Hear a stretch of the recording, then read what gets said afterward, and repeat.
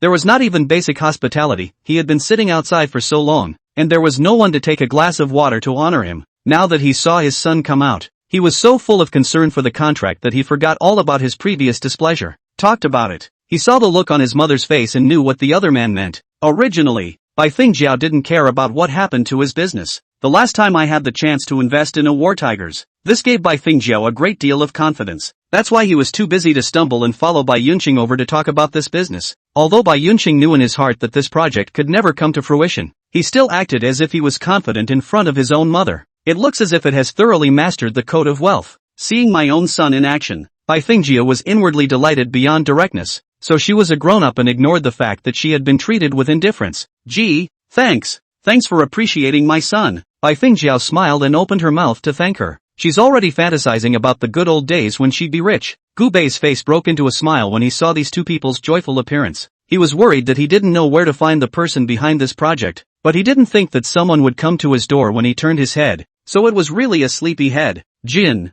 follow up on this situation for me. After explaining everything, Gu Bei got up and stretched, then walked towards the outside. Just as I walked out the office door, I heard someone whispering next to me. Ah, our old boss is really blessed with a lot of sex. That's right, such a pretty one waiting at the door. This is simply not too good. What a beautiful girl. I can't control my saliva. Hearing this, Gu Bei subconsciously looked towards the front and realized that there was indeed a girl waiting for him. Who else could it be if not stewardess Jia Jia? Gu Bei had a good impression of it. He walked right up and waved hello. Jia Jia, why did you have time to see me today? Jia Jia saw Gu Bei's appearance and turned her head away somewhat sheepishly. Wasn't it you who said you wanted to see an airplane? I've already contacted them on my side. It's up to you when you're free to take a look. Hearing this, Gu Bei remembered what he had asked Jia Jia to do earlier. Having just negotiated a big contract, Gu Bei's mood was so excited that he had directly forgotten about it. Come on, get in the car and I'll take you to the airport. Gu Bei directly fumbled for the car keys. Today he's driving a Ferrari Laffa. The car is racy enough and extremely cool.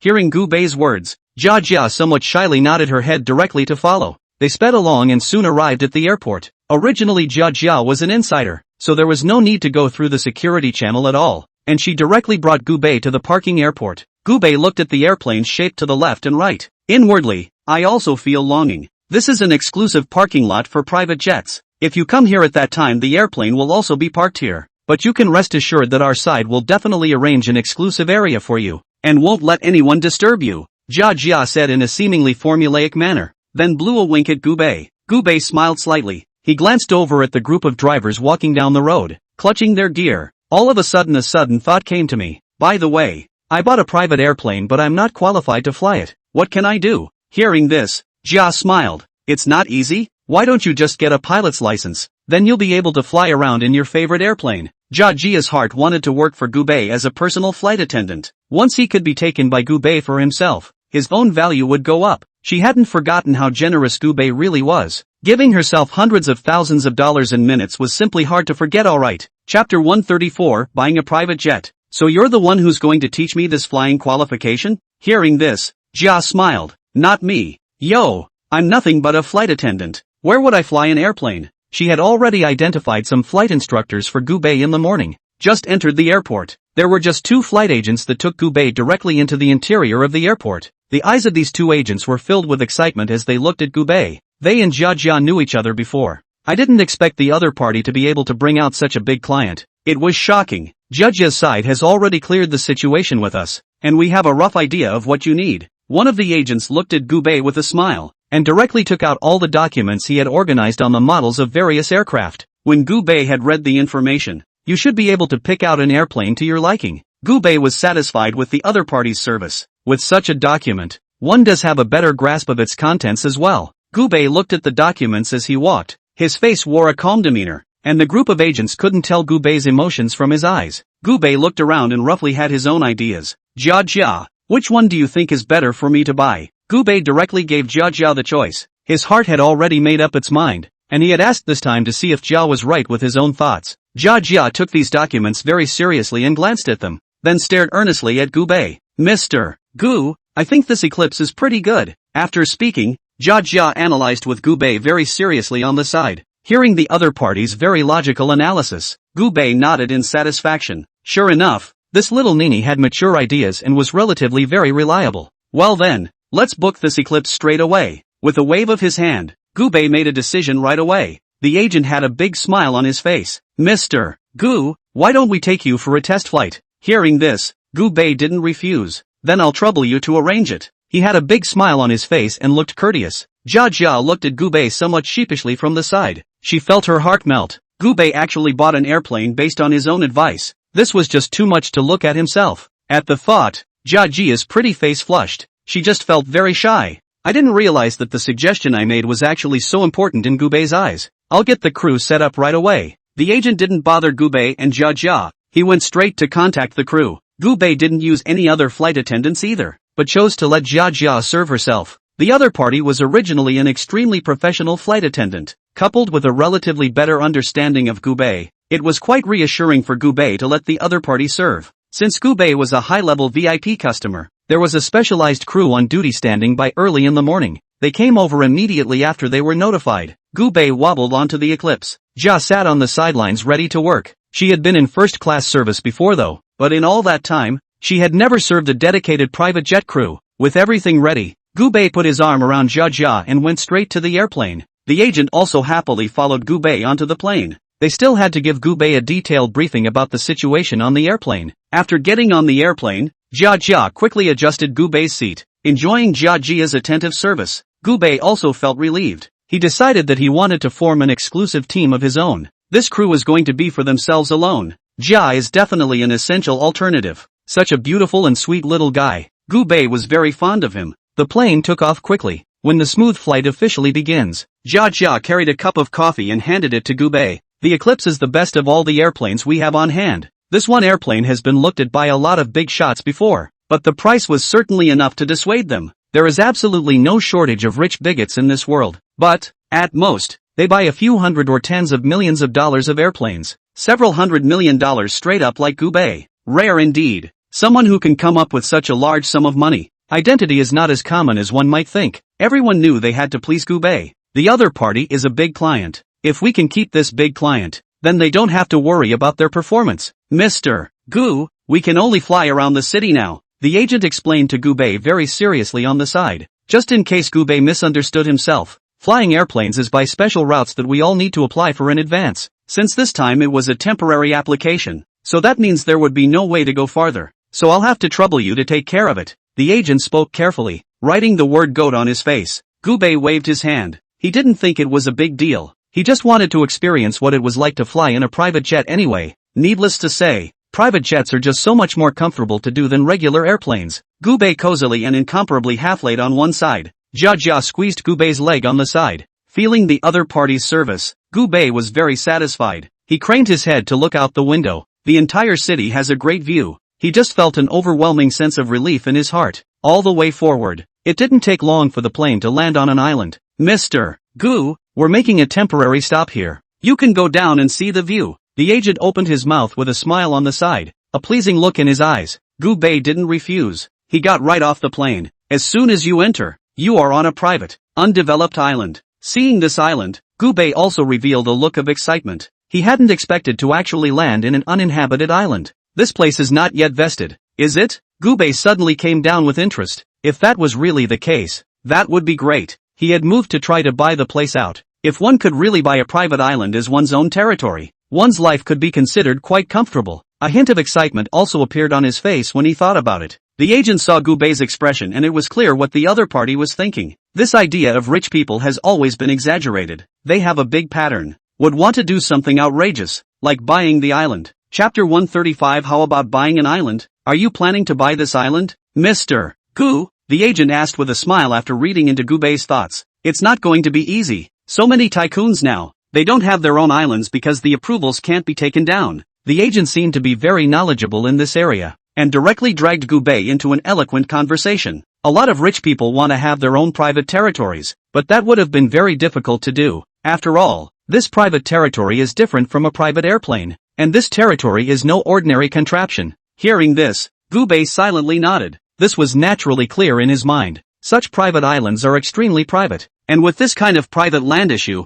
you have to go up one level to submit the relevant documents and ask for approval before you can do so. A lot of rich people get stuck at this point. The agent knew that Gubei was a bull, but he didn't think that Gubei could successfully take a private island. When Gubei heard this, he didn't hold back and laughed outright. This thing is really hard for others, but for myself it is not even half as hard. After all, you are able to build a dock in front of your company yourself. What's the point of taking such a small island? After observing this island for a while, the more Gubei looked at it, the more satisfied he became. It's a nice place to be, and it fits what he has in mind. The location of this island is also quite good. I didn't expect you guys to actually find such a good place. Gubei patted the driver's shoulder and asked the other party to write this place down, so that he could conveniently return again when the time came. After receiving Gubei's instructions, the driver immediately took action and hurriedly recorded the relevant situation. Since the old boss of the house is going to buy the place, then they know exactly what they have to do. After loitering on the island for a while, Gubei directly greeted the group of people and returned to the airplane.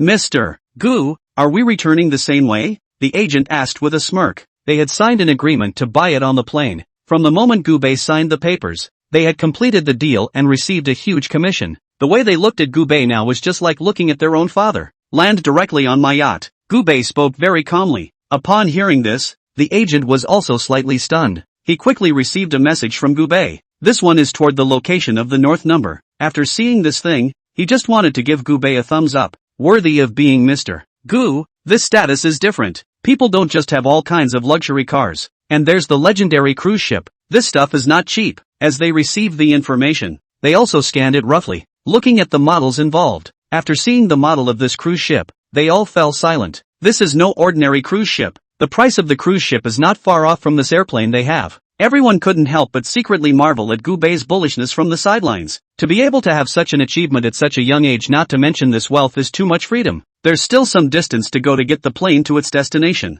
Gubei wasn't idle either. He beckoned and soon Jia brought the tablet from the side. This was specially prepared for him by Lu Qin. This tablet has just been available now for a short while. There's no way to buy your way out of the ordinary. Only those existences at the level of Big Brother were qualified to purchase them through special channels. Gubei casually opened the stock software and took a look. Stocks are continuing to move in a downward spiral right now. To his satisfaction, the sets of stock he had been looking at kept going up and up. He had invested a lot of money in stocks himself, and was satisfied that they were now going up fast in a crazy trend. For this shake app, Gubei's heart was even more in love with it. It didn't take long for the plane to land smoothly on the top floor of the yacht. Gubei brought Jia down from the yacht. The waiter had long been ready to greet Gubei. They saw their old boss show up, quickly stepping forward to pick up the luggage for Gubei. Mr. Gu, what are you going to eat? The chef in charge of the restaurant today greeted Gubei with a big smile on his face. He was highly paid by Gubei. To keep the job, he had to make Gubei's favorite meal in order to do so. Let's prepare some French food today. Gubei spoke casually. It's been a while since I've had French food. It's nice to have a romantic moment with Jia today. The chef got the order and rushed off to the back kitchen to get busy. Jia followed along with some excitement. Looking at the surroundings also revealed a look of envy. Such a luxurious yacht is an existence that everyone can aspire to. Why don't you get a massage while you have nothing to do? Gubei remembered that he hadn't experienced the massage service on the ship yet, and for a moment he was a bit tempted. Hearing Gubei say that, Jia also felt some back pain. It's true that my body can't take it anymore because I've been overworked for a while. It would be nice to get a massage or something. The two headed straight for the massage area not far away. This ship originally belonged to Gubei, and he didn't have to deliberately pack the venue. He just waved his hand and all the venues were vacated for him. It's time massage. Gubei and Jia's clothes were soon stripped clean by the two female masseuses. Gubei quite frankly plopped right down on the chair. Jia instantly blushed when she saw this scene. Even if the relationship between himself and Gubei was extraordinary, he had never been naked with the other party in the presence of so many people. But seeing Gubei's expressionless look, Jia didn't say much, but just followed and laid down on it with a red face. The massage didn't last long, maybe half an hour. During the half hour, Jia's face reddened and reddened. Mr. Gu, MS. Jia, this massage is over. If you still need to continue, we can also provide services continuously. The Thai massage was not supposed to be long. When Gubei heard this, he twisted his head to look at Jia. If the other party wanted to continue the massage, he naturally wouldn't refuse the other party. Jia blushed and turned her head away. No, a cocktail from you will be fine. Thank you. At the moment Jia only felt shy. All I wanted to do was to hurry up and have a glass of wine to cover my reddened face. Soon cocktails were served. Gubei gently held his wine glass. Look at the flustered little ninny. Surprisingly, some mischievous thoughts rose within him. Is the wine good? Saying that, Gubei had already leaned towards Jia. Chapter 136, Meeting with Mr. sigh of Tang Flood. By the time Jia Jia reacted, Gu Bei had already posted up in front of her. Good drink. Jia was a little embarrassed and turned her head away. Gu Bei smiled. I know a way to drink that makes the wine better. Gu Bei didn't toss and turn for long this time. The battle was over in a little over 2 hours. Jia was lying on her side covered in sweat, feeling only a little breathless, and the cruise ship happened to be slowly pulling back to shore. By the time Gu Bei had rested and was ready to leave, the vehicle arranged by the company had also been honestly waiting on the shore. The one who knows me is indeed Lu Qin. Gu Bei smiled and got into the car to return home to rest. He's been a lot of work and effort today, and he's really tired. By the time he woke up, it was the next day. Gu Bei casually grabbed his phone, only to realize that his phone was actually stuck on the Shakeology page. He remembered that I think he had turned on Jitterbug yesterday before he went to bed, only to fall asleep before he could watch much of it. It just so happens that Shake Shack's page stays on the news they are interested in. City North Property Investment Plan. When he saw this news, Gu Bei knew that the opportunity to make a lot of money had arrived. He hurriedly recorded all the relevant plans.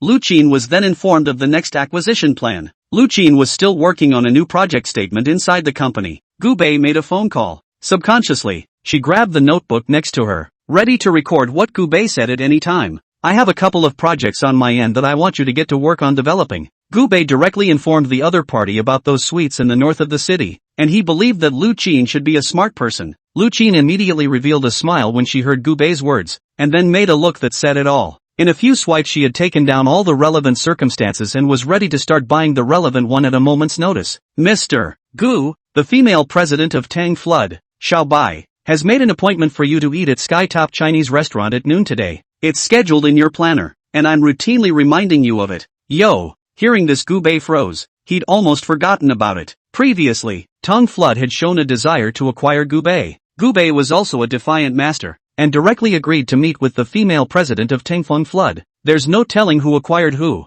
Gu Bei wasn't late, but arrived as promised. Kai Yin's performance also pleased Gu Bei. The other side didn't choose to put up a fight on the basis that Tang Flood was a big company. She only had 3 minions with her. These 3 little brothers stood aside very obediently, serving tea and water for him and Kai Yin from time to time. Mr. Gu has long heard that you are very powerful, and now that I've seen you, your name is true. Kai Yin smiled and spoke. After hearing that, it's not like I'm treating you to dinner today, so you can order openly, and it's all reimbursable anyway. Kai Yin laughed and spoke casually, looking rather like she was joking with Gu Bei. Feeling the other party's level-headedness, Gu Bei also felt a little surprised. Originally, Gu Bei thought that the president of this kind of company would be very arrogant to be. Even if it seems approachable, it's actually the high and mighty kind. But I didn't realize that the other person's every move was so normal. There's no half-assing it. He was very pleased. I've long heard that you have a very good eye for investment, Mr. Gu, and I've admired you for a long time. Those sets of stocks you bought are the rhythm of a big rise in minutes. If I can get to know you early, I might be able to ride the wind of fortune too. And those real estate related projects are making so much money that my heart kind of wants to worship you. I heard that you took the name of a stock genius directly in the stock market before. To be able to have this kind of achievement at such a young age is really awesome.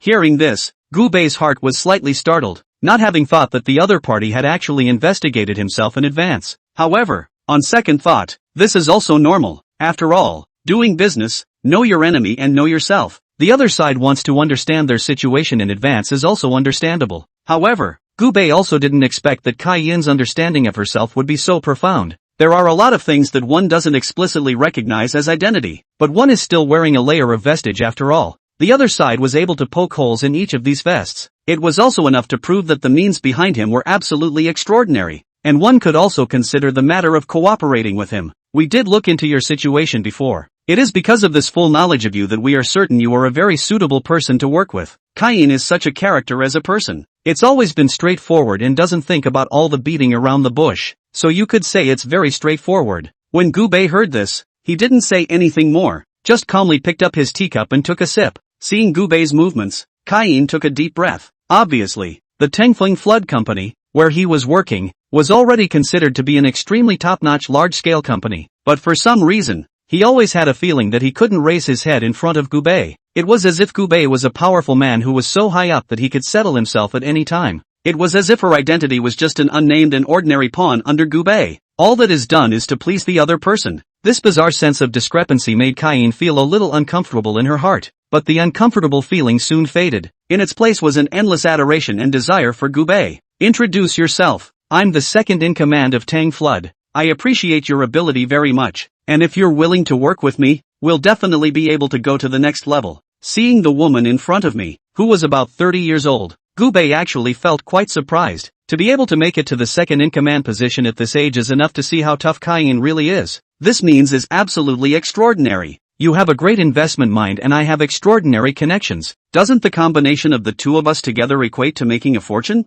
Kaiin persuaded Gubei to cooperate with herself in a good way. Gubei's heart had already been stirring within him for a long time. What he lacked most right now was connections and relationships. Although many people knew that he was very rich, and everywhere he went, he was always talking about Mr. Gu, but real connections he hasn't developed yet. He felt that he had a strong need to borrow the other man to cross the bridge. The two men talked in detail for 2 hours. Finally, all the directions for the next collaboration were finalized. Both companies are involved in a wide range of businesses. They decided to cooperate at all scales. For some reason, Kaiin had an inexplicable thought. Chapter 137 Packed House for Heroes. As if you follow Gubei, you will be able to make a lot of money. After talking for so long, Gubei also felt a bit tired. He politely declined Caine's request to go to the tea room and drove off on his own. Kaiin saw a Ferrari Lafa speed past her. There was a big smile on his face. You guys go get my car. She drives a top-of-the-line luxury car. 2. Lamborghini Big Bull. Although the price is not as expensive as Gubei, but it's also considered rich.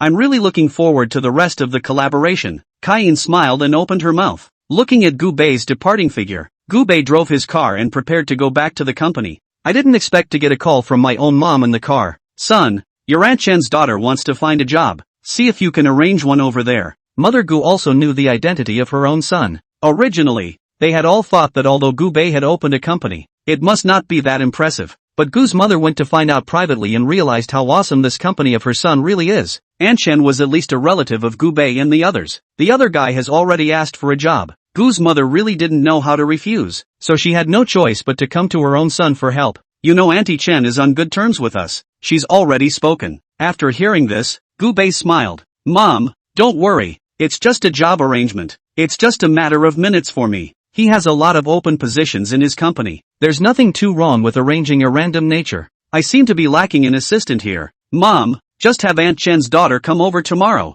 Hear that? Gu's mother was still a little embarrassed. I've heard them talk about that company of yours before, and it seems really impressive, but you'd better tell your old boss in advance, otherwise it doesn't seem appropriate. His mother's words made Gubei smile. No need. Hearing that her son was so certain, Gu mother eventually put down the stone in her heart. It doesn't matter as long as it doesn't affect your son. After Gubei and his own mom exchanged a few pleasantries, he hung up the phone. He knew that his mom had to deal with all kinds of relatives every day, and she was really quite busy. After making a phone call and explaining about the relatives to Luchin, Gubei then returned home. Today is the first day of the release of the movie War Tigers. Gubei directly chartered all the large movie theaters in the Wanning district where his company was located. Paramedics, firefighters, and military police can watch for free. Originally the play was about these career-related things. This was also considered Gubei's tribute to them. The entire movie theater has been packed for the day. Gubei wasn't worried about affecting the box office. He was confident enough to know very well that these people would come to see it a second time, or even 3 or 4 times. Returning home and washing up, Gubei changed into some comfortable clothes, asked Jia Jia, and went to finish the nearest movie theater. Since the place had already been wrapped up by him, Gubei also wanted to feel the pleasure of watching a movie with everyone else. More importantly, he also wanted to hear what those in the audience had to say about the movie. Jia Jia heard that Gubei's movie was released. I had already jumped at the chance to ask Gubei to go see it, but I didn't expect that Gubei would still be the first to invite himself. She wore beautiful makeup, dressed in a pair of skinny jeans and plain short sleeves with a pair of flats. She looked like a young girl in high school. Jia used to watch movies a lot, always chilled by the exaggerated air conditioning in movie theaters. This time, in order to prevent making a fool of herself in front of Gubei, Jia Jia was fully prepared. Gubei went straight to the Paragon Cinema on the 6th floor. Jia was already waiting for him at the door. You're here, Mr. Gu. She immediately greeted Gubei when she saw him. He then handed Gubei the drink he had bought in advance. I've chartered all the movie theaters around here, so you can see all you want today. Gubei smiled as he took the drink the other party handed over, then took a big gulp. Treating everyone to a free movie is my way of saying thank you to those heroes in this community who give so quietly. Jia Jia really wasn't sure why Gubei was doing this before this. It is reasonable to say that Gubei is a businessman. Surely he is rushing to make money. How can he inexplicably give away his movie package to others to watch? Now that she heard Gu Bei's words, Jia felt that her pattern was really small. My profession doesn't fall into these categories, but I'm sort of following Mr. Gu's lead. Jia spoke with a smile and a look of adoration in her eyes. Gu Bei didn't say anything more, just smiled and touched Jia's head. It's still early, and those young people who want to see a movie are either still off work or still watching this free event. After Gu Bei identified himself at the door, he walked into the movie theater holding Jia's hand. He picked the most out-of-the-way seat and sat down. This location was so remote that one could completely ignore Gu Bei's presence. Just then, a man entered the movie theater holding a young girl in a short skirt. He was dressed in a suit and looked rather like a successful man, and every now and then the young girl on the side would look at the other with wistful eyes. It was as if she liked the man in the suit. Meng,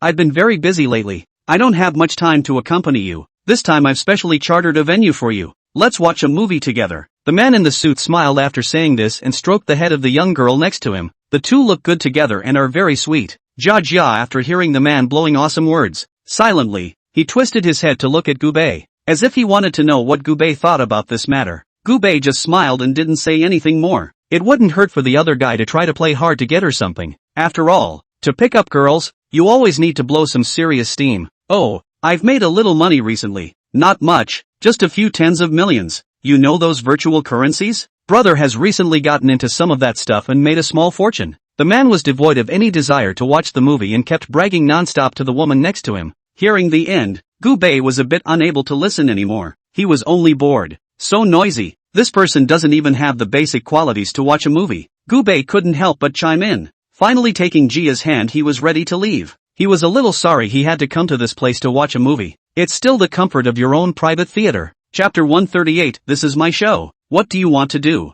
And don't let these inexplicable people affect your mood. Gu Bei suddenly opened his mouth to speak, frightening the man in the suit in front of him with a shudder. What man? He yelled so loud he almost died of fright. He hadn't forgotten the bull he'd blown. Just now he was claiming to his girlfriend that the place was packed. It resulted in a man speaking the next second. That's too much of a slap in the face. He looked at Gu Bei with some indignation, and a hint of killing intent flashed in his eyes. If eyes could kill, Gu Bei would have died many times already. And the little girl in the short skirt didn't expect a couple to suddenly appear here. She covered her mouth in some fear, not knowing what to do. Who are you? Why are you trespassing? The male in mind felt embarrassed, but he always had to put on a hard face to keep the show going. If the other party knew that everything was a lie, the cooked duck would fly. Today, it's not easy for him to confess his love. Such a pretty little girl hasn't even gotten his hands on her yet. How can he let her run away? Gu Bei originally didn't want to break down the other party's lies. He just wanted to go home and watch a movie with Jia by himself. After all, people are tough. There are still times when you have to give these little beggars some face. But I didn't expect this guy to have the guts to preemptively insult himself. Yoshiko was still standing by. This guy is shameless. Gu Bei sneered. Wouldn't it be too humiliating if he didn't do something about it? How come I can't show up here? Is it hard to believe that you still own this movie theater? Gu Bei stared at the man in the suit somewhat sternly. If the other party conceded in time, then he could consider ignoring this pretentious fellow. And the short-skirted woman was a bit bewildered. She gave Gu Bei a puzzled look. This gentleman, my boyfriend, he bagged me this venue. It's more or less inappropriate for you guys to be here interrupting me and my boyfriend watching a movie. The woman's face wore an ugly look, as if she felt that Gu Bei was interfering with their date. Gu Bei froze slightly. He didn't think that there would be such a simple and stupid woman in the world. It turns out it's still this guy who's too skilled and too deceitful. In 3 words, the woman was coaxed into a frenzy. The other guy just made a casual remark, and the woman really took what the guy said seriously. So what you're saying is that your boyfriend did the rapping here for you? Jia's face also showed an incredulous look, as if she thought the woman was crazy. She subconsciously felt that the news of Gu Bei's charter should be known to everyone, and it could be a bit of a shame for the other party to be so backward and not be clear about the inside story. The woman nodded rightfully and raised her head to look at Gu Bei. Yeah, the venue has been chartered by my boyfriend. What? Is it hard for you to have an opinion? If you're jealous, you can naturally ask your boyfriend to pack the venue for you as well, instead of robbing my venue here. The woman didn't know where she got the courage to somehow start spraying each other. Gu Bei's face became a bit ugly. He originally felt that this woman was quite pitiful and didn't want to bother with the other party that much, but now it seems that the poor man must be hated. The fact that the other person would be tricked into this is tied to their own stupidity. Jia didn't expect this woman to be quite sharp-tongued, and felt herself being exasperated and laughing. Although Jia looked gentle and kind, she was not a master who could be bullied. What this woman said was really hard to hear. It sets the heart on fire with anger. Are you sure this is your boyfriend's place? Jia twisted her head to look at Gubei. After seeing an affirmative look in Gubei's eyes, he gathered his courage and opened his mouth to scold the other party in a very irritated manner. If you say this is your boyfriend's job, then show me the proof. What's the point of just talking here? I can still say that my boyfriend organized it for me. To be precise, my boyfriend did charter this place. Only it's dedicated to those staff members who quietly give to the community. Hearing what Jia said, the woman on the side sneered. Her past image to the outside world had always been that of a white lotus flower who was uneasy with the world, and the golden son-in-law in front of her was something she had a hard time catching. Although this man hadn't spent any money for himself, it had to be said that the other man that was really rich, famous car driving, villa living, hand wearing a watch or hundreds of thousands of the kind. She knew very well that this was the time for her to stand up decisively and say something. These two, you count me, I count you. Neither of them knew all these fancy things going on in the other's mind, and as Gubei watched it all from the side, he found it funny too. Just when everyone was arguing, the duty officer also noticed what was going on over here and was anxious to push the door open, ready to come over and see what was going on. What the hell? Don't you guys argue yet? I've already notified the manager. Although Gubei had swiped his face to come in, only the manager in charge of the place was aware of the situation. The officer on duty wasn't clear about Gubei's identity and thought that someone was arguing about watching a movie. The man in the suit instantly panicked as soon as he heard the other man was going to the manager. He had entered this place by some unorthodox means. The ticket inspector who checked the tickets at the gate was a junior high school classmate of his who just happened to also be a little nymphomaniac who was extremely obsessed with him. It was because of this that he was able to learn about this free movie watching program from the other party's circle of friends. He snubbed the other side, said he was bringing in a big client and desperately needed a wraparound movie in order to be able to negotiate the deal. This silly girl didn't think about the truth or falsehood of what the other party said, and directly agreed to do this favor. It was because of this that he was able to be so arrogant as to watch a movie here. The man in the suit's mouth twitched. Somewhat unnaturally, he skimmed his head. Forget it, I'll be a grown-up and not talk to you about all this nonsense. Although you provoked me today, I can still forgive you. After saying that, the man in the suit directly wanted to hold his girlfriend and run away. But the woman has blown the bull out of the water. She also wanted to see Gubei eat a closed door. Brother, don't be afraid. Evil can't defeat good. People like this are the ones who should be properly cured. Don't worry, we will make the truth come out. Chapter 139, Girl, you've got to keep your eyes peeled. Having said that, she also gave Gubei a somewhat vicious glare. There are some things I don't want to say, but you really can't in this condition. Gubei almost laughed at this group of people. He shook his head helplessly, not realizing that he had gone out and actually met this kind of person. The manager saw this scene from the sidelines and was so scared that he was bad. He didn't think that this guy would be so ungrateful to offend Gubei. However, the manager's heart didn't have the idea of giving the group face. He didn't even know this inexplicable guy. Why should he sell this face to the other party? You're the manager here, so it's just as well you're here. My boyfriend purposely chartered a venue in order to treat me to a movie, but I didn't expect to be taken advantage of by these guys. It's just as well that they snuck in and peeked at the movie, but they actually had the nerve to make numerous taunts at my boyfriend. This is just too much and I think you guys have to take care of it. The manager's face was now a capital dumbfuck, but he wasn't a cutie either. Quickly reacted to what the hell was going on.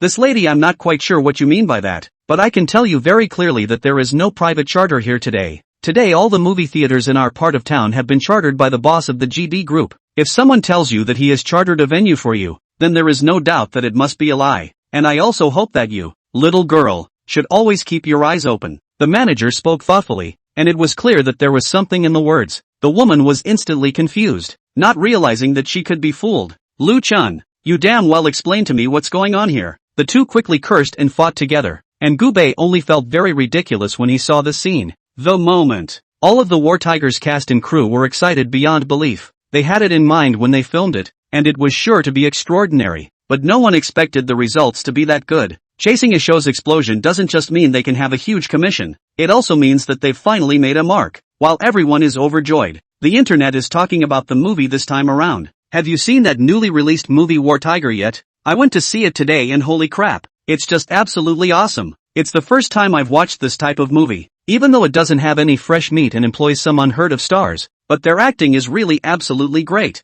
Okay? I directly a storm of tears. I really think this drama is so well made. How great are those heroes who silently protect us behind the scenes? I am such a military offspring that my mother told me from a young age that I must be strong and never disgrace my father. The internet has gone completely bonkers with this group. they were blown away by Gubei's movie. Everyone thought the movie was nothing more than a money-grabbing, ordinary production. But now it seems that everything was too naive for him. People do make money, but they make it in a very clean way. They are squarely based on their work. Li Liang, after seeing the box office, jumped up and went straight to the figure of $5.6 billion. His whole body was high. First thing, it was to call Gubei immediately. Gubei is his own golden father. If Gubei hadn't supported himself behind the scenes, then there was no way his work could have been filmed so completely. He was a man who always knew what he was doing and knew exactly what he should do. The call was answered within seconds of dialing. Gubei had also just returned home. Seeing the call from the other side, he knew exactly what it was about. Hey, Mr. Gu. Li Liang dialed Gubei's phone and only felt his voice trembling. Our movie broke a direct world record. We made $5.6 billion in one go. That's just a shocking figure, isn't it? Compared to Li Liang's pomposity, Gubei seemed to look much more composed. It's just a small profit. No need to get so excited. Although the figure wasn't small, it still wasn't enough for Gubei. He is an ambitious man, naturally aiming at the goal of being the richest man in the world. This amount of money is not worth mentioning to him at all. Okay? Yes. I did act a little humiliated. Li Liang also felt a little embarrassed, secretly angry inside, feeling that his appearance was really too unseemly. But soon he calmed down and talked to Gubei about business. Mr. Gu, this time the box office is very powerful. We are planning to have a celebration party, just as a celebration banquet. You must come. Li Liang very sincerely invited Gubei, hoping that the other party would come along to the celebration. Gubei naturally didn't refuse, and he even felt a bit relieved. The other party came to invite himself in the first place, making it clear that he was squarely there to take himself to heart. Gubei's heart also felt fond of this kind of person who knew how to repay his kindness, having the ability and knowing how to return the favor. This kind of person he naturally wanted to help. The phone hangs up. Gubei soon received a localization from Li Liang. The celebration was the next day. He was in no hurry. With nothing else to do, he turned on Shakeology again. Oil prices instantly skyrocket as two border powers clash. Seeing this piece of news, Gubei's heart stirred slightly. The thing about oil is that it has always been an indispensable resource. She saw the news today and realized what, if any, places were actually at war. Then the oil thing is the lifeblood of the economy. It turns out you still have to have a mine under your hand. Thinking of this, Gubei opened his address book and clicked on the WeChat of a man named Years and Years. Mr. He, when are you free to come out and talk about cooperation? He's always been very straightforward as a person, never bothering to say much of anything. It was also an honor for the other party for her to come forward so proactively to talk about cooperation, and he believed that this Hee-sun would definitely not refuse. As expected, the WeChat message had just been sent out not 2 seconds ago, and he had already received a reply on his side. Mr. Gu, I can talk to you about cooperation anytime I'm free. Let's see when you're free, or else we can get together at the racetrack this afternoon. The other person sent a string of voices, and it wasn't hard to hear just how excited the person was. This Hee-sun is a coal mining businessman, and is quite rich. Since the other party had already mentioned that they wanted to get together at the racecourse, Gubei naturally wouldn't refuse. Chapter 140 by another building. It was just as well that he hadn't been to a horse race in a while, so he could go again. After arranging everything, Gubei picked up the coffee cup on the side and took a shallow sip. Buying and selling oil is not like buying a car or a house. This counts as a seriously big deal, and it's hundreds and hundreds of billions of dollars being thrown at it every minute. This one's not easy. At that thought, he pulled out his cell phone and glanced at the map of the neighborhood. There's still less company for yourself. Better yet, buy a building to use as a base for an oil company. With everything settled, Gubei was in a happy mood. Subconsciously, he opened Do Shark Live. A little inside he saw a familiar figure. Wasn't this the same little internet celebrity that he had casually rewarded earlier? It was because of Gubei's concern. This little ninny had already managed to sign up for his Netflix company. Even changed my name according to the fortune teller. It's called Sin. Gubei saw the other party singing and dancing vigorously in the live broadcast room. It also feels comforting. Thinking about it, he swiped 20 rockets straight away. Come to me. 3 big words just appeared on the public screen, looking at the people around them with envy until they were purple. Sin saw the words. A big smile instantly broke out. Ugh, brother, I'll come find you when I'm done broadcasting. Oh, she wasn't like the other anchors. Going to try very hard to hide the relationship between myself and my big brother. Xiao Xin wouldn't skim off the top, and even hated to be able to hurry up and get involved with Gubei. He is the famous Mr. Gu, to be able to get involved with Mr. Gu, that is a good ancestor, right? This. I'm sore. My goddess, how can you agree to someone's request to ask you out in such a grand manner? Aren't you deliberately breaking our hearts? I'll reward you with 20 rockets. Come out and play with me. At first it was all about the heartbroken fans who were bristling. Gubei didn't look at the big screen either. He just casually swiped Carnival and Rocket. As the number of Gubei's rewards increased, the number of people entering the live broadcast room also became more and more. There are quite a few of them that are awesome old fans. They had naturally seen such majestic moments from Gubei. Thus, the group of fans took it upon themselves to begin to popularize and anoint the newcomer. You bunch of dirtbags, how dare you not even know about our general manager Gu? He's the mythical person who created the bounty gold list last time, okay? Is it something you stinking beggars can get your hands on? I remember. It's this anchor. Last time that Big Brother directly helped her become #1 out of nowhere. There were more and more people in Kopu Gubei, and seeing the appearance of this group of people, Gubei also felt a little funny. He didn't pay any attention to the people watching, but instead focused on Sin. Brother, you are giving too much. Xiao Xian was a little excited and subconsciously called out to her brother, but she covered her mouth immediately afterward and looked at the big screen in some panic. She didn't seem to think she was quite right with that title. Not much. Perform a talent. Gubei didn't say anything more. Anyway, this amount of money was small for him. He was more interested in seeing the other man put on a show for himself. Seeing that Gubei's face didn't have any unusual expression, Xiao Xian directly began to default to the name for Gubei. And what talent would you like to see, brother? When she said that, the big screen was quiet for a few rare seconds. They all wondered what kind of performance Gubei was trying to see the other party make. Those little brothers who were a bit lewd were already fantasizing about some juvenile images. Just show me a handstand. Gubei's text appeared on the big screen. In return, there was silence from all the watchers. They had originally thought that rich people like Gubei would have a different aesthetic, might even follow Nico with some tricks, but I didn't expect the pattern to be there, and it's chillingly flowery. Where is this requirement to have an anchor upside down? Everyone thought Sin would surely refuse. After all, this nymphette was a face anchor. No matter what, there was no way she would be able to pull this face off right. But I didn't expect that Gubei's subtitles had just appeared. Next, Sin burrowed out like a scurrying monkey and immediately performed a handstand in place. The audience was stunned at the sight. Numerous waterbenders even forgot to deduct 666. Gubei was the only one who persistently swiped at the rockets. He has very fast hands. Hundreds of rockets have been swiped during opposing inversions. By the time the group reacted, Gubei had already rewarded hundreds of thousands of dollars. Good behavior. Come out for an ice cream later. Gubei's words just appeared on the public screen. This group of veteran drivers instantly understood what Gubei's words meant. May I ask what the hell is this ice cream eating? Hey, I'll paint your little rocket and you eat my ice cream. Mr. Gu, I'm also willing to eat ice cream. I don't know if you'll give me this chance. Mr. Gu, I have white skin and long legs. I'm also a college student. I definitely meet all your requirements. The pop-ups were frantically swiping, and everyone was blindly making noise, trying to get Gubei's attention.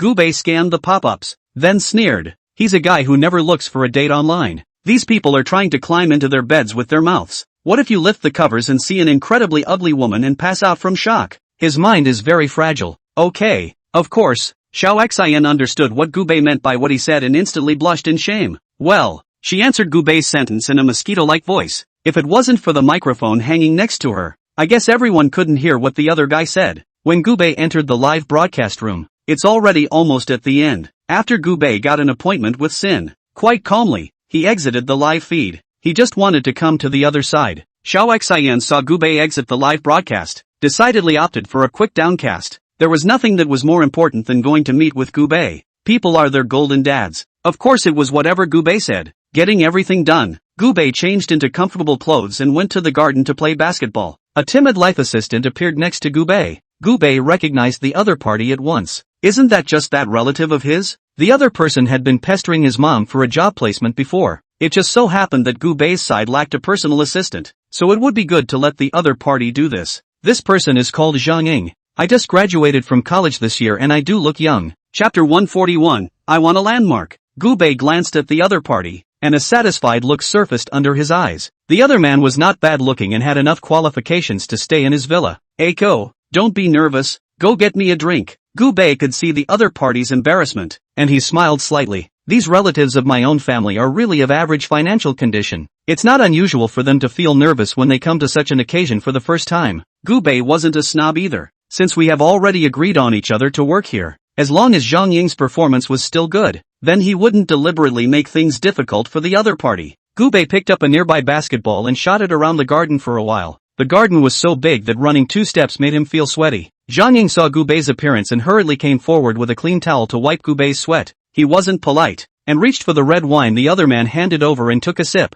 It's a pretty cozy day. A glance at the clock showed that Sin hadn't come yet. Gu Bei wasn't idle either, and directly called the property management center. All of his properties come from this property management company. This realtor is extremely wealthy. The rights to those famous landmarks belong to this company. If Gu Bei wants to buy a good house, then he has to contact them. The property manager of the property management didn't expect to receive a call from Gu Bei at this late hour. He scuffed right up and bounced off the bed. Then in an extremely pleasing voice, he spoke to Gu Bei in a low voice. Mr. Gu, what do you want to see me about? The martial arts center manager was thrilled beyond words. Of course he knew Gu Bei's identity. It was even clearer that Gu Bei couldn't possibly come to the door for no reason. This sudden appearance must be some big business trying to find himself. Gu Bei naturally heard the excitement in the other party's tone. Help me see if there are any buildings left to buy. The property manager froze briefly when he heard this. He really didn't expect that Gu Bei called in the middle of the night to actually buy a building. Ah, okay, I'll check it out. The manager hastily pulled out a map of the area and looked at it. It was found that the building in Gu Bei did have a vacancy of 1 or 2 houses. There are a couple of vacant houses for sale on the edge of the building where your company is located. Take a look at. Even he felt a little embarrassed when he said that. These houses never sold because they were not in a good location. He had a feeling that a businessman like Gu Bei most likely wouldn't choose to buy it either. Gu Bei frowned when he heard the other party's report. I want more than a couple of houses. He knew the other man hadn't gotten his point. I'm buying a whole building. Gu Bei's words frightened the manager. He was going crazy. What is this wild a buy is a whole building. This consumption level is really high to terrible. I'll go scouting on my end and meet with you tomorrow. Is that okay with you? It's really a little hard for the manager to get the purchase plan out all at once. His idea was simple. Stay up late tonight and make all the relevant plans. Waiting for tomorrow, he would be able to see the scene where Gu Bei showed off his skills and spent a huge amount of money enough to buy a house. No problem. After Gu Bei explained a few sentences, he hung up the phone. Just then, there was a knock on the door. The butler quickly let Sin in. She was wearing a pair of white hot pants, paired with an extremely cool tank top. It made Gu Bei somewhat unable to move his eyes when he looked at it. Hello Mr. Gu, I'm here. How's it going? It shouldn't be very slow. Xiao Xian was very enthusiastic and ran straight up to greet Gu Bei. One big eye fluttered and looked bright. Gu Bei smiled. Not bad. You came quickly. Gu Bei's villa was on a hill, and it would take at least an hour or 2 for an ordinary person to come from the city. And it took less than an hour for the other side to come over. So you can imagine how fast this really is. Living halfway up a hill in a rich neighborhood like this isn't really that great. It's just too removed from the crowd. Gu Bei lamented. Zhang Ying also very knowingly handed a glass of red wine to the other party. Sin took a sip from his glass. It's a 79 top wine bar. She majored in wine tasting in college, and has an apt grasp of that aspect of things. A trace of surprise flashed across Gu Bei's face, not realizing that this little ninny's wine tasting ability was quite good. Since you're such a good wine taster, why don't you come over and try a couple of the other reds for me? He smiled and took Sin's shoulders directly. Come on, I've got tons of wine in my room and I'm going to need your help to taste it. Xiao Xian instantly blushed upon hearing this, and somewhat shyly buried her head in Gu Bei's embrace as she gently nodded. 3 hours later, Sin was wrapped in a towel, rubbing her hair in the bathroom. You're getting better at this. Gu Bei couldn't help but praise it. The other party's performance was truly satisfying, and even the well-informed Gu Bei felt a little surprised. At Gu Bei's compliment, Xiao Xian's pretty face blushed. She lowered her voice and murmured beside Gu Bei's ear. Mr. Gu, you said, when will people be able to become first-tier singers? She wasn't willing to be a mediocre little anchor. Sin is still very good at singing. Even if they didn't rely on Gu Bei, they could still get a good ranking in the singing area. It's just that it's really a bit difficult for Netflix to move on to the celebrity side of things. It's absolutely impossible to grow up without the help of an awesome big man to recommend behind the scenes. That was why Xiao Xian was so looking forward to getting Gu Bei's help. You want to progress to singing on the line? Gu Bei didn't say much about the idea the other party had proposed. I would love to sing, but I never get the chance. Xiao Xian looked at Gu Bei with bawling eyes, rather like a feeling of pity when I see her. Gu Bei smiled and stroked her head. Then I recommend you for a singing program. I don't think it should be too hard to get a ranking at your level. What Gu Bei said was true. With the other party's level of strength, it was indeed very simple to get a ranking, and Sin has always maintained his persona well, so he's sure to explode in popularity by relying on that. Hearing Gu Bei's words, Xiao Xian trembled with excitement and directly rushed forward to hug Gu Bei and kissed him hard. This was a place in a singing competition, not something an ordinary person could get. and for Gubei to say he would give it was just too good to be true.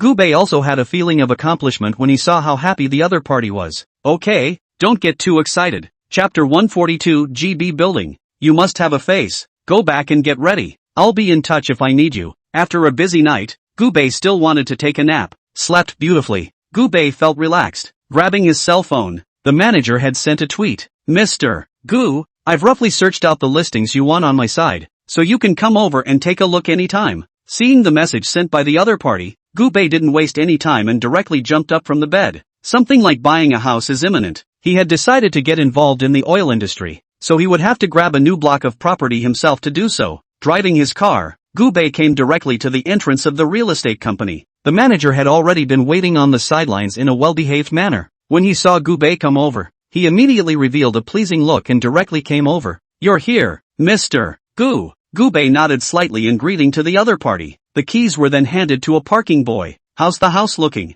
Gubei casually asked. The manager immediately pulled out a document from the side and handed it to Gubei. A tablet was pulled out immediately afterward. I've already looked at several properties for you on my side, so you can take a look and see if there's anything you like. Hearing this, Gubei casually took the document handed over by the other party. Listening to the manager report on the situation, the building you were looking at before is pretty much sold out, and we've re-looked for a new building for you on our side. How about you take a look at these sets? He kept flipping the tablet, showing Gubei the picture materials that had already been prepared long ago. Seeing this information, Gubei also became interested. He swiped the screen again and again, admiring the listings. These houses of yours are in a good location, but they don't meet my standards. I want landmarks. The more luxurious the building, the better it will fulfill my ideas, if you know what I mean. Gubei's words frightened the manager. He knew that Gubei was rich, but he didn't expect that he could be capricious like this. We do have landmark buildings for sale here. But, at this point the manager shook violently as if remembering something.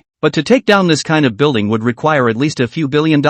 That's a staggering figure. The manager hadn't doubted Gubei's financial and material resources, but just assumed with his conventional thinking that unusual people wouldn't be willing to spend that kind of money on a building. He glanced at Gubei. After glancing at the black card that Gubei pulled out, silently, he swallowed. Let's have the one on the riverbank, with the swimming pool beside it and everything, and all the various amenities to keep up with it. GB building. It has to be a bit of a rowdy one to make it work. The manager hurriedly memorized all of Gubei's relevant requirements in his heart, and it was clear in his mind that the words of the Gold Master's father were holy orders. After agreeing on the details of the contract with Gubei, the manager busily swiped 40 crores on his card. This bank card of Gubei's was so advanced that it didn't have any limit at all. Even swiping tens of billions a day has no effect whatsoever. In 10 minutes Gubei completed the handover procedure. Those employees looked at Gubei with envious and adoring eyes. The women were all scratching their heads, trying to gain Gubei's favor. The men, on the other hand, were walking around with their contracts in their hands, trying to get Gubei to appreciate their talents. Looking at Gubei's dashing back as he left in stride, everyone felt sour. Worthy of being a big brother level. This financial and material resources are really amazing. It's as if I'm witnessing the rise of a business tycoon. Holy cow, this wealth index is truly awesome. Have a say. I've been in this business for so many years. I really haven't seen such a rich big brother. Today is considered a small knife ass. Opened my eyes. If I had known such an awesome big guy was coming today, I would have worn full makeup. Some of the employees were scoping out Gubei's bullishness, while others were regretting that they hadn't been able to put on a nice makeup. They all knew that they were missing a great opportunity to be on the side of the big boys at this point. The manager squeezed the contract with a death grip. His heart thrilled. Gubei lightly came here for half an hour. Just buying such an expensive building is so awesome. So awesome that it's out of your soul, alright. Gubei, who had walked out of the sales department, was not in the mood to watch them put on a show here. Although he was rich, he felt a little heartbroken after all when he spent that much money on a building. We need to make more money these days to make up for all the blood we've lost. Think about it. Gubei directly wrote down the names of dozens of stocks. Originally, he wanted to wait for some time before taking the plunge and buying these stocks, but now it seems that the purchase of the stocks is imminent. Back at the office, he directly handed Lu Qin this paper filled with stocks. Qin, take these stocks and add to them. Gubei's movements were crisp and clear. Lu Qin immediately agreed. Hurrying to take this piece of paper handed over by Gubei, he ran to the speculation team. The employees of the speculation team are following up on the stocks given by Gubei earlier. They were also heartened by Gubei's investment techniques. Who did our old boss learn this investment technique from? I feel like it's really a bit of a level. I am at least a graduate student majoring in finance. Not too bullish, but I can be called highly talented. I don't even dare to challenge our old boss's exciting project in such a desperate way. Haven't you guys noticed? Every stock our old boss buys looks esoteric. They really can't explain why this stock is so bullish. So it was uniformly assumed that it was Gubei who had the identity of the god of wealth. What can't be explained is detailed with metaphysics. While they were still discussing, Lu Qin came in with a new investment proposal. Since everyone knew that Gubei's investment would make a lot of money, Lu Qin had already set these related matters as confidential. Everyone must not allow any of Gubei's investment directions to be leaked out.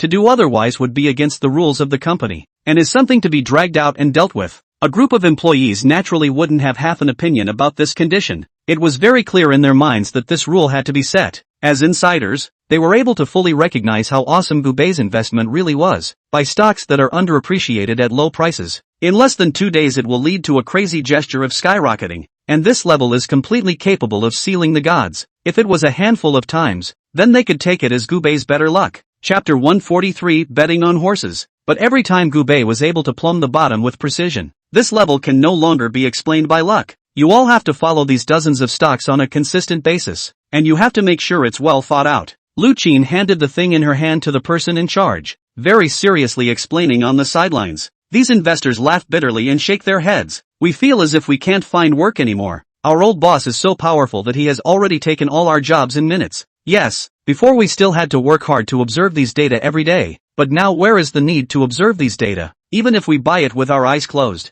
it's still a big project with a steady profit. I go, Secretary Lu, you actually took so many stock names? Our old boss is planning to make the stock market go nowhere. Everyone was pompous and their hearts were amazed. It seems that the skills of his own boss are truly remarkable. After accounting for Lu Qin, Gubei casually opened his cell phone bank and took a look. The dizzying string of zeros behind that one saw him get a little dizzy as well. Once the deposits were more than enough, it would be nothing more than a number to Gubei at all. Even if he was already rich as hell, he would still feel some heartache after spending a huge amount of money. Adjusting his mood, Gubei put away his cell phone and drove to the racetrack. When he arrived at the horse racing area, he was smoking a cigar and staring at a brown stallion, yelling as hard as he could. Charge, charge, why are you such a loser that you can't even catch up with this distance? I've got millions invested in you, mister, he was desperately yelling, with an angry look under his eyes. Gubei also felt a bit amused when he saw the other party's appearance. I didn't expect the famous Mr. He to be so excited when he saw that he was going to lose the match. Gubei had just entered the racecourse within a few minutes. There was then a woman with gorgeous red hair who appeared in front of Gubei with a cup of tea. She respectfully handed Gubei the teacup she was holding. Mr. Gu, have some tea. Gubei smiled. He was quite impressed with this pretty little ninny. Mr. Gu, did you come over to bet on the horses today? The red-haired beauty tossed her long hair and sat directly beside Gubei. Hearing this, Gubei sipped his tea. I came over to bet on the horses. He glanced at Mr. Ho, who was fighting this horse, didn't say much, just reached out and called for the accompanying bodyguard. The bodyguard immediately came up with a silver case. Gubei opened the box and displayed a huge sum of money inside in front of the other party. Vote for me all for number 4. Hearing Gubei's emotionless voice, the red-haired beauty pouted. Mr. Gu, couldn't you have come at someone else? Seeing the other party daintily pampering herself, Gubei was also quite moved. He pressed his inner thoughts, gently patting the redhead's arse. I came over to talk business, and I'll come back to hang out with you when I'm done. The redhead also knew that these old bosses came over to talk business, so she nodded knowingly and glanced fondly at Gubei, grabbed the box next to him and turned to walk away. She had to hurry and help Gubei place his bets. Wait for the redhead to leave. Mister. He also cursed and lit a cigarette. Damn, this luck is really not working today. After lighting his cigarette, he also saw Gubei standing next to him. A somewhat surprised look instantly appeared on his face, and then he hurriedly took large steps toward Gubei. Bro, why didn't you tell me you were here? I was just watching the game and didn't realize you were already here. Mister. He smiled awkwardly. He also felt a little embarrassed. It was more or less impolite to make Gubei wait here for such a long time. Gubei waved his hand indifferently. I just got here a little while ago too. His heart was still quite interested in things like betting on horses. Seeing that Gubei didn't have any unhappy thoughts, Mister. He also put down the stone in his heart. Let's sit and talk. He pointed to the sofa in front of him, warmly inviting Gubei to sit and talk with him. Gubei wasn't polite, and this time he was also rushing to bet on horses. The game that Mr. He just watched was nothing more than a warm-up match, and the main event hasn't even started yet. Dude, after my professional analysis, that horse at number 8 is definitely going to make it. 8 on 8, click his hair. And that's a great moral. Mister. He was looking at his chosen horse with great satisfaction. In his opinion,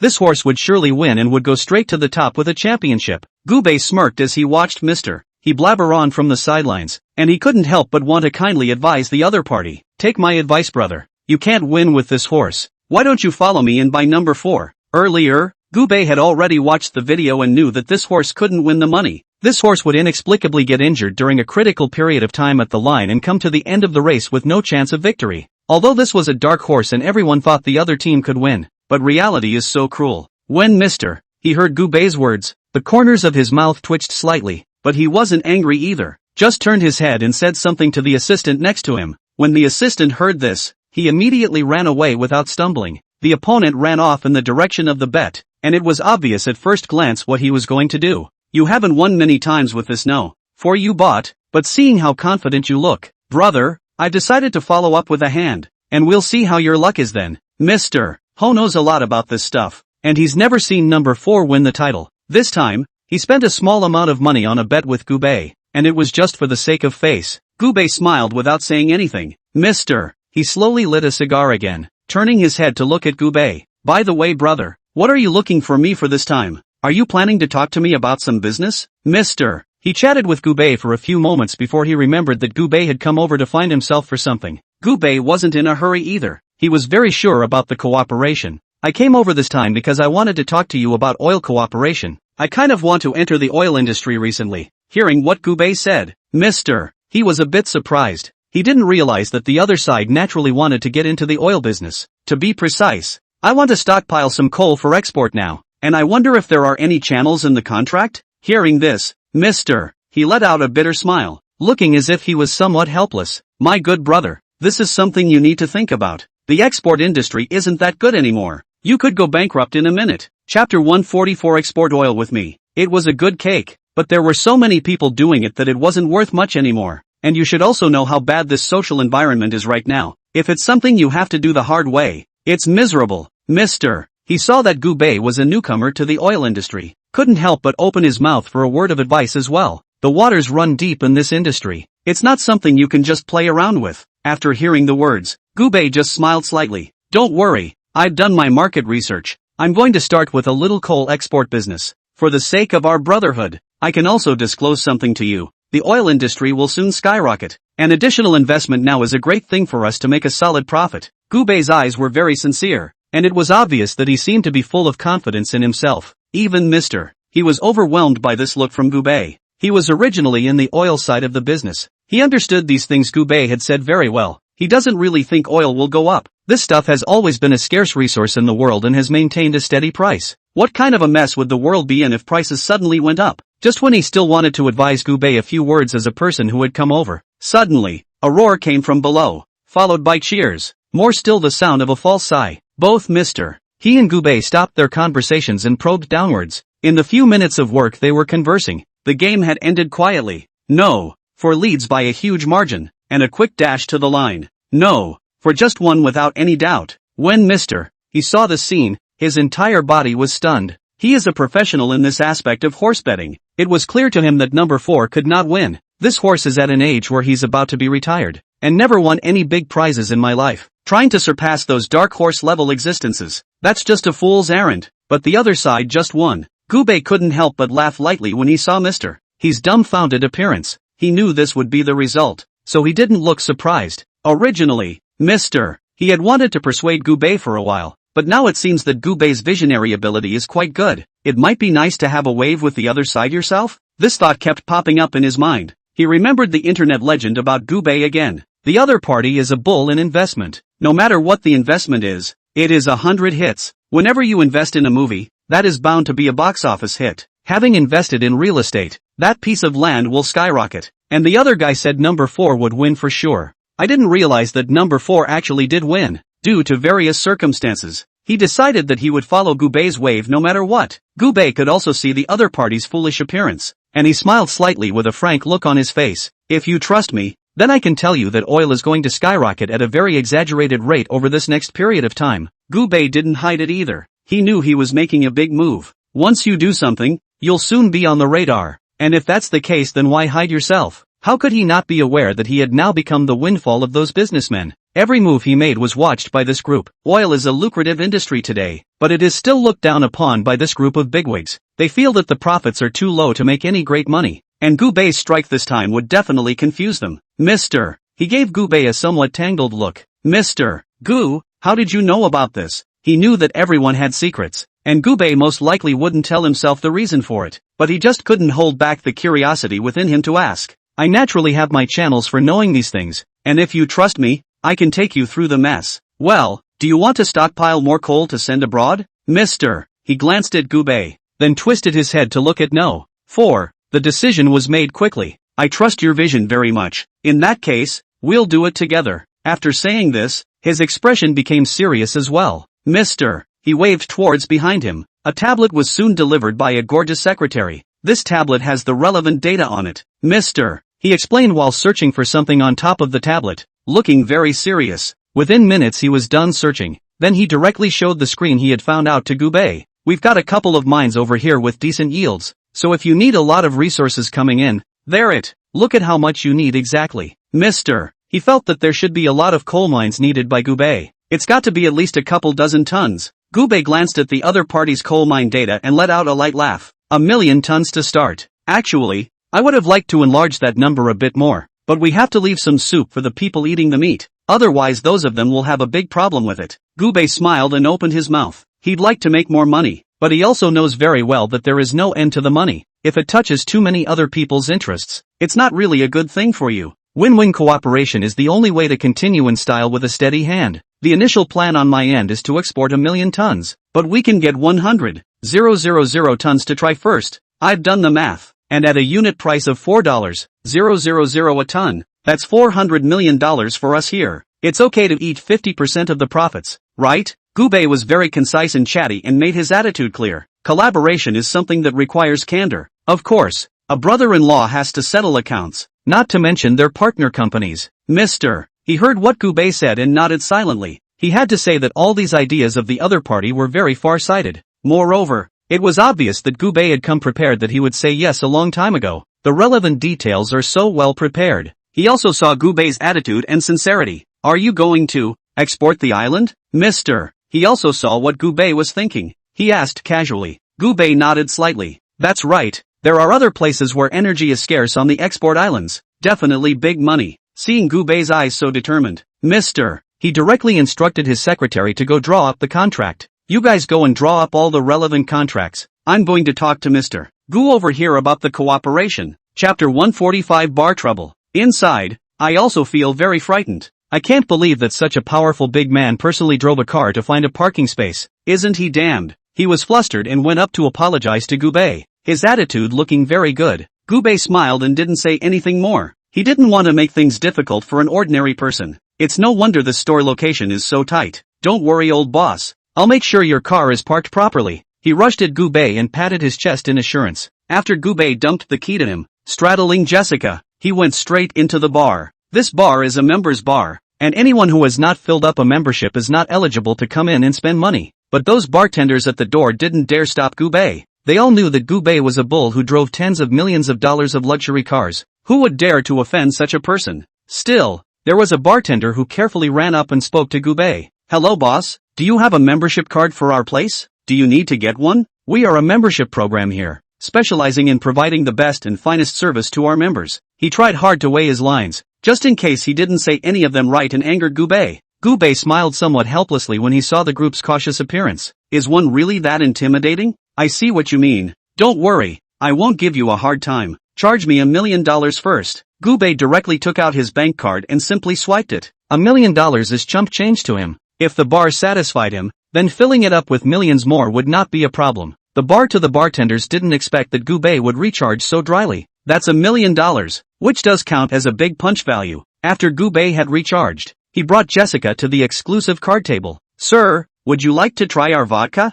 That's our specialty. It's not quite the same kind of vodka everyone usually drinks. The bartender was very attentive to customers of Gubei's caliber. Someone soon came over to greet Gubei thoughtfully. Gubei twisted his head to look at Jessica. Is the vodka drinkable? He always still had great respect for beautiful women. If the person can't drink vodka, then just switch to something else. Jessica blinked with a somewhat expectant look. Vodka? Ah, I haven't had vodka before. I might as well try it this time. Hearing the other party's words, Gubei smiled. Then open us a vodka. He knew in his heart how strong the vodka was. A light drink or two is still fine, since Gubei is a VIP customer, and extremely bright in this group of poor students, so everything was Gubei's main focus. They were all desperately circling around Gubei. Whatever Gubei requested, it was reached as quickly as possible. He was satisfied with this kind of service attitude. At the same time he developed a keen curiosity. Couldn't help but ask, "Handsome, do you all have young students spending time here?" The bartenders on the side hurriedly came over to answer Gubei's question. It's not all students. There are still most of the powerful rich kids,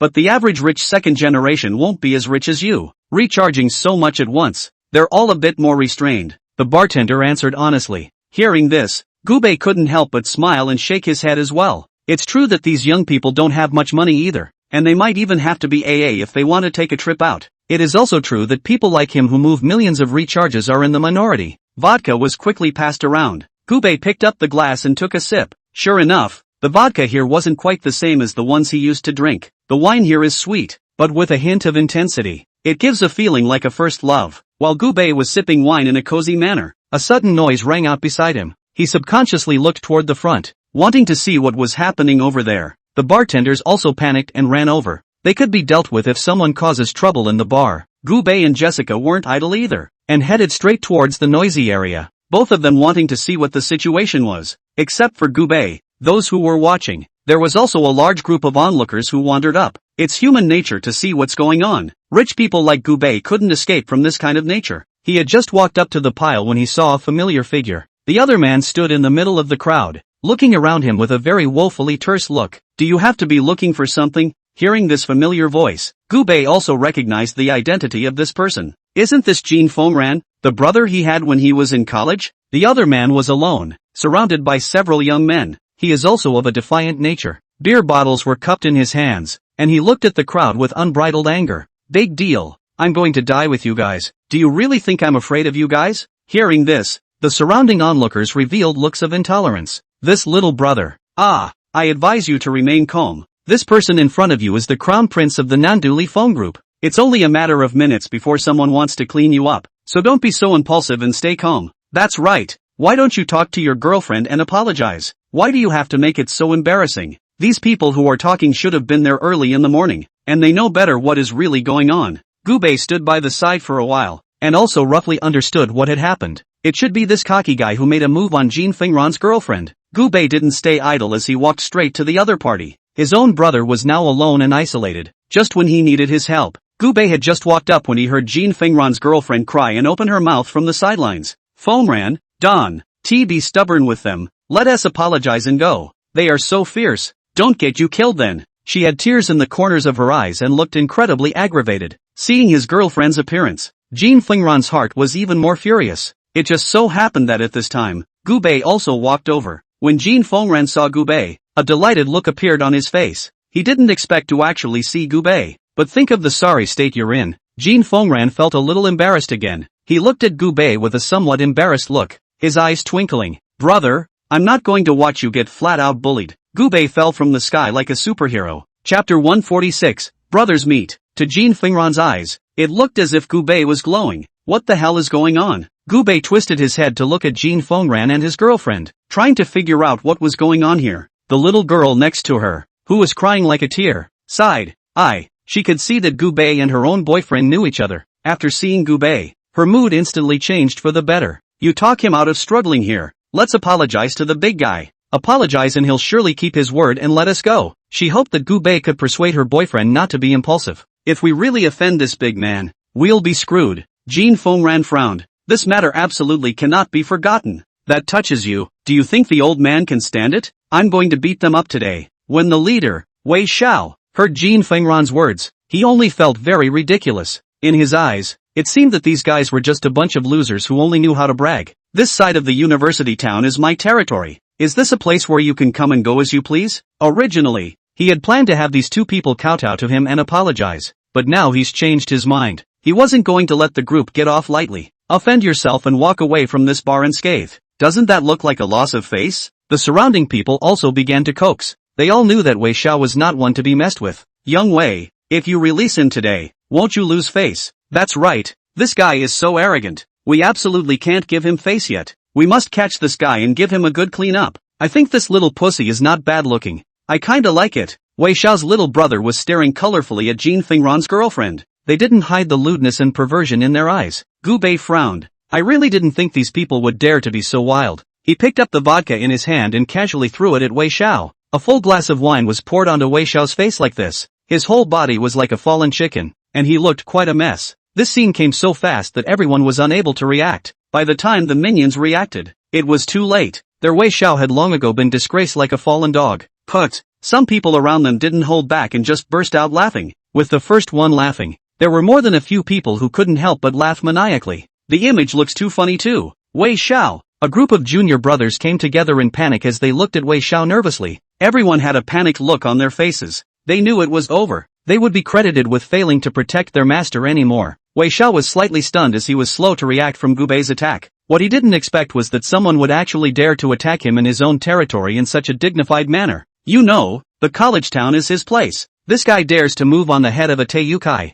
Isn't he looking for death? Naya, I'm going to kill you. Wei Xiao's face was tinged with fury, and with a wave of his hand, a group of minions directly surrounded Gu Bei. Just when they thought Gu Bei would fall away, he came back next to Jin Fingran's girlfriend. Who made a move on you? Hear these words. Jin Fingran's girlfriend flinched slightly. She gritted her teeth and finally pointed out the owner of the salty hand. It's the fat guy. The entire fat man who was pointed at froze, and he inexplicably felt a slight sense of fear. This fat man was originally arrogant. His favorite thing to do to pretty little girls is to do something disgusting as hell. Originally, those people were afraid of the power behind Fatty, so they didn't dare to say anything more. As a result, I didn't expect to run into a tough guy this time. Gu Bei sneered. He cracked a bottle of vodka right off to the side and slammed it at the fat man's head. Fatty hadn't even reacted to what was going on, and the man was already smashed silly. A group of minions swarmed up and directly surrounded Gu Bei. Good for you. You don't even give face to Wei Xiao. They didn't expect someone to actually dare to lay hands on Wei Xiao in such a grand manner.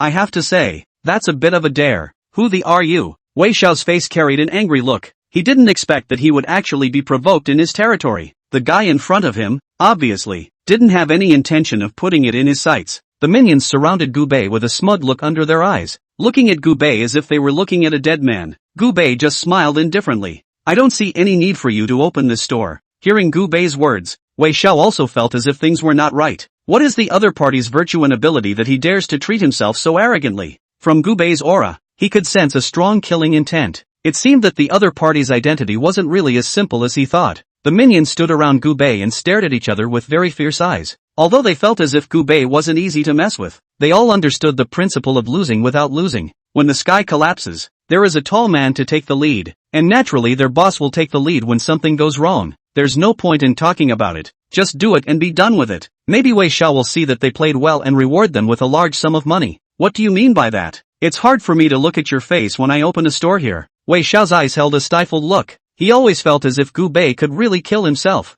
I knew you wouldn't compromise so easily. If you want to try, I naturally don't mind accompanying you for a bit. Hear that? Wei Xiao suddenly winced. He felt as if Gu Bei was not simple. This man came from the Wei family in Nandu. The name is Wei Tianjiao, an extremely arrogant and bossy person. Anyone he disliked didn't end up well. Everyone inside the circle knows that he is a ruthless man, not something that ordinary people can afford to mess with. It was also because he was very ruthless and extremely generous. That's why so many minions are willing to follow him. Wei Tianjiao and looked at Gu Bei fiercely, wanting to utter a few insults. But inside, I feel a little scared. He really didn't expect Gu Bei's aura to be that strong. You really think you're somebody? Wei Tianjiao let out a deep breath as he finally decided to dislike a few words. Even if the person Gu Bei gave a strong sense of oppression, he must still harden his heart. What if he lost face in front of Gu Bei? Then how could he still hang out in front of his own little brother in the future? Wouldn't everyone be able to step on themselves then? Chapter 147. You're looking for death. He took a deep breath at the thought and was just about to take a couple of dislikes.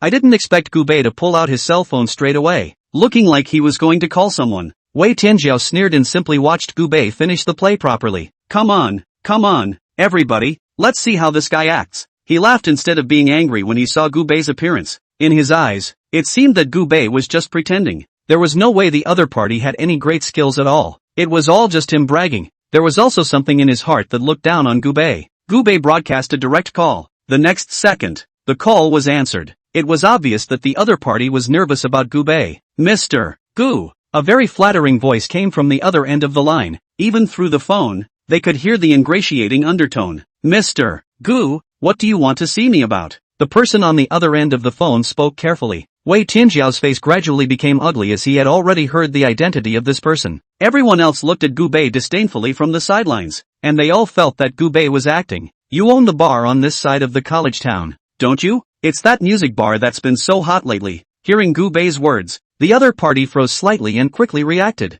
That's right. This bar is indeed owned by me. Did you go to the bar to have fun? Mr. Gu, report my name directly. All consumption is counted under my name. Go to the bar I own. I'm sure I'll have to treat you right. The person on the other end of the line sounded terrified. The other party's words caused Gu Bei to stifle a sneer. I came to you this time because of what happened at your bar. If someone in your bar messes with me, how do you think this should be handled? Gu Bei indifferently glanced at Wei Tianjiao next to him. This look in his eyes was exactly like looking at a dead person. Incomparably cold. Wei Tianjiao couldn't control his inner fear and was shaking one after another. At the moment he only felt as if the world had ended, for he heard the identity of this man who spoke. Who else could be inside the phone like a dog licker if not your own dad? Wei Tianjiao was a little alarmed. He really didn't know what kind of status Gu Bei had, actually able to make his own dad speak to him in such a humble manner. I can't believe someone was so ungrateful to provoke you. Who is so ungrateful? You directly say. I will definitely find someone to waste him away. The voice on the other end of the line was shaking.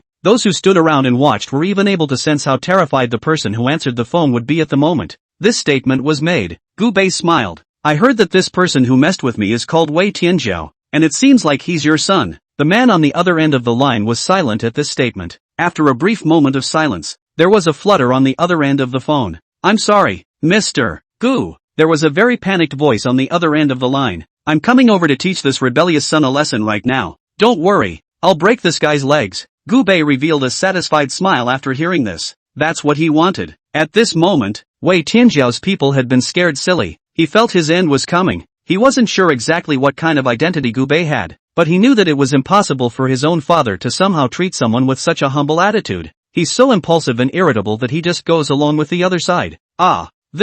Wei Tianjiao was already panicking inside. He knew his own old man would break his legs for sure. Mr. Gu, nah, it's my fault for not recognizing you. I hope you can forgive me. Everything is my fault. I hope you can be a big enough man to let me go like a fart. After saying this, Wei Tianjiao directly flung himself to the ground and began to kowtow. He heard his own old man's voice and knew that Gu Bei was obviously not joking with himself. If he didn't manage to please Gu Bei in time, then when his own father came to the door later, he would be finished. The surrounding group of minions were dumbfounded at this scene. They even suspected that they were blind. Boss, what are you doing? Why are you kneeling down to such what's going on here? Why did it suddenly turn into you kneeling to them all of a sudden? Aren't we supposed to make this guy kneel to us? Boss, are you possessed? Originally, they didn't really dare to speak to Wei Tianjiao like this, but seeing this scene, they were indeed shocked. The high and mighty Wei Tianjiao would actually kneel to someone. This is completely shocking. The three views. Okay. The bartenders on the sidelines didn't have the guts to come and get involved in the first place. They know that Wei Tianjiao is a shareholder, so they didn't dare to get involved no matter what Wei Tianjiao did. I did not expect that the high and mighty Wei Tianjiao would actually have a moment of overturning, which made a group of bartenders surprised and happy. This guy is a real pain in the ass. Now that we've encountered this situation, we all can't help but quietly applaud internally. Gu Bei stared at the other party indifferently, and some disdain could be seen in his eyes as well. He had thought the guy had some backbone. Now it seems to be nothing more than that. Wimped out faster than anyone else. Mr. Gu, I'd also like to trouble you to take the phone to my son for a moment. I have something I want to say to him. The person on the other end of the phone spoke humbly. Just say it. I'm on speakerphone so he can hear whatever you say. Gu Bei spoke blandly, knowing very well that the other party wanted to say something. Hearing this, the person on the other end of the line took a deep breath. Do you want to die? Are you tired of living? You dare to mess with anyone? Hurry up and go apologize to Mr. Gu and beg for his forgiveness, or else you'll be waiting to die. I'm going to cut off your bank card. I'd like to see if you dare to be arrogant. Without saying a word, Wei Tianjiao's father directly cursed. He was really angry with his own son. Gu Bei was the legendary gold master. He had managed to get on Gu Bei's line with great difficulty. If he just let it go, what should he do? If Gu Bei didn't invest in his business, then their company wouldn't be able to grow. Don't look at the glamorous life they're leading now, but it's really just a superficial one. They would be tantamount to complete ruin without Gu Bei's additional investment. That's why the other guy was so angry and wanted to beat up his own son. Gubei smiled coldly as he looked at Wei Tianzhou, who now looked indifferent. This wretched appearance of his opponent did make him feel a bit disdainful. Wei Tianzhou's original lofty stance was all of a sudden gone. Mr. Gu. Hearing the words of his own old man, Wei Tianzhou directly fell to his knees without saying a word, just about to kowtow frantically to Gubei. Chapter 148 Mr. Gu, I was wrong. He certainly knew the lesser of two things. Although he was a rich second generation, but everything was relying on his own father to give money to be able to live a dashing life. Once something went wrong here in Gubei, then he would follow suit. Wei Tianzhou's father was on the other end of the phone and also heard his own son's words of apology. Now he was panicking internally, wishing he could personally go up and apologize for his son. He's a director of the GD group, so wait for death if you make a difference. He emphasized Gubei's identity. I'm afraid that this spiteful son of mine will not understand. Wei Tianzhou trembled in fear after hearing Gubei's identity. He had never dreamed that Gubei would actually have such a layer of identity. He had heard of this group before. It seems that I vaguely heard my father say earlier that he wanted to cooperate with the old boss of this group. This was a top group of international renown, and it was nothing like a small-time group like them. Thinking of this, he flopped down and gave directly to his knees. The group of juniors saw their own boss kneeling and followed suit in a very bewildered manner. Their hearts panicked, not knowing what kind of existence they had provoked. The group of people knelt on the ground and kowtowed frantically. Gubei's expression was cold. He just calmly twisted his head and glanced at Jin Fengran. They offended your girlfriend. What do you want to do with them? Gubei's voice didn't carry any emotion. It sounds like a demon from hell, and it's terrifying. Slap yourself 20 times each. Jin Fengran was not a ruthless person after all, and the punishment he gave was a bit surprising to Gubei.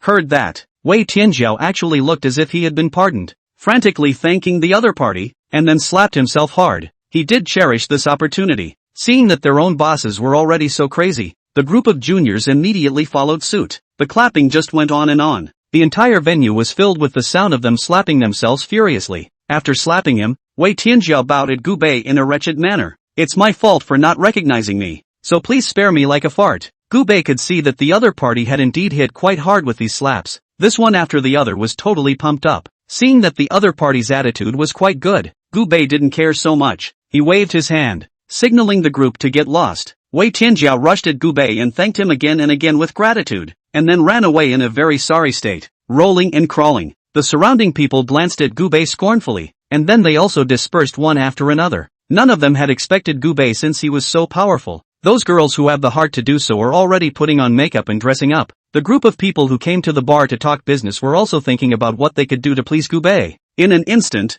Gubei became a meat and potatoes existence. Jin Fengran glanced at Gubei with some emotion. He brought his girlfriend with him and bowed deeply at Gubei to express his gratitude. Brother, thanks to you helping me out. Otherwise, I would have been bullied badly by this guy. Jin Fengran's heart is very clear. He has no power and no influence. It is normal to be bullied. This guy looks that arrogant. Definitely a repeat offender. He felt a little surprised that he hadn't been able to fall into Wei Tianzhou's hands. Gubei waved his hand. Alright, there's no need to say anything extra. Your girlfriend should be in shock as well. Hurry back and rest and relax. He could see that the other man's girlfriend was really frightened. In that case, there's no need for any pleasantries here. Getting some rest and relaxation is the way to go. Jin Fengran twisted his head and glanced at his girlfriend. The other party's stunned look was too obvious. Alright Lu bro, I'll take my girlfriend back first. When I contact you, I'll have to treat you to a meal. So don't be polite. Gubei smiled and answered the other party's invitation. Looking at Jin Fengran and his girlfriend leaving,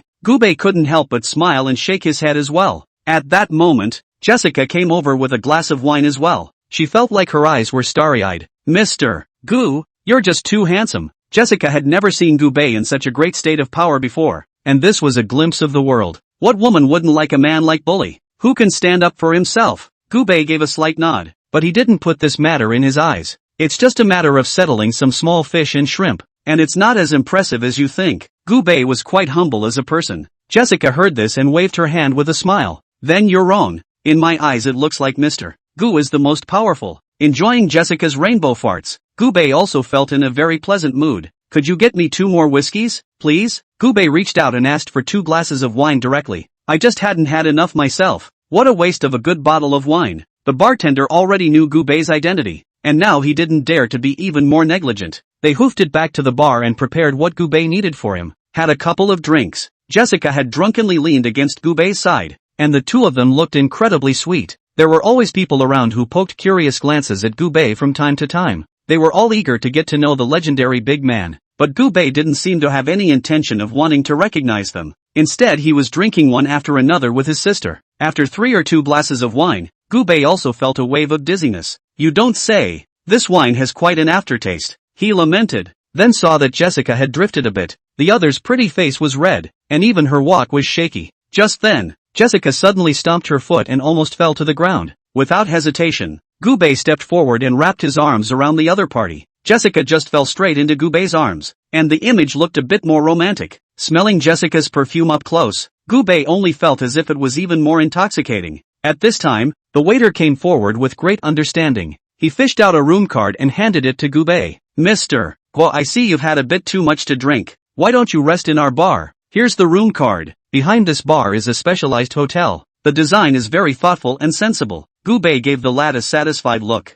He wasn't familiar with the area, and had been thinking about where he should stay earlier. "I didn't realize there was a pillow for sleep. One doesn't have to worry about these issues at all." Jessica leaned dizzily against Gubei's side with a bright smile on her face, and with that, they went straight into the hotel that had been prepared long ago on the bartender's side. Chapter 149. This is the man I've been eyeing. It's a luxurious presidential suite. The room even has a small swimming pool. "Mr. Gu, it's been a long time since you came to see me at the racetrack." Jessica's face held an angry look as she spoke petulantly. Gubei also knew what the other party meant and smiled as she touched Jessica's head. "I'll come to the racetrack more often when I'm free. I made tens of millions of dollars from a random bet today. This kind of business can still be done often." Hearing Gubei's words, Jessica was instantly excited. "Well then, let's talk about it." She was pouting with Gubei through the strength of her wine, looking very cute and having a very charming feeling. When Gubei saw this playful and adorable look on the other party's face, the corner of his mouth also curled up into a smile if nothing else. As the night passed,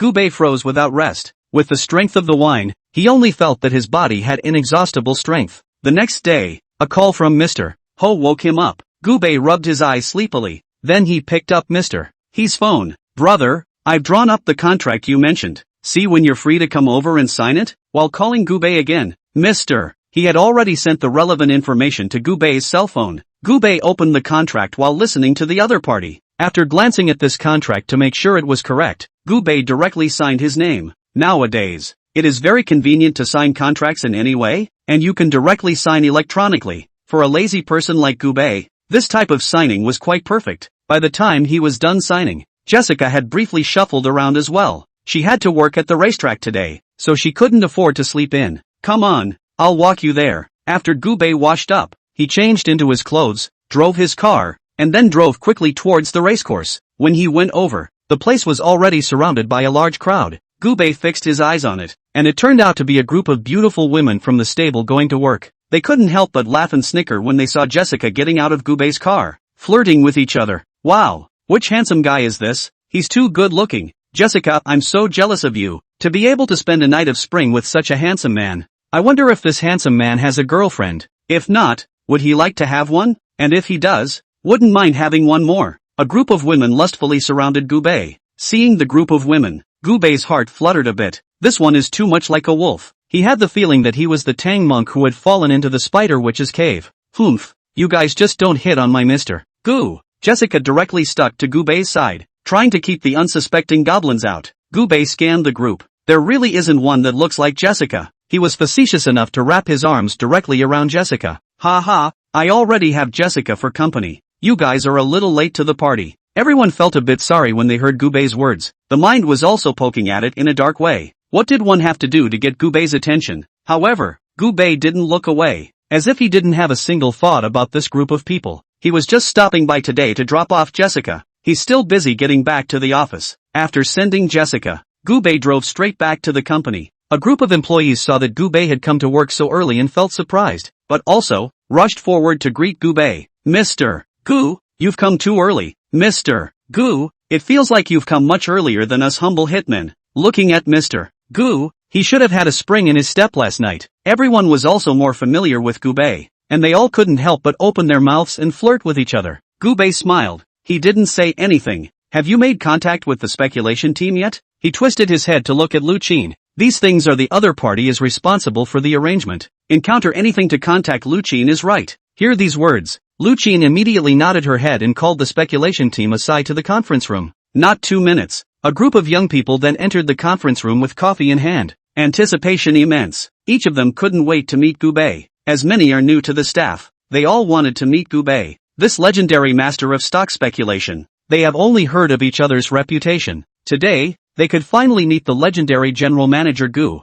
and they were all in a rather pleasant mood. It's not easy to finally see Mr. Gu. Mr. Gu's investment ability is really awesome. I want to see what it's really like in real life. I heard that our Mr. Gu is young and handsome and has a huge body. I feel like I can't help but thump my heart. The men and women all looked extremely expectant. Those pretty female employees have started to touch up their makeup. Gubei didn't waste any time either. Straight into the conference room. There were already a lot of people waiting inside the conference room by this time. Lucine sat at the forefront of the deputies, looking at the crowd with a smile on her face. Everyone come here for a moment. Let me introduce you to our Mr. Gu. Lucine was very uptight and directly introduced Gubei's identity. The people around them immediately stood up and greeted Gubei. Mr. Gu. Mr. Gu. Hearing the group of people clearing their voices in greeting, Gubei smiled slightly. That's how he likes to feel, young and energetic. A crowd of people looked at Gubei. They were beaming with anticipation. Originally they thought that their boss was a very handsome young man, but I didn't expect Gubei to be this handsome, not to mention the rest. With that face alone, you'll have no problem becoming a star. So handsome. Many of the women were already flamboyant. Gubei smiled faintly at the crowd, revealing a very kind look. I've got a couple other sets of stocks here that you guys keep following up on. He went straight to the names of the remaining shares. Lucine immediately stepped forward to get a handle on the stock. Seeing everyone in such a leisurely manner, Gubei always felt completely different from the businessmen who licked blood from swords that he had seen on TV. Those in the past who were in the financial industry, who was not busy with the company all the time. Even walking was on the phone, and the atmosphere could be described as extremely tense. On the contrary, this group of people, they looked just too calm, and there was no semblance of pressure to speak of. You guys look a little too comfortable with your lives, don't you? Gubei couldn't help but snicker. The employees on the sidelines scratched their heads in some embarrassment. Mr. Gu, we want to work hard too, but do you know how good you really are? He could hardly hide the adoration in his eyes. Chapter 150 Speculating on Stocks. It's too easy too. Originally, those of them in the financial industry had their eyes on the prize. Everyone thinks they're legendary and high up in the world. Wouldn't put anyone else in the spotlight at random. Even their labor, in their eyes, is just a dirtbag who doesn't understand finance. But Gubei was different. The other side had the real thing. That was a serious master. It's hard for them not to worship each other. Mr. Gu, it's not that we don't work hard. It's that you're just too good. We don't have to research any market economy at all. And we don't have to study the specifics much. We can just sit in our office and move our fingers and we can successfully keep up to date with the latest trends. The main thing is, with you out there, we're not even risking anything. We're following you every day now, old man, and learning how to dig into stocks. Originally, investment was risky, and all of them felt a lot of pressure. But now that the risk had been circumvented by Gubei, it was simply too easy for them to take this class. Hearing the group's words, Gubei didn't hold back his laughter either. Indeed, it is true. The role of this speculative team of people is simply to complete the investment for themselves.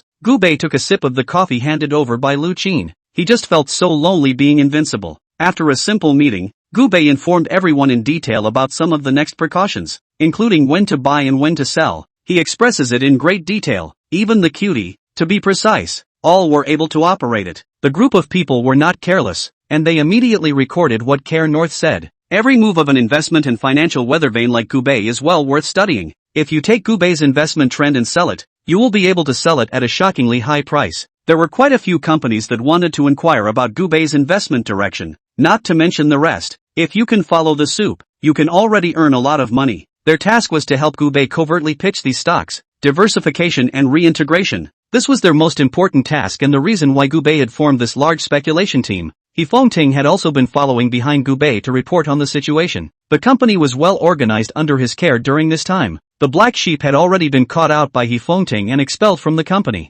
Their company rules are strict. No collusion and victimization of others will ever be allowed. When faced with this kind of person, Hifengting had always shown no mercy. I've drawn up a list of employees we've fired on our end. Hifengting took out the list in his hand and carefully handed it to Gubei. He had a nervous look on his face. He asked himself that there was nothing too wrong with these employees he fired, but he was ultimately a little nervous inside after firing so many people himself last time. Gubei opened the file given by the other party and glanced at it. It had a list of those employees who had been fired, and not only that, he had written down all the reasons for the firing. the time and place of the offense, as well as the specifics of the situation were written down clearly. Gubei had only scanned it roughly, and he hadn't looked at it very closely. Okay, I know. Just watch and deal with the specifics yourself. It's got to be a very good environment for our employees. Gubei was also very unwelcoming to those who liked to cause trouble. But knowing people doesn't mean anything. There are a lot of people who got into this company by interviewing. After staying for a while, the nature is revealed. For this kind of person must be decisively dismissed. Absolutely cannot let each other become the black sheep of their own company. Gubei had originally encountered such disgusting people in his previous company.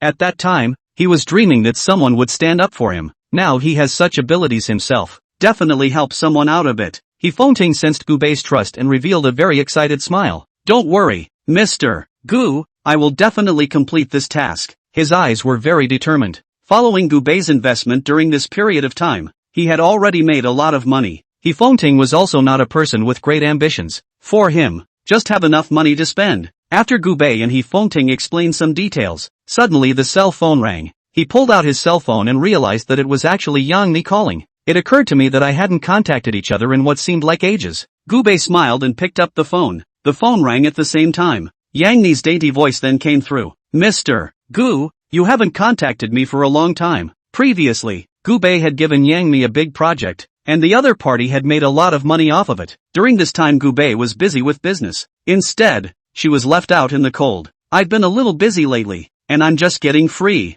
Gubei smiled and replied. Yang Mi didn't have any intention of trying to blame Gubei. She just wanted to be pampered with Gubei. Then, Mr. Gu, I have a ribbon cutting at Daifuku Jewelry today. Would you like to come over and take a look? Yang Mi is still a big deal in the entertainment industry, but lately it's also been a little less silent. If Gubei is willing to make an appearance, that's certainly another hit. Everyone inside the circle would know the relationship between himself and Gubei. Those resources, naturally, would also be tilted towards Yang Mi's side, intentionally or unintentionally. If Gubei was willing to come over in person to give himself a boost, that's something extraordinary. Gubei couldn't help but smile when he heard the other party's delicate voice. In fact, he knew what was going on in Yang Mi's mind. Himself and the other party are no longer a deep and close partnership, and it's naturally fine to lend a hand when it's time to help. Thinking of this, he directly agreed to the other party in a single breath. Weller, I'm right here in this newly opened shopping district. Yang Mi immediately sent the detailed location to Gubei. She just felt her heart pounding. He had just casually mentioned it himself, but he hadn't expected Gubei to actually agree to the request for a meeting. This was enough to prove how much Gubei valued himself. Just as Yang Mi smiled and hugged her cell phone, her agent came over as well. Seeing Yang Mi's joyful and smiling face, the agent also found it a bit puzzling. My baby yo, why are you so happy today? During this recent period, the agent felt as if Yang Mi wasn't very happy. Every now and then, I just cuddle up with my phone and look at it. It's as if they're waiting to hear from someone. I'm used to my own starlets not being happy. Suddenly seeing Yang Mi show a smile, even the agent was a bit puzzled. Chapter 151 Yang Mi's request. Yang Mi turned her head away in some embarrassment. Gee, didn't I fail to contact my old boss the other day? Yang Mi smiled and told the news that Gubei was coming to give himself a boost. The broker's eyes widened in immense surprise at hearing this. My goodness, are you talking about that, Mr. Gu? The agent was a bit excited, not thinking that his star actually had such a deep connection with Gu's own. Originally, the private lives of celebrities were very private. Yang Mi hadn't specifically tried to emphasize her relationship with Gubei either. So many people didn't know what kind of relationship was between Yang Mi and Gubei.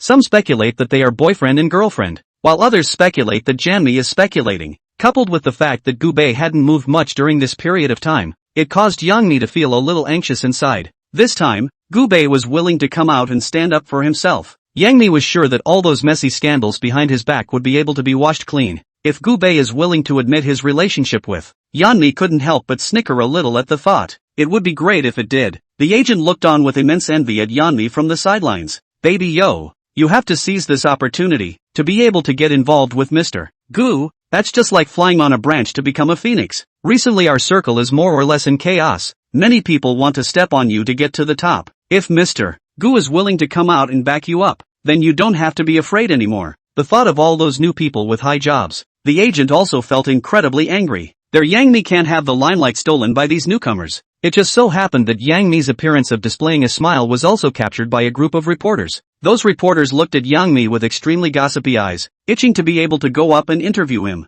Yang Mi felt the warmth of the people around her. She busted out a backstage interview. Yang Mi, I heard that you've been getting stomped by those newbies lately and you're in a bad mood. Is that true? I've heard that those newcomers have been rubbing off on you by using your name. So it's upsetting you? Do you have anything to say about that? It is said that the old stars nowadays can easily be compared to the new flow of young flowers. Do you have this concern? Reporters' questions, one sharper than the other. The corners of Yang Mi's mouth twitched slightly, tempted to tell them to stop talking if they couldn't. However, her mood recovered a lot when she thought that she would soon be able to see Gubei. Oh, is that something to talk about? Yang Mi laughed and covered her mouth. Actually, I don't have anything to worry about La. I've been busy filming a new drama lately, so I've been getting into character. Personally, I'm still very supportive of the new generation of actors, and I hope they will work harder. Joining Yang Mi on stage is a traffic chick. The other side is Yang Mi's biggest opponent this time. As the newest traffic flower, it's always a good idea to use Yang Mi's reputation to pull the stump. Every now and then they all put out some mind-boggling tomfoolery just to find a way to ravish the crowd.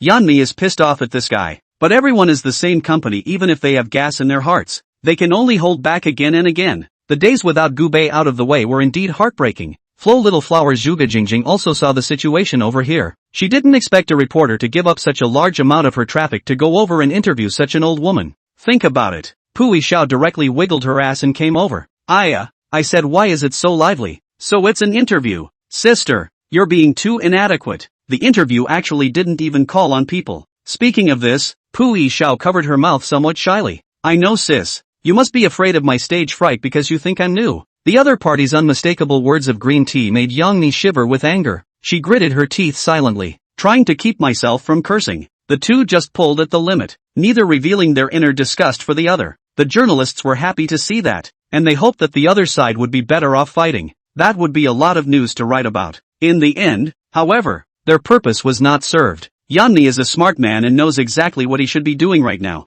The interview went on to its conclusion. Suddenly someone whispered about the guest of honor. Have you heard? A big man is coming to make the cut this time. I've heard that before, and it seems like this big guy was put in on a temporary basis. I heard it's a very impressive president. Not only does he have a great status, but he's also very handsome. Everyone was discussing it one sentence at a time, and they were all very interested in the identity of this handsome president. Even Pui Xiao revealed a look of extreme anticipation. She had been inside the entertainment industry for so many years, so of course she knew how important it was to have a gold master. In the past, the ones I've talked to were old and ugly, and it was really hard to make it to the big time. Pui Xiao was confident in her looks and was inwardly certain that as long as she pampered herself and acted cute, this old boss would definitely fall. Pui Xiao could already not help but start fantasizing about what would happen next. Gubei didn't realize that he had been targeted. He had the company arrange for a car to go and support Yang Mi with the biggest role possible. He knew exactly what Yang Mi meant when she called him. At least he is a big businessman.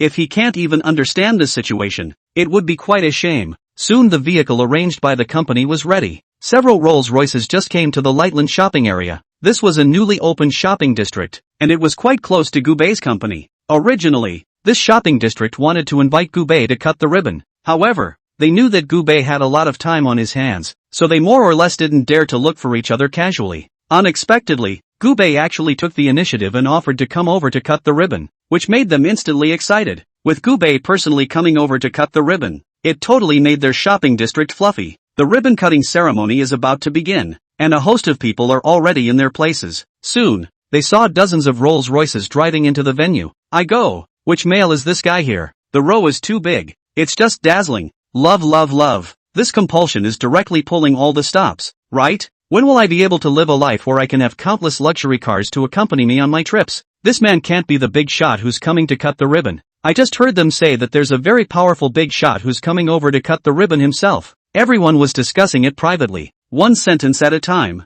and they were extremely interested in Gubei's identity. The camera had also been aimed at Gubei, always ready to capture the mysterious handsome man's face. Chapter 152 Green Tea Star. A smile appeared at the corner of Yang Mi's mouth when he saw this incomparably exaggerated row. She knew that Gubei had come as soon as she looked at him. Only Gubei could have such a large, luxurious row. In the anticipation of the crowd, the doors of the Rolls-Royce opened slowly. Gubei got out of the car. Seeing this scene, many people felt like they were blind. They were alive and blinded by Gubei's handsome. Pui Zhao's eyes instantly widened when she saw Gubei appear. She had imagined Gubei's appearance, but hadn't thought about the man, who would be so amazingly handsome. If it was said that Gubei was a big popular star, then there would be many people willing to believe it. Pui Zhao's heart was moved, and without saying anything, he directly came up. Just when Pui Xiao wanted to say something, Gubei went straight around to Yang Mi's heels. He had a big smile on his face and gave Yumi a gentle hug. It's been a long time. I didn't realize you'd grown prettier and prettier.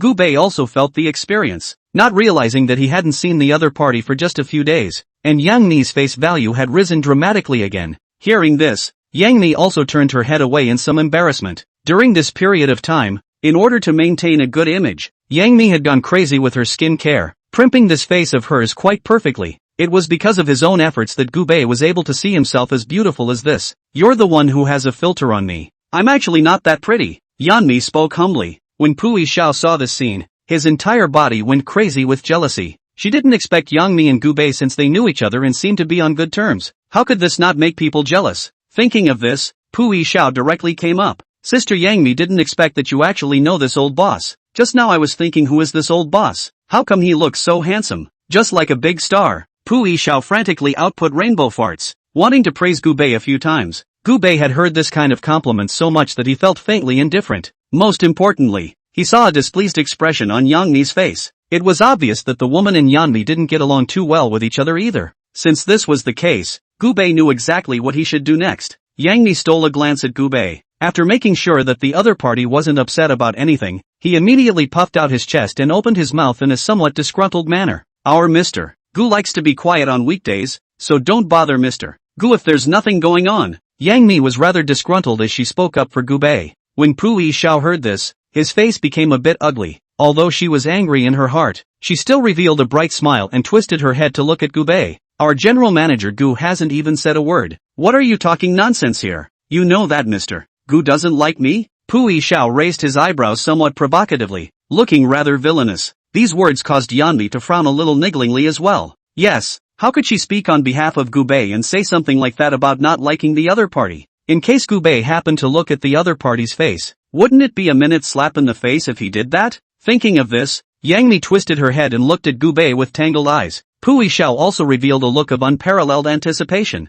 She was confident in her own strength. I believe Gubei will definitely fall in love with himself. Gubei just frowned slightly. I was invited by Yumi to come to this event. The fact that he had only spoken so lightly was enough to make Pui Xiao's face turn iron blue. Those who are able to mix with the entertainment industry are all human beings, and everyone is well aware of the weight of this sentence. This represents that Gubei, this time, is specialized in giving Yang Mi to support the scene to come. Other people want to borrow this east wind. Is impossible thing. Ha ha. Pui Xiao also felt a bit embarrassed. I didn't expect Gubei to be so faceless. More importantly, Gubei was clearly coming for Yang Mi this time. Pui Xiao was a bit torn inside, wanting to try and take down Gubei, and he was afraid that Gubei would not give himself face like he had just done. Just as Pui Xiao was entangled, the ribbon-cutting event also officially kicked off. Gubei walked up very calmly. Everyone rightfully gave the C-seat to Gubei. It was clear in their hearts, whether it was in terms of face value or wealth status, Gubei was the C-suite that deserved it. Gubei didn't make himself polite with them either and stood aside to listen to the host. After the ribbon-cutting ceremony had begun, he raised his hand and cut the red cloth directly.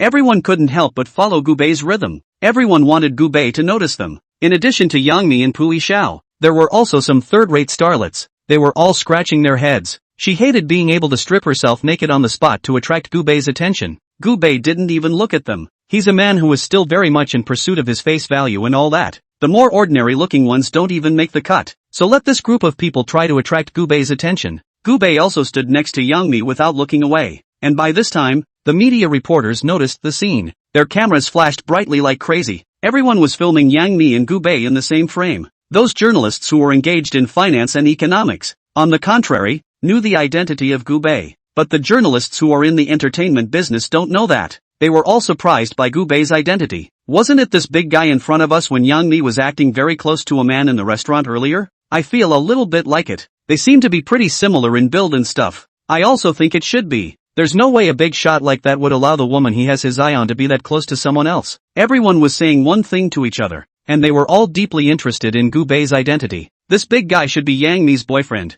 I don't know if he's willing to accept our interview. The other party is able to stand in such a C-suite. It should be a very powerful financial bigwig. Why don't we ask Yang Mi, or ask our colleagues in the next finance and economics about it? Everyone wore a look of anticipation as they all wanted to inquire about Gubei's identity. After all, the circles of such journalists were all connected, and it wasn't too difficult for them to inquire about Gubei's identity. Soon, Gubei's identity came out. All of them realized just how awesome an identity Gubei possessed. King of investments. The name is shocking just to say it. However, anyone who was in business knew something about the reputation of Gubei. The financial and material resources of the other side are extremely impressive. Unusual business bigwigs, even if the body is worth a lot of money, but they don't have enough cash on hand. Gubei, on the other hand, was a proper cash flow, and the amount of cash he had on hand could be described as a terrifying figure. A bigot like that is someone anyone would want to befriend. Chapter 153. The world will be won by pleasing Mr. Gu. Whoever was able to gain Gubei's friendship could be equivalent to gaining enough financial resources. Pui Xiao stood by and listened to the people around him as they copied. Just felt my eyes light up. She never thought she'd actually meet with such an awesome bigot. In the past, the most that Pui Xiao had come into contact with was just billionaires, and all these guys still have wives in charge, so it's not exactly a big deal to go out on a limb. On weekdays, they demanded more and were stingy with themselves. If it wasn't for the little resources behind them, Pui Xiao wouldn't be willing to give them face. Now there is such a diamond in the rough in front of his own eyes. There's money not to mention. Still a proper single. She herself could stand by Gubei's side in name only, claiming to be the legendary Mrs. Gu. Even Pui Xiao was imagining what she would look like when she walked down the road of the group and a group of employees shouted out their president's wife. Thinking of this image, Pui Xiao couldn't even help but laugh out loud. It's such a great feeling. Pui Xiao secretly vowed inwardly that he would take Gubei down no matter what. With her own poise and skill, she would definitely be able to make Gubei extremely satisfied. Gubei didn't know what was going through the mind of Pui Xiao next to him. He personally came over to cut the ribbon this time, so it could be said that he had given enough face to Yangmi. The bigwig behind this business district saw the end of the ribbon cutting and didn't hesitate to find Gubei. He wanted to have a good talk with Gubei.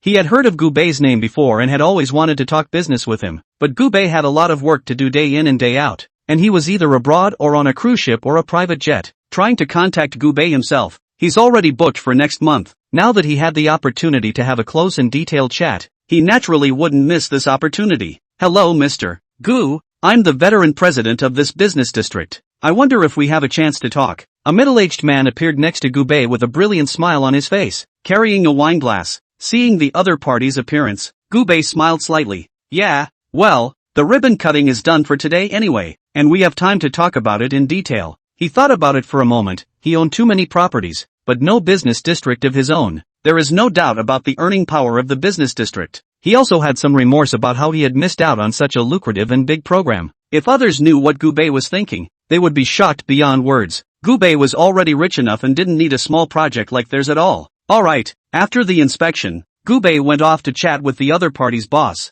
and Yangmi returned backstage contentedly. They'll have some interviews next, and Yanmi, as the star of the ribbon cutting, is naturally going to speak. At this time, Pui Xiao didn't hold back his inner excitement and directly came up. She knew that if she wanted to curry favor with Gubei, she had to start with Yangmi. It was obvious that now Yangmi had successfully taken down Gubei, while she herself was loathed by Gubei. Pui Xiao didn't need to think about it. It must be because this woman, Yangmi, had said something to Gubei in private. Otherwise, how could Gubei hate himself so much? Pui Xiao carried the silver ear porridge and came to Yangmi. Honey, just stood for so long. Hard work yo. Want to drink some silver ear kanji? Pui Xiao directly took the silver ear kanji that he had painstakingly prepared and diligently brought it over. Although this porridge didn't sound very valuable, however, Pui Xiao had put a lot of expensive ingredients in it. Moreover, it was also made by Pui Xiao, who had worked hard last night. The actresses originally needed to lose weight and control their figure, and so did Pui Xiao. Pui Xiao had thought that he could still have a kanji today. I didn't realize that now, in order to please Yangmi, I would have to give away the hard-earned porridge again. Yangmi glanced at the extremely enthusiastic Pui Xiao. Inwardly, he also felt a bit speechless. I didn't expect this woman to go to such lengths to please herself. Yanmi had heard about it before. The other party would make some nourishing kanji especially for himself every day. The ingredients put inside this porridge are quite precious. On weekdays, Pui Xiao was afraid that people would give away their porridge and always claimed that it was ordinary porridge. I didn't think I'd be kind enough to take it out and share it with myself today. Yangmi always felt that there was a trick in it. Oh, no need. I can't afford to eat from a high-end goddess like you. An ordinary person like me can just eat a normal meal. Yanmi wasn't willing to eat these things from the other side. Gubei had already come over to look for himself. They were going out for dinner later. After following a woman around and getting full, then what else to eat with Gubei in a while? Sister Yangmi, are you looking down on the kanji I made? Actually, I usually drink regular porridge, but today I knew I was going to be on the same stage as you,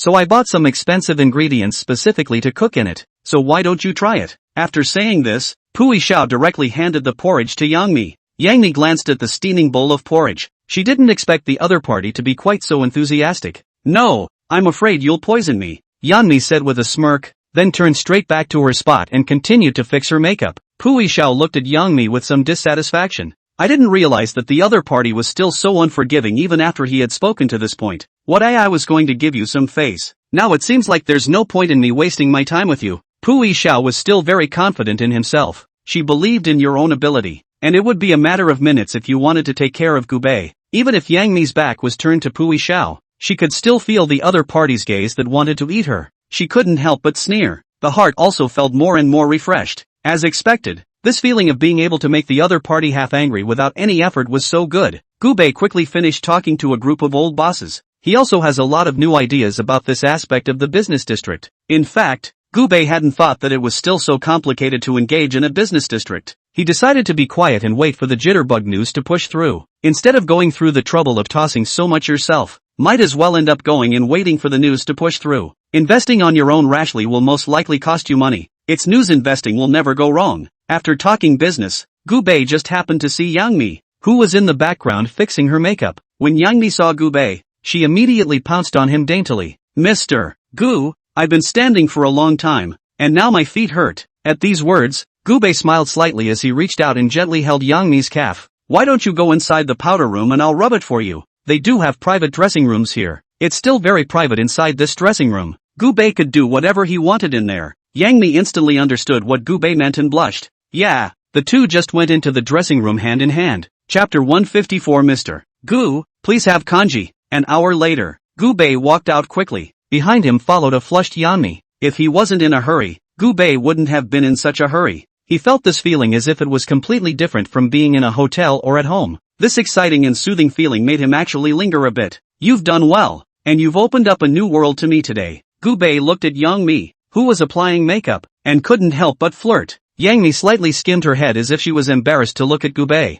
And at this time, Pui Xiao also finished her interview and returned to the dressing room. After Pui Xiao's interview, she only felt physically and mentally exhausted. All her thoughts were all on Gubei's body. Where's the idea of an interview? Pui Xiao had been worried that Gubei would suddenly leave. If he missed Gubei, then he didn't know when he would have the chance to be able to meet the other party. Entering the dressing room, Pui Xiao saw Gubei sitting on the side. Yang Mi was beside Gubei, feeding the other party fruit. This image really made Pui Xiao angry. That's hot. Pui Xiao lowered his voice and cursed, then opened his thermos. Pour out the porridge inside. Mr. Gu, you should be hungry. Would you like to try my silver ear kanji? Although this porridge of mine, claiming to be silver ear porridge, has a lot of good stuff added to it. Yo, heard that. Gubei twisted his head to look at the other party's boiling porridge. It had to be said that Pui Xiao's cooking skills were quite good. This bowl of porridge made by the other side looks colorful and delicious. Also, there's something about the smell that makes your fingers tingle. He inexplicably felt a little hungry too. The cooking is quite good.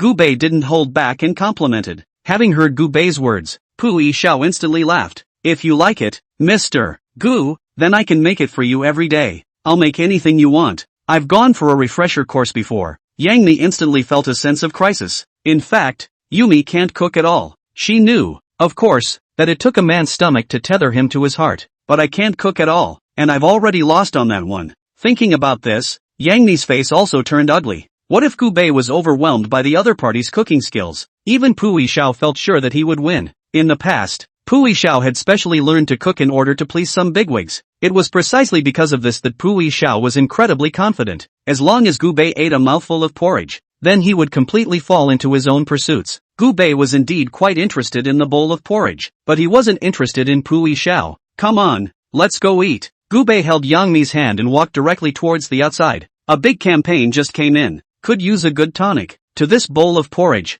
whoever wants to drink it can do so. Trying to get close to himself with this bowl of porridge, Pui Xiao was also overthinking things. Seeing Gubei directly turn around and leave, Pui Xiao's entire body was stunned. She never dreamed she would fail. Pui Xiao watched dumbfounded as Gubei left, until Gubei and Yang Mi completely disappeared from their heels. It took her a moment to react to the situation. How? Pui Xiao couldn't hold it together any longer. The image of gentleness that he had usually portrayed crumbled all of a sudden. At the moment it's totally like a shrew yelling and screaming. The other third-tier starlets ducked awkwardly. They don't know what they should say either. Originally, everyone was eager to emulate Pu Yishao, find a way to hook up with Gu Bei. I didn't expect Pu Yishao to eat a closed door. People get rejected when they are such big names and cook well, not to mention third-tier stars like them. It would be quite humiliating to be ruthlessly humiliated by Gu Bei at that time. Pu Yishao encountered this situation, and there was no heart to say anything more to the others. Even his own image is no longer trying to be redeemed. She broke down and yelled, and tried to run towards the outside.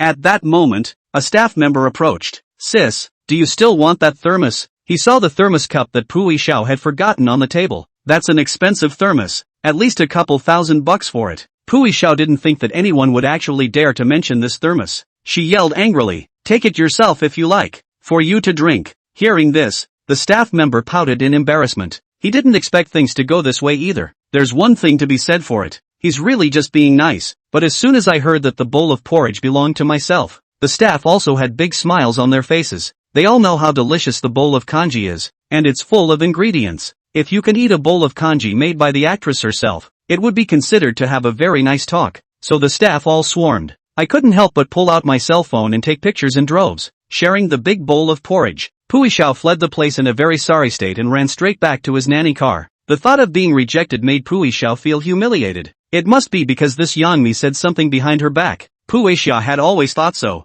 Inside, he already hated Yangmi. If it wasn't because Yangmi had snitched on him behind his back, he certainly wouldn't be so miserable. Thinking of Yangmi's smug and uncontrollable look, Pu Yishao was furious. No, I must find a way to get some revenge. Yangmi also didn't realize that she had been hated to the bone, but it doesn't matter even if you know. Yangmi's character was originally fearless, so naturally he didn't worry about anyone trying to retaliate against him. The two went to the restaurant and had a simple home-cooked meal. Gu Bei ate Cantonese food, and the flavor of the meal was quite good. Although Gu Bei had just had a mediocre meal, he had spent tens of thousands of dollars. That's not an ordinary price. When he dropped Yangmi off at the bottom of the house, Yangmi's cell phone suddenly rang. Hear the phone ringing. She immediately glanced down at the caller ID. The call was then connected. "You can't make me. I had a choice myself, and this whole thing was never fair to me in the first place." Yangmi didn't hold back and argued with the person on the other end of the line after she got on the phone. Gu Bei was silently watching the scene from the side, and he was also thinking about what was going on. After a few minutes, Yangmi hung up. Tears were already flowing from the corners of her eyes and she looked miserable. Gu Bei was also a little heartbroken when he saw the scene. He had absolutely no idea what had happened to Yangmi. Chapter 155 Movie and TV roles stolen. What happened? The relationship between himself and Yangmi was also extraordinary, and Gu Bei couldn't help but ask. After Yangmi heard Gu Bei's words, she then remembered that there was someone else beside her. She wiped her eyes a little awkwardly. "Excuse me, Mr. Gu, and I didn't mean to cry in your car. I just couldn't take it anymore." Gu Bei felt heartbroken when he saw the other party's pitiful appearance. He wouldn't allow Yangmi to be bullied. What the hell happened? You tell me. Don't worry, I won't let you be bullied by others. Having said that, a hint of killing intent flashed in Gu Bei's eyes. He wanted to know who was so bold as to dare to take a shot at Yangmi. It was a call from the company. Yangmi let out a deep breath. "I'm from the same company as that Pu Yishao today, and there's an extraordinary relationship between Pu Yishao and the company's boss. Pu Yishao is using that old boss's name to deal with me, and he wants me to participate in some inexplicable variety show. They are just too much." Yangmi told all the things that had happened to her over the years. Hearing this, Gu Bei also felt a bit shocked. He didn't realize that the entertainment industry was actually this hard to get along with. "I used to be a beatnik when I was a laborer." He knows that many people use the unspoken rules of their profession to get to their destination. "I really didn't realize that a top big star like Yangmi was also controlled by these rules. Don't worry, I won't let you be bullied." Gu Bei looked at Yangmi somewhat seriously. "No matter what, you're still my man, and if they want to touch you, they'll at least have to look at my face." Gu Bei frowned. The people at this company do go a little overboard. Originally, he himself was close enough to Yangmi today at the ribbon cutting. Everyone knew about the relationship between himself and Yangmi, but the people in this company actually dared to target Yangmi. Isn't that a slap in the face? The thought of it made his face a little hard to see. "Mr. Gu, our company has a lot of power behind it. I know you have power and influence, but I don't want you to be involved." Yangmi smiled bitterly and shook her head. How tough is this company of his own? She knew it in her heart. There was no way Gu Bei could have dealt with them so easily. Pu Yishao is reporting a hard thigh this time.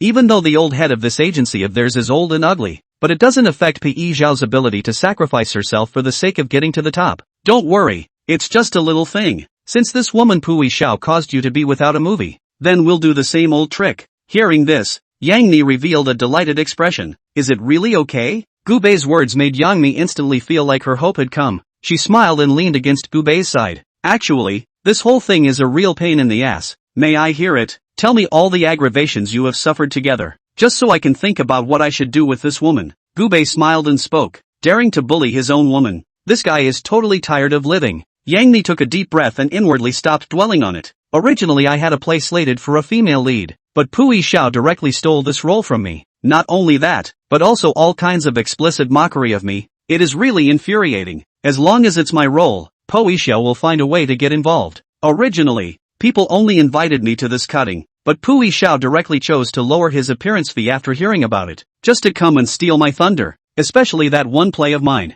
It's a real shame to say that. It was an awesome big production. This time I was given the role. My chances of flipping the script are gone. Yan Mi was very distressed. It's something that's been bugging her for a long time. If it wasn't for the fact that Gu Bei had been very busy, she would have gone to contact Gu Bei long ago. There's such a thing? Gu Bei was a bit angry. This woman, Pui Xiao, really doesn't know enough. It's just as well that the other side has been privately targeting before. He pretended that Pui Xiao didn't know who was behind Yang Mi, but now he himself has made everything public. This guy actually had the audacity to target Yang Mi, even had the nerve to let the people behind it come against Yan Mi. Doesn't that make it clear that he doesn't have his eye on him? Thinking about this, Gu Bei's face was also ugly. He furrowed his brow tightly, decided to teach Pui Xiao a lesson. If it hadn't been done to it, this woman will only get worse. He didn't have any extra time to waste with Pui Xiao. Don't worry, leave this to me. The female lead in this movie will only be you. Originally, Gu Bei's heart was also thinking, you should have to contact whichever movie or TV company you want. Suddenly he remembered that he didn't seem to have asked for the name of the play. By the way, what was the name of that drama of yours that Pui Xiao robbed? Only the investors of this movie have been found. It's the only way to better place people in it. Yan Mi froze slightly. It's called, Love You From This Day Forward. As soon as Gu Bei heard the name, he knew it was a romance drama. He was more or less indifferent to this kind of drama. Wait, this drama seems a bit familiar? Gu Bei directly sent the name of the play to Lu Qin's WeChat. Help me find out which investor invested in this drama. Lu Qin replied the first time she received Gu Bei's message. She kept an eye on the news from Gu Bei's side, so of course she knew that the other party was involved in something wonderful. Mr. Gu, this romance drama is invested by our company, and we're still the main investor. The show was produced using a big IP and can be described as a lot of work. Lu Qin took the contents of this movie and drama and briefly introduced it. Gu Bei also revealed a satisfied expression after hearing the other party's words. Not to be outdone, his favorite is the secretary. All sorts of things are just in order. Of course, his focus was that the show was invested by his own company. He then said how the name of this drama was so familiar. It turned out that he had seen it once before inside the list of reviewers in the first place. He couldn't help but crack a smile at the thought. In that case, that one could be even easier to do. Originally, he was thinking of getting someone to help with it. Now it seems that all it takes is the effort of opening one's mouth and things are already done. Alright, don't get too upset. I can handle this. This movie and TV drama is invested by my company. I'll ask them to make arrangements for you to get the female lead position back. Gu Bei spoke very calmly. Chapter 156 Mr. Gu's company. He didn't really put it into perspective. It's just a lead actress slot. If he wanted to, there would be absolutely no problem even if he had a hobo in the role. Yan Mi was instantly grateful. She hadn't expected things to work out so quickly either. Originally, Yang Mi thought that Gu Bei would use some connections. Now it seems that it was really overthinking itself. Gu Bei didn't need to shake up any relationships at all, because he himself was that biggest relationship. Thank you so much, Mr. Gu. Yang Mi couldn't help but punch Gu Bei directly on the cheeks with a kiss. She didn't realize she'd lost and found her heroine. This feeling of being able to squeeze Pui Xiao back down was just too good. Gu Bei still seemed to feel that it was somewhat insufficient. No, I don't think it's enough.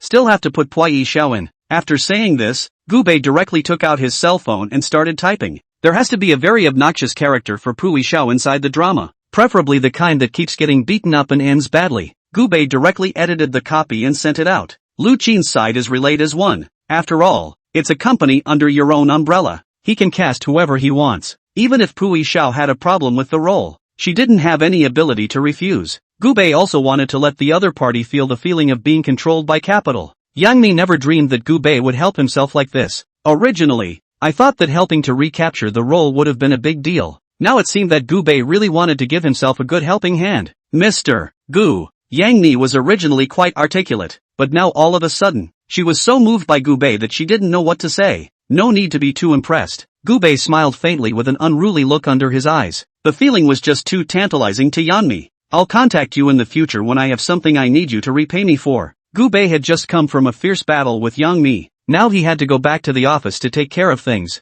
We'll battle Yan Mi again when we get the chance. Hearing this, Yang Mi nodded her head obediently as well. She directly pressed up and gave Gu Bei a kiss, then opened the car door and left. Gu Bei looked at the other parties shyly departing back and couldn't help but smile. I'm sure I wasn't wrong about the person. Yang Mi is indeed much better than a woman like Pui Xiao. It was because Gu Bei was very optimistic about Yang Mi. That's why he was willing to help. The two of them talked to each other. Then he would definitely spare no effort to help. Sent the other away. Gu Bei also went back to his office and looked at the documents Lu Qin had sent. These are all the shows that entertainment is going to be making during this time. Gu Bei glanced at the list of people to be shot. I didn't realize that Pui Xiao had actually pushed so many stars out of their positions. Yang Mi, as a top stream star, was able to be robbed of her position by Pui Xiao. This is even more true of the other regular actors. The actors who are more common in status don't have a backstage either. They just dare to be angry when they encounter this situation. Sheen, look after the arrangements and return the list of all these actors. Whoever is supposed to shoot is whoever is supposed to shoot. And these roles are selected based on the persona inside the TV series, so how can they just say they're going to be changed? Gu Bei was very unhappy about this. I didn't expect Pui Xiao's hand to reach out quite far. The movies and TV series under his own banner have all been tainted with Pui Xiao's figure. Okay, old boss. I'll inform down. Lu Qin had originally known that Gu Bei would do this. She had already edited the relevant copy long ago. Now she just needed to send it out one by one. 5 minutes later, Lu Qin received replies one after another. Which of the cast and crew she contacted agreed to the switch without hesitation. It was clear in their minds. This woman, Pui Xiao, is a resource that was grabbed by the strength behind her. Although Pui Xiao is a rising traffic star, but there was no acting at all on the other side, and it's hard to sing. Earlier in the shoot, in order to shoot a crying scene, all the people waiting for Pui Xiao brewed for days. What's more, at the end of the day, Pui Xiao couldn't cry, and people's top veteran actors help with eye drops. This one is just not too embarrassing, okay? But Pui Xiao was not ashamed, but rather honored. He also took this opportunity to try to contact people's veteran actors and make them goddaughters. The other guy acted very wickedly though. However, it favors the image of an innocent white lotus in front of fans. They're those fluff pieces that the show's crew sends out on purpose. No one wants to believe any of it, and instead it's been whitewashed by fans as malicious editing by the show. Gu Bei was also a bit surprised inside as he looked at the information. He didn't think the woman had a few tricks up her sleeve. It's just a shame that none of those skills are being used in the right way. Boss, our side has contacted all the directors of the movie and television dramas, and the investors, and completely blocked Pui Xiao. Hearing this, Gu Bei nodded. That was the effect he wanted. Since the other party wanted to use the people under him to get to the top, he didn't mind giving them a chance. That's when you play the role of a character who gets beaten up by the female lead in a movie or a TV show. It would be a godsend if this could be a hit. Lu Qin, on her side, couldn't help but shiver after realizing what Gu Bei was thinking. I didn't realize this old boss was such a good sport. That's just not a very toxic tactic, is it? It's hard to deal with the Yang Mi. Gu Bei looked at the time and went home from work satisfied. His mind was clear. Every day just casually handle the company's business. Pick up a girl or something, the day is simply not too good. Early the next morning, he received a call from the side of the sales office. The other side claimed the building had been taken. Mr. Gu, I've already bought the property you want from my side, so you can move your company over any time. The manager reported back like a lickspittle. Gu Bei was a bit surprised. I didn't realize that the property was already taken so soon. It's true that money talks. What used to be hard to get a hold of, after adding money, is now taken in minutes. He sent the message directly to the work group. It just so happens that today is also a good day. It's still appropriate if you're moving. Everyone get ready. Moving soon. Originally, his company building was on the river. Now moved to a more luxurious place. He dumped the location on the work group when he did. All a buzz. We actually did move companies.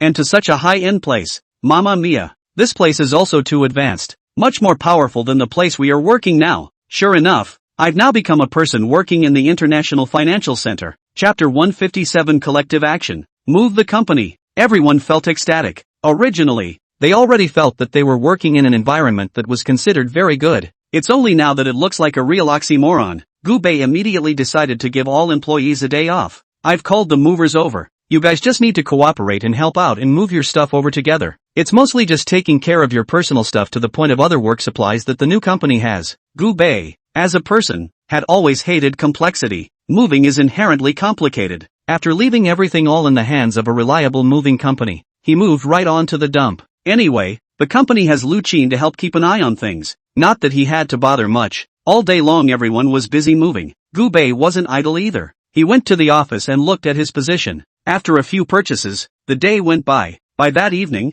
the company had put up a shiny name tag. The big GB group words were just too conspicuous. People walking by can't help but want to take pictures when they see this building. Even those old bosses have taken photos and sent them to their friends. They were all lamenting the opulence of the building, and each of them longed to own a building as chic as this one. Look everyone, what a luxurious building I saw today. It's really been a long time. I didn't expect a big shot to be so awesome as to directly buy a building. Take a picture and pretend this building belongs to me. All kinds of texts are appearing in everyone's circle of friends. They just felt so envious that they wanted to cry. Gu-bei doesn't brush the circle of friends much during the day, and he doesn't know that his building has become famous. It didn't take long for Lu Qin and the others to find out about it. They had pride in their eyes. Straight away, I posted all the pictures of myself taking selfies today. Moved to a new company today and this is a pretty good environment. Barely a 90. The boss of our unit is really generous. Bought a building at once. Next to work in a new environment. Go for it. It's not a bad building. It feels good to work here. Employees have been posting to their friends. Some with a more Versailles way of speaking. Envious of that group. Some people have a plain and unassuming circle of friends. And a few photos prove it all. Gu-bei tossed and turned all night. The next day there was a trip to the jewelry store. He was going to buy some jewelry to give away. He decided to give a set to each of the women who were somewhat involved with him. Just entered the jewelry store. The waiter at the door then greeted him, and the other party had a bright smile on her face, looking extremely enthusiastic. Gu-bei didn't say much either. Show me all the jewelry you have here that's in season. Hearing this, the face of the receptionist lady next to her also revealed a look of surprise, not expecting that a big customer had actually come today. Are you sure you want to see all the products we have here? The quantity is a bit much yo. Though the other party's words were tinged with surprise, his own movements didn't stop. Soon, the other party took out a large pile of beautiful ornaments and placed them in front of Gu-bei. These are our new models of the season. You can admire them, and if there are any you like, you can also try to wear them for a while.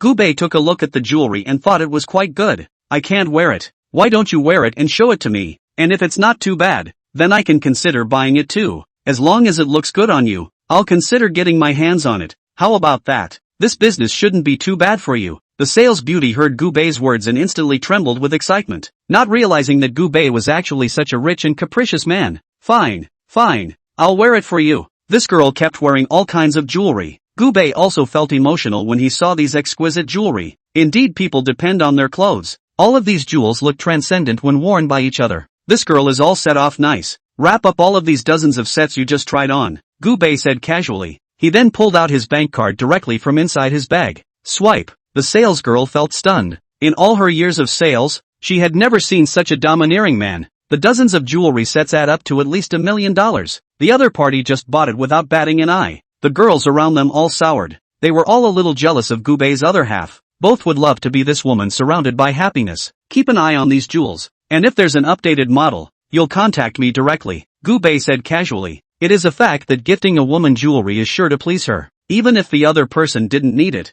that didn't mean he could stop sending it. He is a man who knows these things. Those next to them who hadn't thought about receiving Gu-bei now came over to scratch their heads. They all ran to the restroom in droves to touch up their makeup and make their faces red. Old boss, do you need me to introduce you to the jewelry? I'm a very professional. Do you need to leave a contact information of mine? If a new model comes out, I can be the first to contact you promptly on my side. I can get a lot of relevant discounts here, and I can get them for you at the lowest possible discount if you'd like. Old boss, you look at me chanting. My side for you to get good still do not need any matching. Hearing the slightly novel term of dispensing to show a puzzled expression, because he basically didn't shop much before and would never come to a high-end place like this to do so. So he doesn't really know what dispensing means. What do you mean by dispensing? Gu-bei asked inquisitively. Originally, when those cabinet ladies heard those words, they would more or less taunt each other. But not now. In front of them was the big man who could buy millions of dollars of jewelry at the drop of a hat. This kind of big shot is something they can't afford to offend.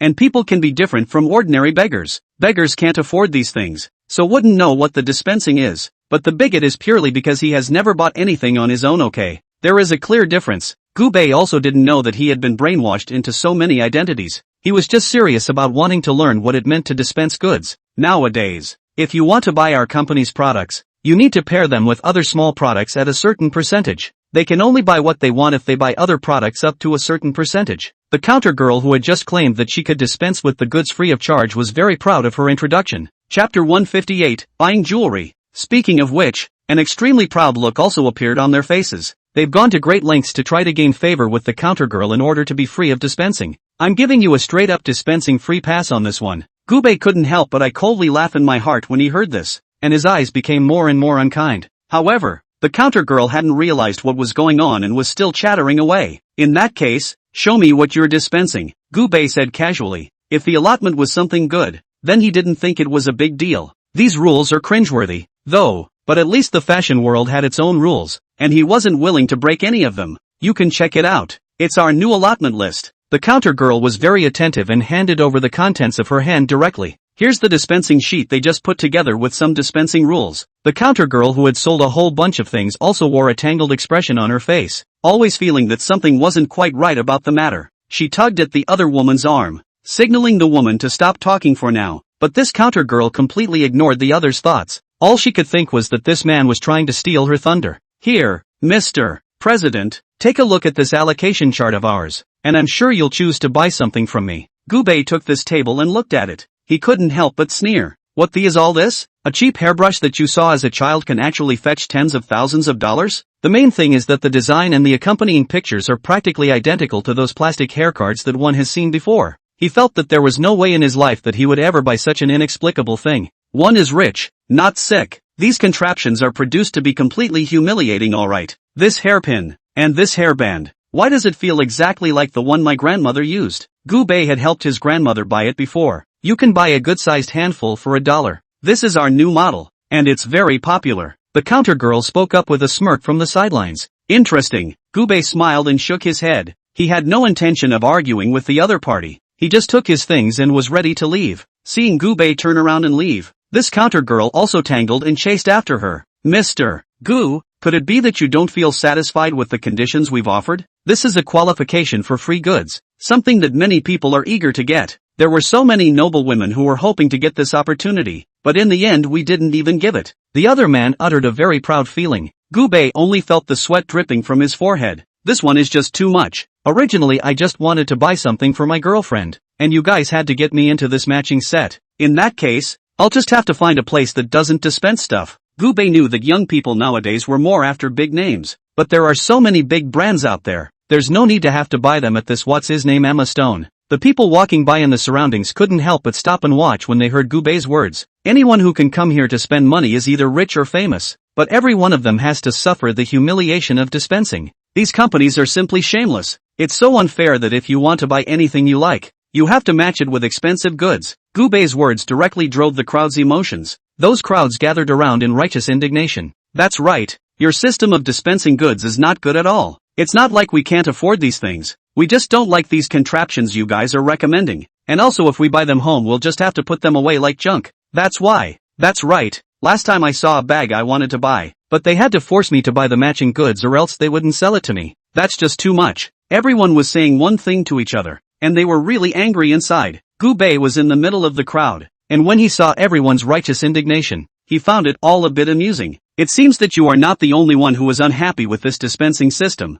Oh, this kind of store, it's better to close down early. Now finally someone has the guts to stand up and say these things. We all used to be so oppressed for these people. We should also be brave enough to fight back. We can't be bullied by these people at will. Everyone spoke with righteous indignation, one more excited than the other. Seeing how excited everyone was, Gubei couldn't help but reveal a satisfied smile. That's right, life should have the courage to resist, especially in the face of this kind of unscrupulous stores, but also should be brave to refuse. The counter girls in this store had always been a high and mighty presence, and they hadn't expected that they would suddenly be scolded. All of a sudden they got a little anxious. What's this for? It's supposed to be our rule to dispense goods here. If you can't afford to match the goods, just don't buy them. Why are you making a fuss here? The world is such a mess because of you poor people. The counter girl had just yelled angrily in annoyance, not caring what kind of situation she was in right now. The other locker attendants' faces turned green at this statement. There's something to be said for that, but not to be able to say it in public in such a grand manner. Once you say it, it's the same as being finished.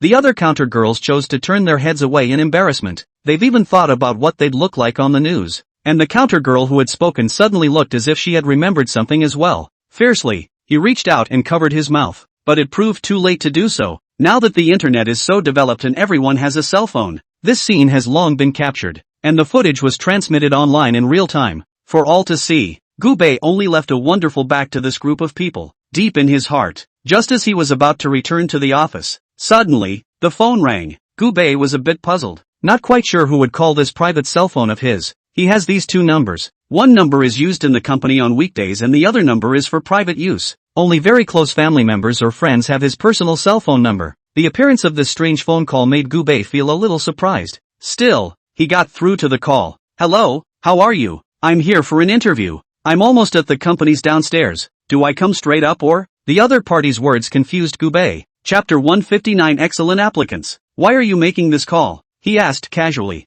The voice on the other side was sweet. I called a different number before, but it didn't work, so I changed it. There's nothing too wrong with the other side's explanation. Gubei didn't say much either. Since the other party has already come for an interview, it's just a matter of arranging it directly. Okay, then you come straight to that 4S store on the east side. I'll be right in front of the store. Gubei briefly communicated with the other party and hung up the phone. Since this sister had personally come for an interview, it was only natural for him to take a look at the other party's caliber. The girl on the other end of the phone was also slightly stunned after hearing Gubei's words. It's not clear why the person is asking them to go to a 4S store, but whatever, just do it. This company is offering a very high price for the position they are applying for, making it impossible to say no. With that thought in mind, she took a cab straight to the 4S store. Gubei drove his car and waddled to reach the store as well. Just collided with this girl. He saw this girl in a suit dress, standing very nervously in the doorway and looking around, and inexplicably thought the other girl was still a bit cute. Are you the Bai Yan Yang who came for the interview?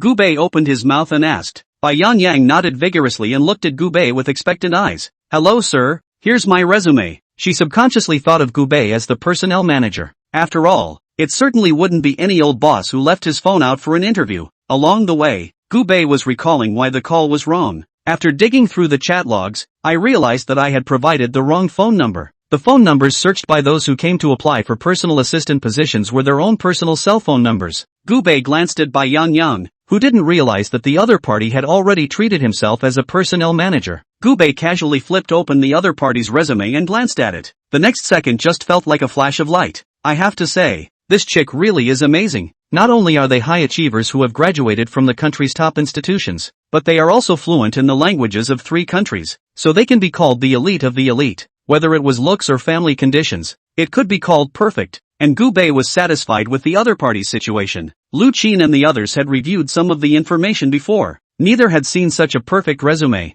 and to be honest, he'd had his heart set on it. Why do you want to apply for this position? Gubei casually opened his mouth and asked. For a high school student like the other party to apply for the position of personal assistant, it more or less seemed a bit of a big deal. Bai Yan Yang was slightly stunned, as if she hadn't understood what Gubei meant. I saw it written here that it pays $300,000 a year, so I thought I'd give it a shot. I just graduated from college this year and I don't have enough social experience yet, so if I can get a job that pays $300,000 a year, it would be an opportunity for me. Bai Yan Yang is well organized and speaks very logically. When Gubei heard it, it was indeed true. A lot of organizations nowadays need high achievers and also need the person to have years of work experience, and more importantly not too old. These conditions cumulatively, that's just out of this world. How do people have a lot of work experience as a young girl who just graduated? No work experience and no admission. This is simply a contradiction in terms. There weren't that many requirements here in Gubei. As long as the person was good enough, they could still admit him or her. Okay, first come with me to buy a car. Gubei casually opened his mouth and immediately afterward walked directly towards the inside of the 4S store. Taihara was supposed to be here to buy a car, and he just happened to be accompanied by someone who was in a great mood. Gubei had just entered the Rolls-Royce store. A crowd of beautiful women then gathered around as fast as they could. These sales eyes could be very sharp. They had already seen Gubei at the entrance early in the morning. It was just that Gubei didn't come in on his own accord, so they couldn't say anything. Now that Gubei had come close, of course they had to rush forward to please each other. Mr. Gu, you're finally here. I thought you'd forgotten all about us. Yes, Mr. Gu, how does the Cullinan you bought back last time feel to drive? If you need maintenance, just let us know and we'll provide a house call to take care of your car. The group of salesmen were extremely enthusiastic, itching to be able to stuff themselves into Gubei's arms. Gubei smiled cheerfully when he saw the crowd's appearance. The car is kind of okay and comfortable to drive. In fact, he bought that Curilon and basically never drove it himself. After all, he could take the company car for all his trips. For this Cullinan, he also went for a driver. The final conclusion is that it is more comfortable to ride in a car than to drive. This time he wanted to come and see if there were any similar cars left and was going to set up a couple of them for the company. After all, it's time to start a new company, and there's definitely a need for platitudes and whatnot. If you can't even get a decent car in the company, but it's just a bit of a shame.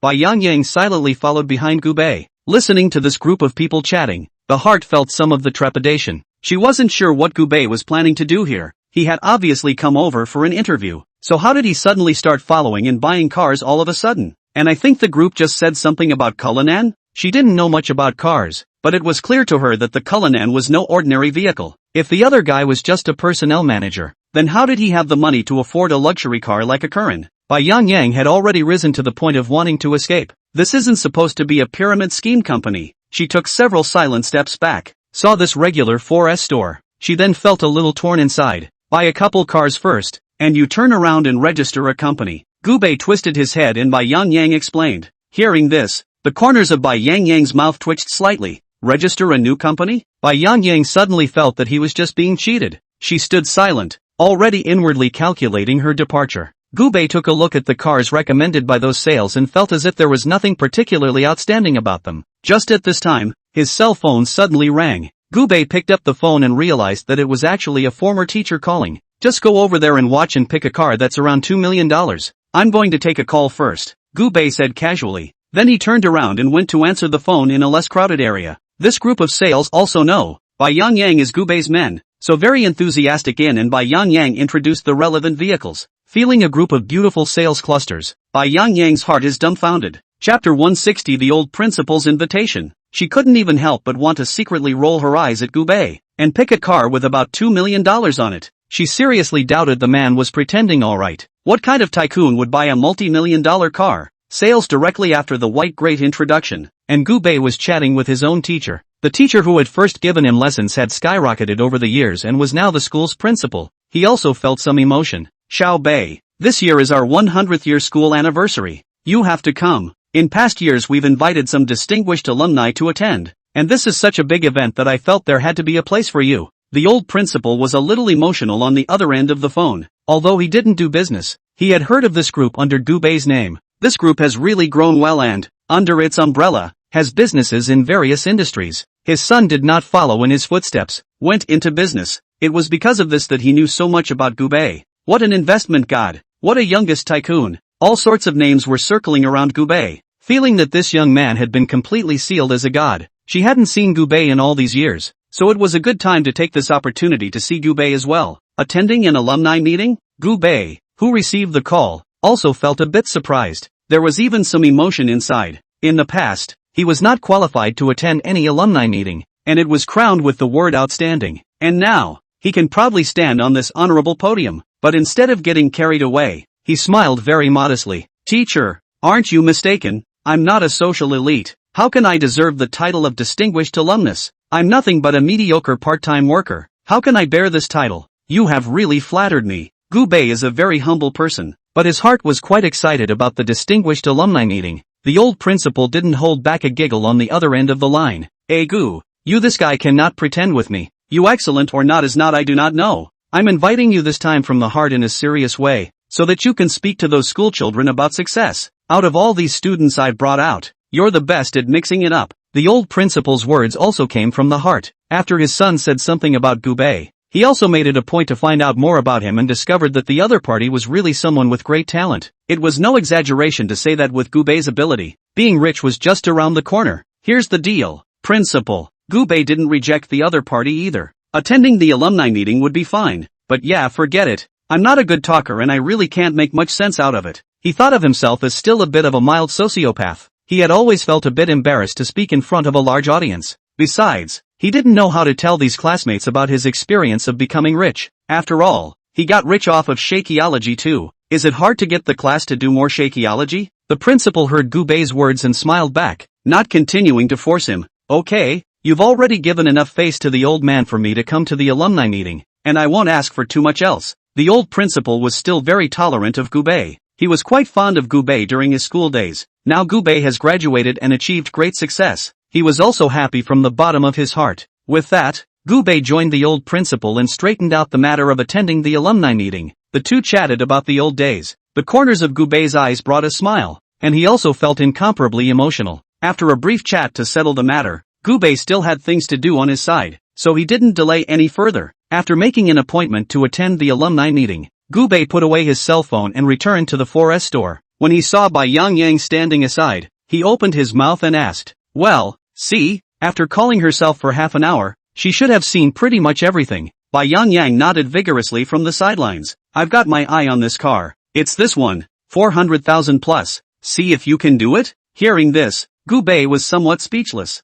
This little girl is trying to save herself money in a different way? Didn't I say I wanted a car around $2 million? A $400,000 plus car is just a bit of a drop in the bucket, Gubei said casually. At least it's your own company car, and it does seem a bit inappropriate that the price is so low. The salesman next to him showed very awkward characters. In fact, they knew Gubei's standards, so they had been recommending higher price points. But I didn't realize that Gubei's men had been working on those hundreds of thousands of ordinary cars. I ended up picking and choosing before settling on a 400k car. In the eyes of Bai Yang, this car is already considered very good. Gubei shook his head with some disappointment. It seemed that he really didn't act like a rich man. In fact, Bai Yang also has internal considerations. Even if Gubei how rich, that certainly did not reach the point of wealth can rival the country the place to save money or to save a province. I didn't realize you'd just been hired by me and you're already saving me money. That's great. I appreciate that very much. Gubei didn't say anything more, but just waved his big hand and didn't choose this car. I just saw a 7-seater Bentley, didn't I? Gubei twisted his head and asked. Sales immediately nodded yes. When Gubei passed by the gate earlier, see that car is the Bentley 7-seater. The car, at 2 million or so, just met all of Gubei's expectations. Mr. Gu, let me introduce this car to you. The beautiful saleswoman immediately walked out holding the tablet and began to seriously introduce this luxury car to Gubei. First, he showed Gubei the parameters displayed inside the tablet. Gubei was then taken up to the car for a tour. Feeling the comfortable seat, Gubei also felt quite satisfied. Okay, let's just take this car, straight off the lot. Gubei waved his hand in a big way, looking magnificent. Bai Yang watched Gubei's maneuvering with a dumbfounded look on the side. She didn't expect Gubei to buy a luxury car just like buying groceries. Hearing Gubei's words, excitement also appeared on the face of the sales, and immediately went up to Gubei in excitement to complete the formalities. This kind of refreshing customer of Gubei is really pleasing to the mind and body. Mr. Gu, does this car need to go on the company's account? Sales was upfront about the question. Some people buy cars that go on the company's books so they don't have to spend money. And by going off the company's books you're also able to do 24 interest-free installments. Hearing this,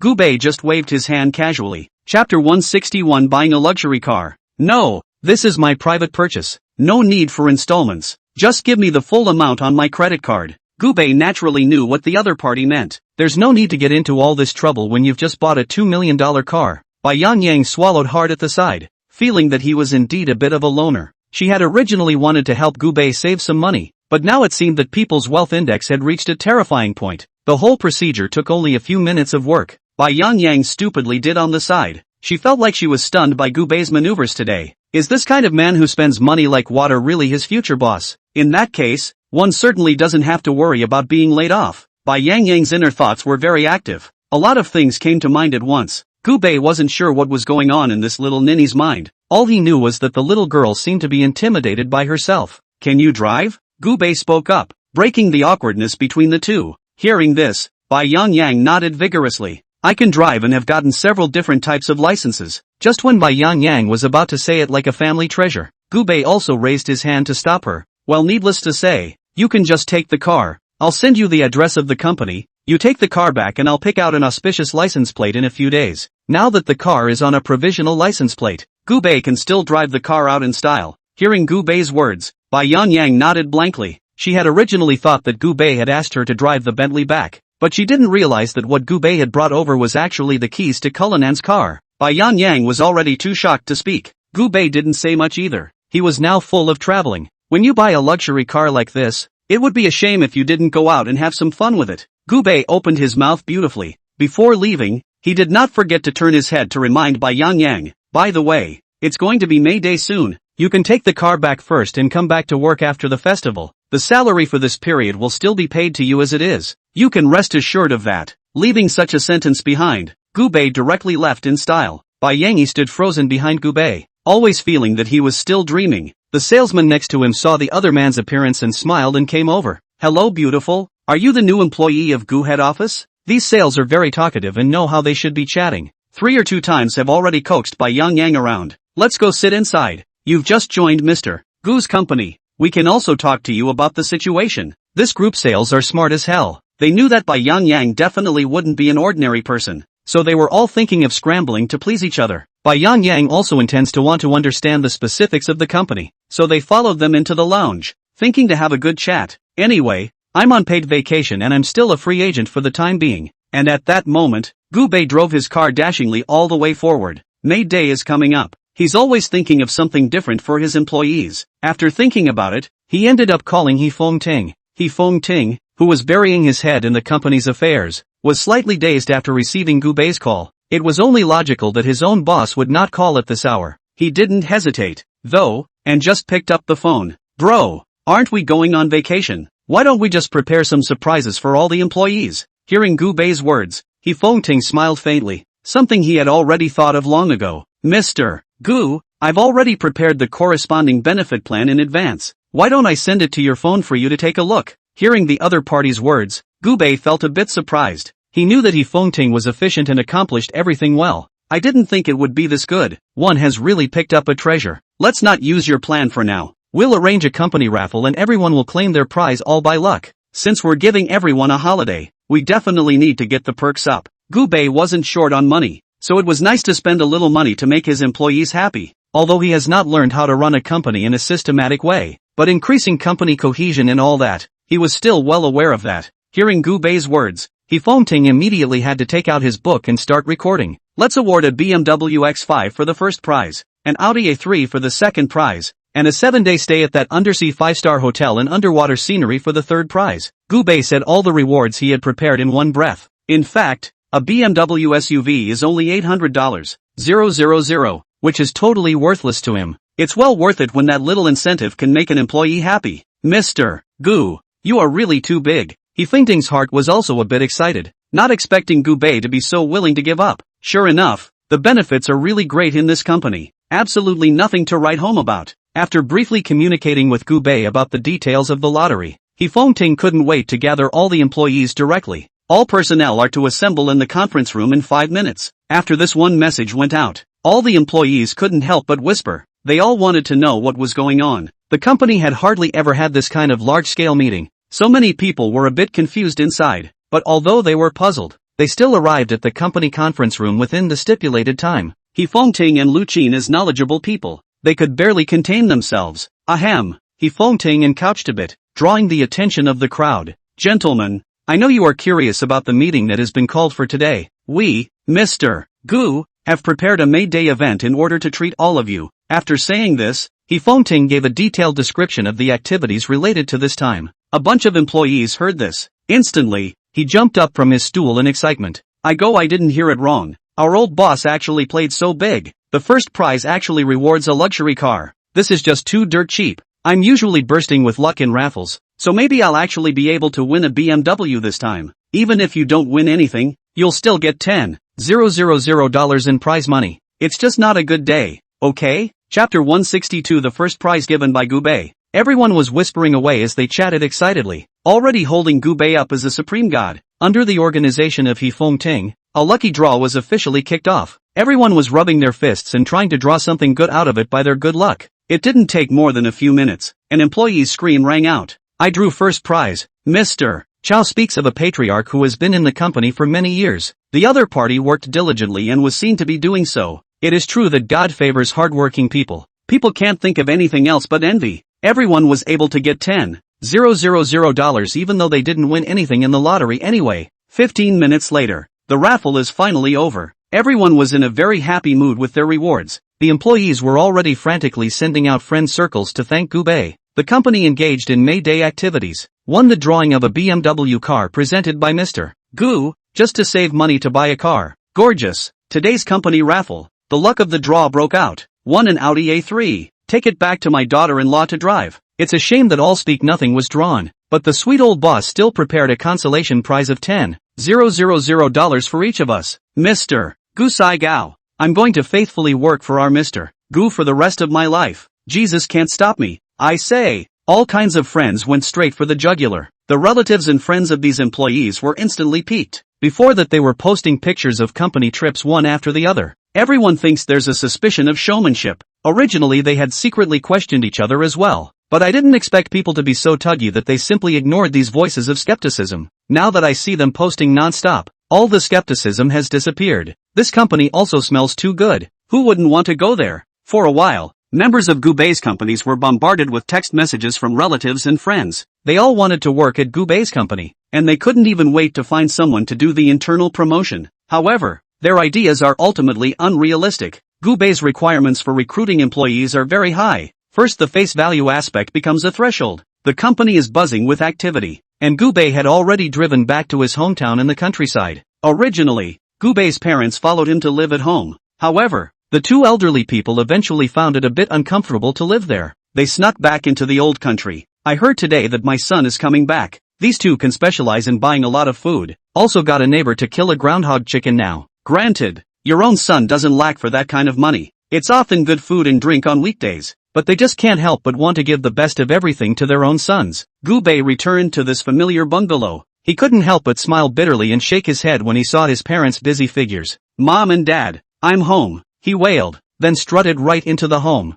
Hearing this, Gu's father and mother, who were originally busy, hurriedly ran out. Their faces wore a look of delight as they rushed forward to welcome their son into the house. I didn't expect you to be so fast. I thought I'd be delayed inside the city for a while. Mother Gu's face wore a bright smile as she gently patted the dust off her son's shoulders. If you guys lived over there with me, I wouldn't have to run around like this every day. Now want to see how long you guys still have to drive. Gubei deliberately spoke with some unhappiness. Gu's father was also a truthful person, and he scratched his head awkwardly. Don't young people nowadays talk about keeping their distance from their families? You're so old and still not in a relationship, so it's not affecting you if I stay there with your mom. Hearing his own father's words, Gubei almost didn't spit out a mouthful of old blood. I'm a handful of years old. Gubei laughed helplessly. Sure enough, parents are incomprehensibly old and time-sensitive. I'm not in a relationship because of you guys. As you all know now that my condition has also become better. Many people are rushing to my money, so naturally, I have to screen them properly. Gubei snorted, trying to fool his own parents. He couldn't tell his mom that he had a handful of girlfriends. That's a minute to get skinned by mom. The two couples heard what Gubei said and also felt that there was some truth to it. This society is indeed quite complicated. It is vital to see the character of others. So, don't think about so many things. Hurry up and go back with me. Without you to take care of me, I can't even live comfortably. Gubei's purpose this time was to bring his parents back. It's natural for a family to live together. What's the deal with living apart? After hearing that, the two Gu fathers and mothers looked at each other. I would like to go over to live but you also know that we have planted the land for a lifetime. This all of a sudden is still a bit not very accustomed to it. Your mom, I still want to plant here for a while, Gu's mother said in a somewhat far-fetched manner. Hearing this, Gubei didn't hold back and laughed outright. Then this isn't even easier. That new house I bought came with a big estate where you can garden to your heart's content. I was afraid you wouldn't have the heart for farming by the end of the day. Gubei's newly purchased house was so big that if he wanted to plant a field, he wouldn't be able to finish it even if he sowed it for a few days and nights. Seeing that his own son was already so gracious in his invitation, these two laughed and shook their heads as well. Well, since you've already said that, wouldn't it look a little bad if we didn't agree? Gu's mother actually still wanted to live with her son, just that there was some concern that it would make her son feel uncomfortable. Since Gubei's words had already reached this point, there was naturally no need to be overly melodramatic. Alright then, I'll go pack up my stuff first. We have so much clutter here it's going to take forever. Gu's father smiled and prepared to collect his things. At this time, Gubei reached out and stopped him. Don't worry, isn't it just some small things? I've already contacted the moving company, and someone will personally come to your home to help you move it then. All you have to do is keep an eye on them. If you don't have the money to do it yourself, then you can only honestly work on your own. But now that one's financial situation has improved, then why should one make one's parents work so hard? When it's time to enjoy, it's certainly time to enjoy. Hearing their son's words, the two families didn't dwell on it too much. and they simply chose to lie flat. Yes, their son has made so much money, why are they still so petty? It's a shame for their son. Chapter 163, Moving to the Grand Manor. The two families went straight back to the kitchen and cooked for Gubei. They didn't forget that their son hadn't eaten yet. I fried a sharp pepper chicken and made Gubei's favorite hot and sour potato shreds. Also killed a duck off the spot from a neighbor and made an old duck soup.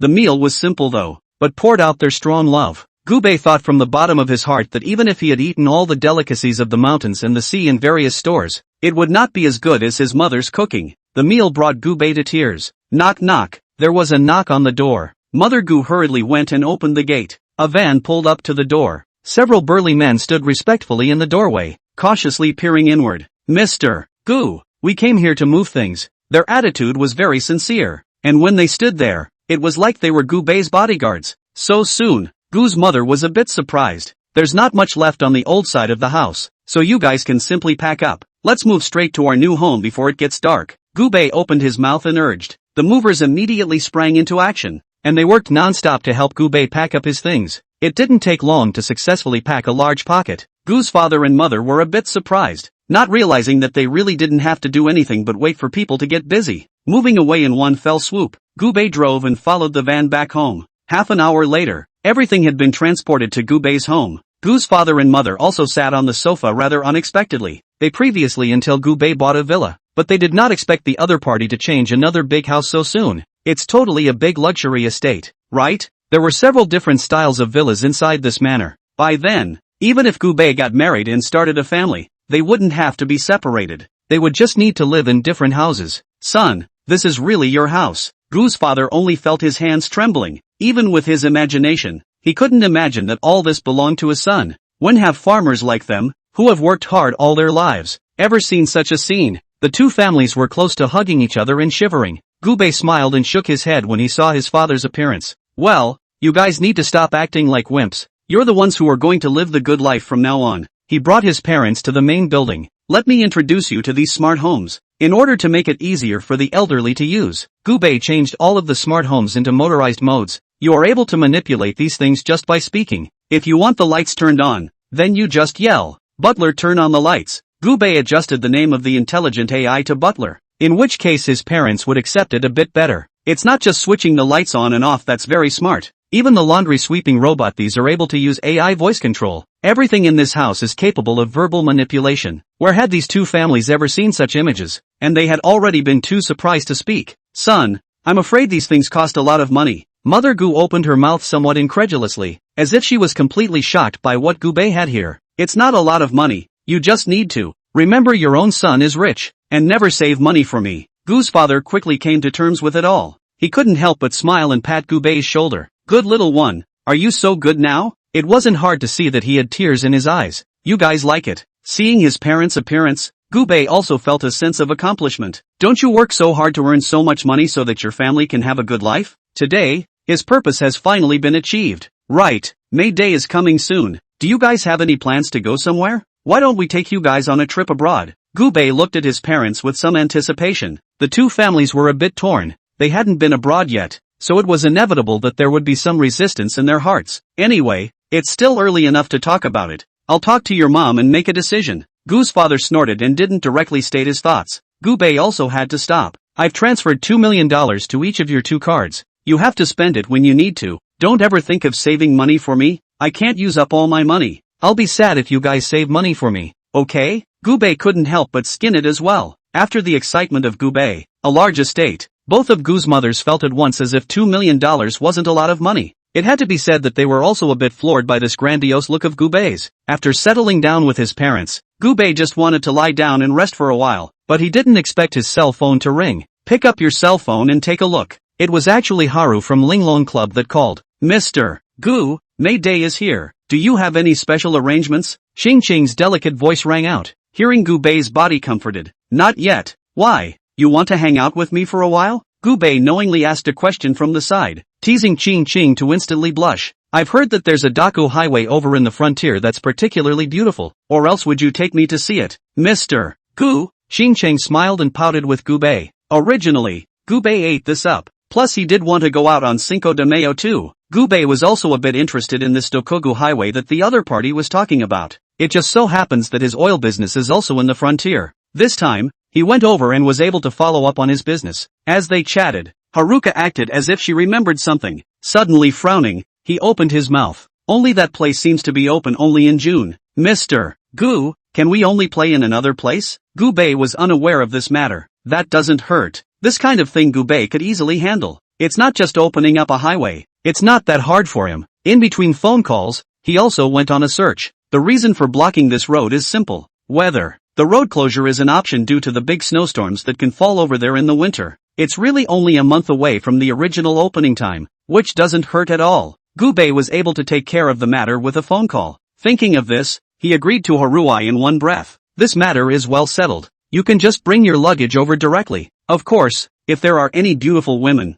you can also bring them along. It's a long way to go, and it's definitely not very fun if it's just that many people. If there are a lot of beautiful women, it's a different kind of wonderful. Chapter 164 Departure for Frontier Travel. After a few words, Gubei hung up the phone. He spoke directly to Mr. He sighed about his trip. Mr. He was a cool guy. He directly wrapped things up without saying a word. Mr. Gu, don't worry, I'm familiar with that side. When you pass by my side to say hello in advance, surely you can put you over. Mr. He and Gubei have a business relationship. He could to all treat Gubei as a money tree. Gubei's request would naturally be completed without any reason. After fixing everything, Gubei closed his cell phone with satisfaction. The driver is also arranged and the road has been cleared. Now all one has to do is wait quietly for the next day. The next day, the two Gu mothers got up early. They talked about it all night and decided they wanted to go to the beach. After making Gubei a loving breakfast early this morning, he slipped away with his luggage. As soon as they had left in front of them,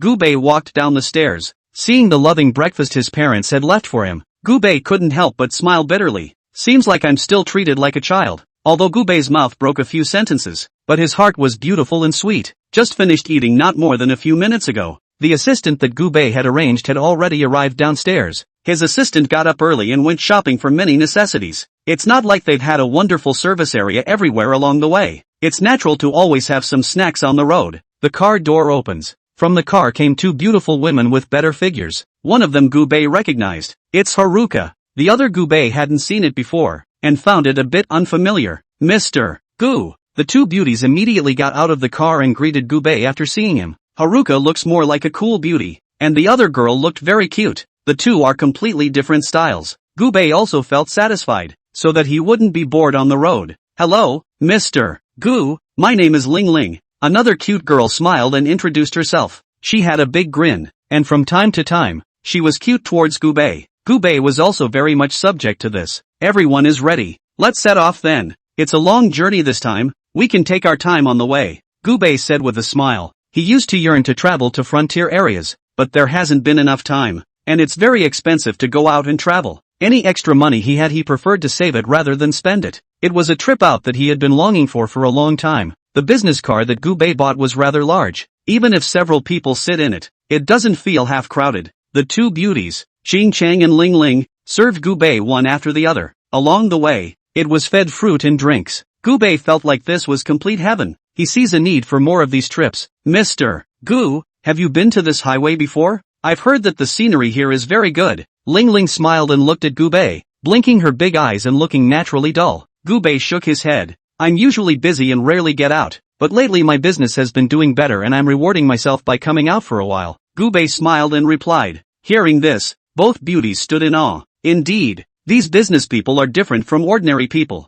These holidays are their busiest time. It seems as if it's normal not to go out and travel on weekdays. Mr. Gu, there's no end to the money. Life is so short. Of course we should have fun in time. Ray righteously chimed in. Looking a little serious, Gubei sat on the side and nodded. And he had to say that this sentence was really quite reasonable. Mr. Gu, what kind of business are you in? I'm a person who is rather short-sighted, and I don't really know some powerful bosses yet. Ling Ling usually have nothing to do on the live broadcast. Really do not know much powerful boss. Just know some small fish and shrimp just. Looking at Gubei like this, Ling Ling was sure that the other party was an unabashedly rich man. It would be great if she could gain Gubei's favor. This question made Gubei think for a long time. What exactly does he do? All he could say was that he was in business. Since he was involved in such a wide range of business sectors, he couldn't tell for a moment. Just a little business, all small. It's hard to make some money and you want to use it to spend it again. Gubei said jokingly. The two beauties didn't want to believe what Gubei said.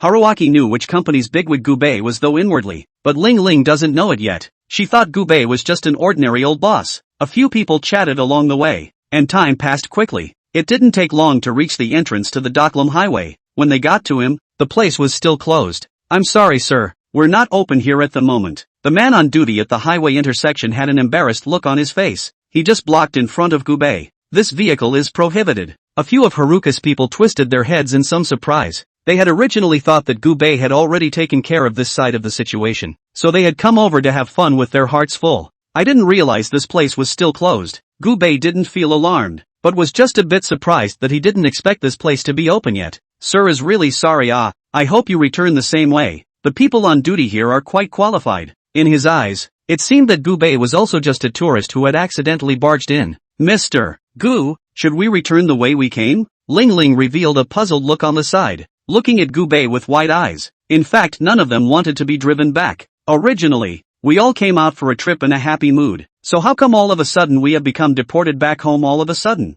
Gubei froze slightly, then reacted. He forgot to identify himself to the other man. Thinking of this, Gubei rolled down the window. He smirked and looked ahead at the duty officer. My name is Gubei. I spoke with the person in charge of your place earlier. Gubei after saying his name. The next moment, the duty officer was dumbfounded. He shuddered. Mr. Gu.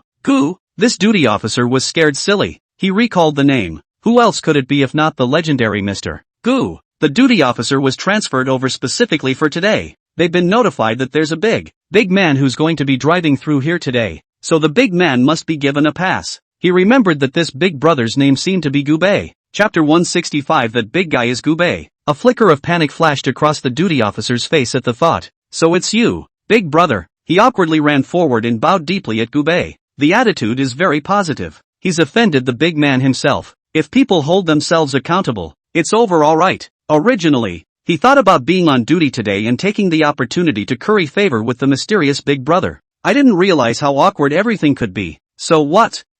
He wanted to explain a word to Gubei, but felt as if his words were so powerless. Gubei didn't have any intention of getting into it with the other party. Originally, this place was not open to the public, but now that a path has been opened up specifically for them, it's not easy. No big deal. Gubei had just finished saying this. Then a man in a suit ran out. He had an anxious look on his face and hated all the people on duty today. He also didn't expect this kind of inexplicable accident when he had already greeted them in advance. Mr. Gu is really sorry. Our staff training here is not in place, making you have a bad experience. This man is the junior supervisor of the Doklam Highway. He is primarily responsible for the operation of this road. Seeing the other party in a hurry, Gubei just calmly waved his hand. Nothing, since the highway is open. We can go in, right? Gubei raised his eyebrows and looked ahead. He was able to see the beauty of this highway from a distance. The road is surrounded by all kinds of beauty and just looks appealing. Hearing this, the supervisor gave a very frightened smile. He didn't even dare to face Gubei head on now.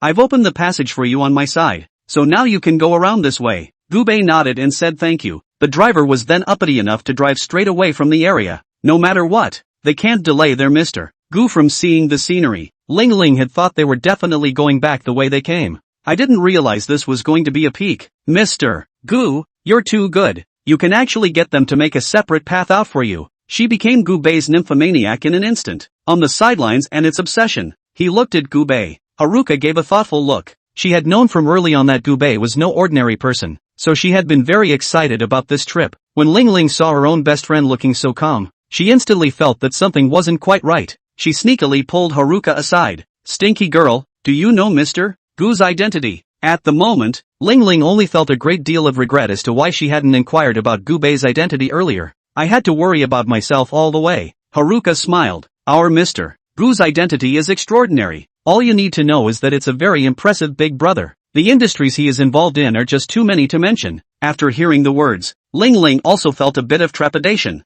I didn't realize that the men I was exposed to were actually that good. Thanks to herself, she had treated Gubei as an ordinary rich man before. Now it seems that I really have my eyes on the world. Gosh, I guess I really am alone in this. Ling Ling's eyes became somewhat ambiguous as she looked at Gubei for a moment now. Originally, Ling Ling had thought about developing a good relationship with Gubei, and now after being so bullish with Gubei's identity, this thought became even more intense. If he could gain the favor of such a big shot, he would definitely be able to take his live broadcasting career to the next level. People of this level of Big Brother, casually reward can be $1 million to start. Thinking of this, Ling Ling couldn't help but think of the rewarding bigot that appeared some time ago. The other side is cloaked in a vest. It's not clear who's really behind it, but people are rewarded with hundreds and thousands of millions of dollars every time they make a move, which can make them, the group of anchors, greedy. Gubei wasn't sure what Ling Ling had in mind. It was even less clear to him that the big man Ling had been trying to find would be himself. Gubei was the big rewarder that Ling Ling had seen earlier. It doesn't hurt to bounty millions of dollars a minute. The group of several people soon entered the Doklam Highway. Gubei also began to appreciate the surrounding scenery. I have to say, the highway is truly beautiful. They say to come to the frontier in the fall, because in the fall this place is especially beautiful. There are golden fallen leaves everywhere, fruitfulness everywhere. The most beautiful girls can be seen in this place, being able to eat the sweetest fruits. The three of them were enjoying the scenery while eating the various fruits that the supervisor had brought up earlier. Gubei even ate all kinds of expensive fruits, and I can't help but marvel at the fact that the fruit is truly delicious. The fruit from the other side is totally pure sweetness, not a hint of fruity acidity. This fruit is his favorite. Here, a quiz for you guys. Gubei pointed to the grapes on the side. Whoever is the first to answer this question correctly, I'll reward her with a house. Hearing Gubei's words, Ling Ling and Ching Ching both instantly became excited. They also didn't expect Gubei to be so generous. Mr. Gu, I'm fully prepared. Yeah, you just go ahead and say it. The two little nieces were so excited that they felt happy just thinking about Gubei's reward. Why is it that the fruit in this place is so much sweeter than in those places of ours? Gubei asked a very simple question. This is actually a very easy question to answer, but both Ching and Ling came out to work at a very young age. Can't really answer a common sense question like that. But Haruka was prepared. She immediately raised her right hand high. I know the question. Haruka smiled and came up to Gubei. I used to do rundowns before I came here. The fruit here is much sweeter than in the outside world because of the sunshine. Haruka smirked. Inwardly, I was also impressed that I was lucky to have done my science ahead of time. Otherwise, you won't get the house yourself. Good answer. Go back and pick out a house for yourself. Anything up to $5 million. Gubei smiled and opened his mouth, casually giving away a house of great value. It was as if $5 million was only worth 50 cents to Gubei. After hearing what Gubei said, Ching Ching couldn't help but directly hug and kiss him. Feeling each other's passion, Gubei just smiled slightly. As it turns out, women are just easy to coax. It's just a $5 million house. Just be able to get them to kiss themselves with pleasure. It's a good deal. Chapter 166, a top-class B&B for tens of thousands of dollars a night. The vehicle was traveling at speed. After a couple hours, the driver's voice rang out from the sidelines. Mr. Gu,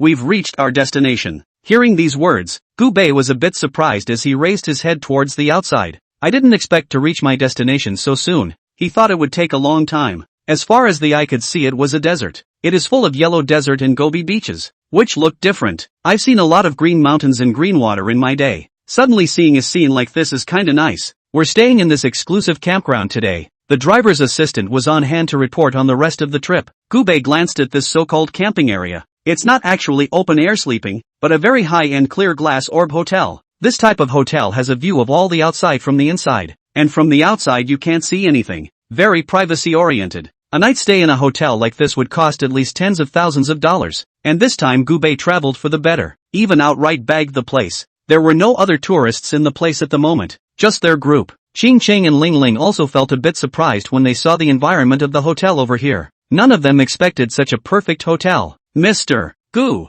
you're just too handsome, aren't you? Actually wrapping up the show. I've always read about this place in the little green book of science before, but never got a chance to play here. Today is just a day to dip your toe in the water and get to come here and have a little fun. These two sisters were so excited to get out of the car and run around the hotel. Gubei couldn't help but reveal a bright smile even as he looked at the two of them. The environment of this place was indeed quite nice, and even someone like him, who was used to seeing luxurious environments, found it somewhat pleasing to the eyes. It's actually still a bed and breakfast. This place can't really be called a hotel in the true sense of the word, because it doesn't have much of a rating. It can only be called a bed and breakfast. The shopkeeper had already been waiting for Gubei at the door with playful anticipation. Gubei was a big and important client of his, so he had to treat him well. You're here, Mr. Gu. After the shopkeeper saw Gubei, he immediately revealed a look of excitement. He ran to Gubei as fast as he could and took the luggage in his assistant's hands in passing. I've got the best seat in the house for you. We have a very good view of the night here, and at nighttime you will see a sky full of stars.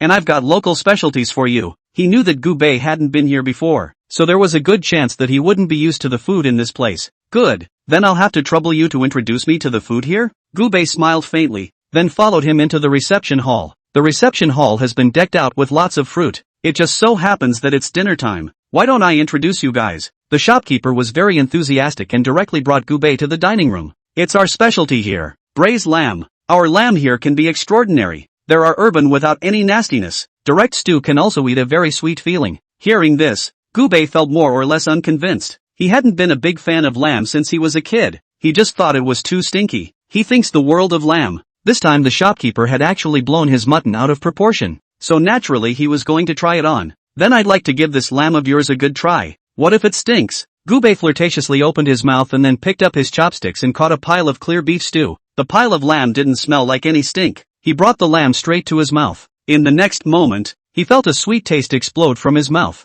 The lamb really didn't have the approved zen bits, but was all about the sweet, clean flavor. In this way Gubei felt very surprised. He had never thought that there would actually be this kind of lamb. He couldn't control his taste buds just before he started eating. The two of them, Haruka and Ling Ling, also revealed puzzled looks. They knew that Gubei was someone who had seen the world, and by all rights, wouldn't care so much about a pile of mutton. But the other party actually went on to take a second bite of lamb after finishing it. Enough to see how good the lamb in this one really is. The two sisters were also a bit unable to resist. They directly picked up a chopstick of meat and took a big bite. The other assistants and drivers chowed down on the meat and gulped down goat's milk. Those who don't drive choose to drink beer. The wine here was nothing like what they usually drank. It was high proof and came on strong. In 3 or 2 tries, several people had already been drunk. Since we are all staying the night today, we are all more relaxed. A little drink or something is allowed. Still, there were a few people who stood tight and didn't drink. It was to prevent Gubei from taking a road trip.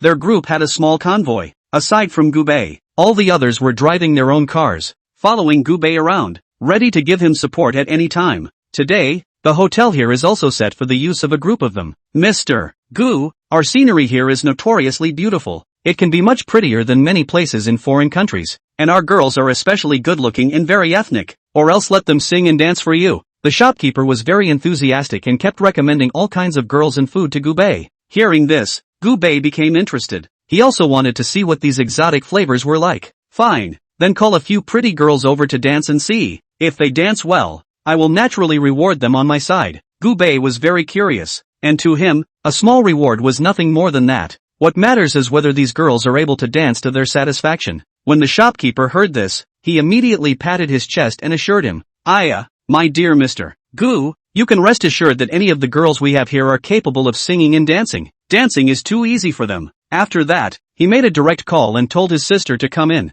The family had opened a bed and breakfast here, and my sister and a couple of girlfriends were dancing for the guests. That's kind of their specialty. Gubei didn't expect that a few girls in ethnic dress would come in so soon. They sure looked very ethnic and looked like foreigners. Dear Mr. Gu, want to join us for a dance? The shopkeeper's sister opened her mouth to invite Gubei. Chapter 167, Dance for Mr. Gu. Seeing the other side so enthusiastic, Gubei subconsciously waved his hand. Making money and all that is not a problem for him, but forget about dancing and stuff. He really doesn't know anything about it. Just afraid that I'll feel humiliated when I'm caught on stage. The group of dancing girls didn't have to force Gubei to join in with them. They danced and sang to Gubei very enthusiastically. Hearing the wonderful singing, Gubei also felt in a happy mood. Mr. Gu, I peeled grapes for you. Mr. Gu, I've shaved off all the mutton for you. The two of them, Haruka and Ling Ling, were not to be outdone. They'd love to get up there and dance, too, but I'm afraid they'll not be able to steal the show from the locals. Seeing these two attentive sisters, Gubei suddenly felt as if it was so good to be a dim-witted ruler. Okay, you two don't need to serve me exclusively. Go up and dance. Let's see which one of you has better dancing skills. He took a big swing. The two girls immediately took the stage. Originally they were dressed cool. They changed into a little dress just for the stage. As her body twisted, the skirt just flew right up. Gubei also had a great time. Yes, he couldn't help but applaud the bevy of beauties as well. I have to say, the wine and the view paired with the beautiful women was a perfect match. At the moment he had the feeling that he wanted to stay here permanently. If he could enjoy this kind of image every day, would he be a complete tyrant? The group tossed and turned until midnight, when they returned to their rooms. Originally each had their own room, but, after nightfall, Ching Chong wore a bathrobe and secretly found Gubei. The hotel house here is good everywhere. The only thing is that the soundproofing is not good. The movement of the two was heard throughout the camp. For a while everyone felt a little sleepy. Ling Ling got up from the bed as an afterthought. All she felt at the moment was catching up. Sure enough my Dao is still shallow. She didn't know exactly who had run to Gubei. Just hated myself a little for actually sleeping honestly. I can't believe I missed such a good opportunity. I'm so stupid as a pig. Ling Ling also had an idea that was slowly sprouting within. There are so many days ahead anyway. One could totally cultivate a good relationship with Gubei. After May Day, make sure you make yourself one of Gubei's many girlfriends. With that thought, Ling Ling covered her ears and fell into a deep sleep. The night passed quickly. Early the next morning, Gubei went to the restaurant in a refreshed state. The other employees are getting up one after another. Gubei saw the dark circles under the shopkeepers and other people's eyes. A somewhat puzzled look was revealed. What's the matter with you guys? Been up all night? He still cares very much about the other guy. Since everyone else was sleeping very quietly, Gubei didn't hear any sounds coming from the other rooms. An odd sound rang out from the room where Gubei was the only one. He didn't even know about the poor soundproofing. The shopkeeper smiled awkwardly. Yeah, I haven't been able to sleep well last night. What about you? He asked a question knowingly. Gubei had fought until late last night. Probably didn't sleep well either. I slept pretty well last night. Gubei smiled. He actually slept quite comfortably. He hadn't slept for a few hours, but it was a nice place to be, and with the fresh air, he'd gotten a good night's sleep. Haruka wriggled out of the way as well. She came to the table sheepishly. After seeing the dark circles under her own sister's eyes, Haruka was a bit surprised. Ling Ling, what's the matter with you? Didn't you sleep last night? Haruka felt surprised. This girl is a big fan of eye care on a regular basis. I can't believe I have such a big black eye today. It's just weird, isn't it? Ling Ling didn't know how to answer that question either. It could only be brought off with an awkward laugh. Gubei was sitting upright at the dining table. That's when the shopkeeper also served a special breakfast. This is their freshly baked naan. We usually eat this kind of naan in the morning here, or a toasted bun with a glass of fresh camel milk. It's just beautiful. When in Rome, do as the Romans do. Mr. Gu, want to try? Hearing the shopkeeper's introduction, Gubei nodded. I've heard that freshly baked roasted sacks are very tasty. That thin, crunchy texture makes for a memorable meal. Gubei picked up a piece of roasted naan that was bigger than his face and took a bite. Sure enough, this flavor is very pleasant. Crunchy texture and rich aroma. The flavor of the wheat just explodes in your mouth. It's just not cool. He took bite after bite. In a matter of minutes. It's amazing that you've already eaten that big piece of naan clean. Try our baked buns. They're stuffed with mutton and have some skinny teeth in them. Hearing this, Gubei was a bit puzzled. What is this leather teeth thing? It's obviously a local dialect. He was a little hard of hearing, but still picked up the toasted bun and took a bite. Then he realized what the other man was talking about with the leather teeth. Mr. Gu, we uniformly call onions leather teeth on our side. Gubei smiled. The onions here taste pretty good. Not spicy at all. Instead, it's light with a hint of sweetness. The fruits and vegetables here are so memorable. Just at this time, the shopkeeper's sister also walked out with a pot of tea. The other man was holding a pot of what looked like crimson tea. Gubei also smelled an aroma. Mr. Gu, this is the local specialty milk tea I personally made for you. Having said that, she pulled out a cup and poured a large glass. This is our local specialty milk tea. The taste is very special. Different from what you all drink. Gubei also wanted to try the specialty milk tea here. Pick up the cup and take a big gulp. The next moment, his expression became a bit odd. This milk tea is really different from what you usually drink. In the past, he drank sweet milk tea, and today's drink was actually flavored with salt. This odd texture made him smack his lips as well. How about it, Mr.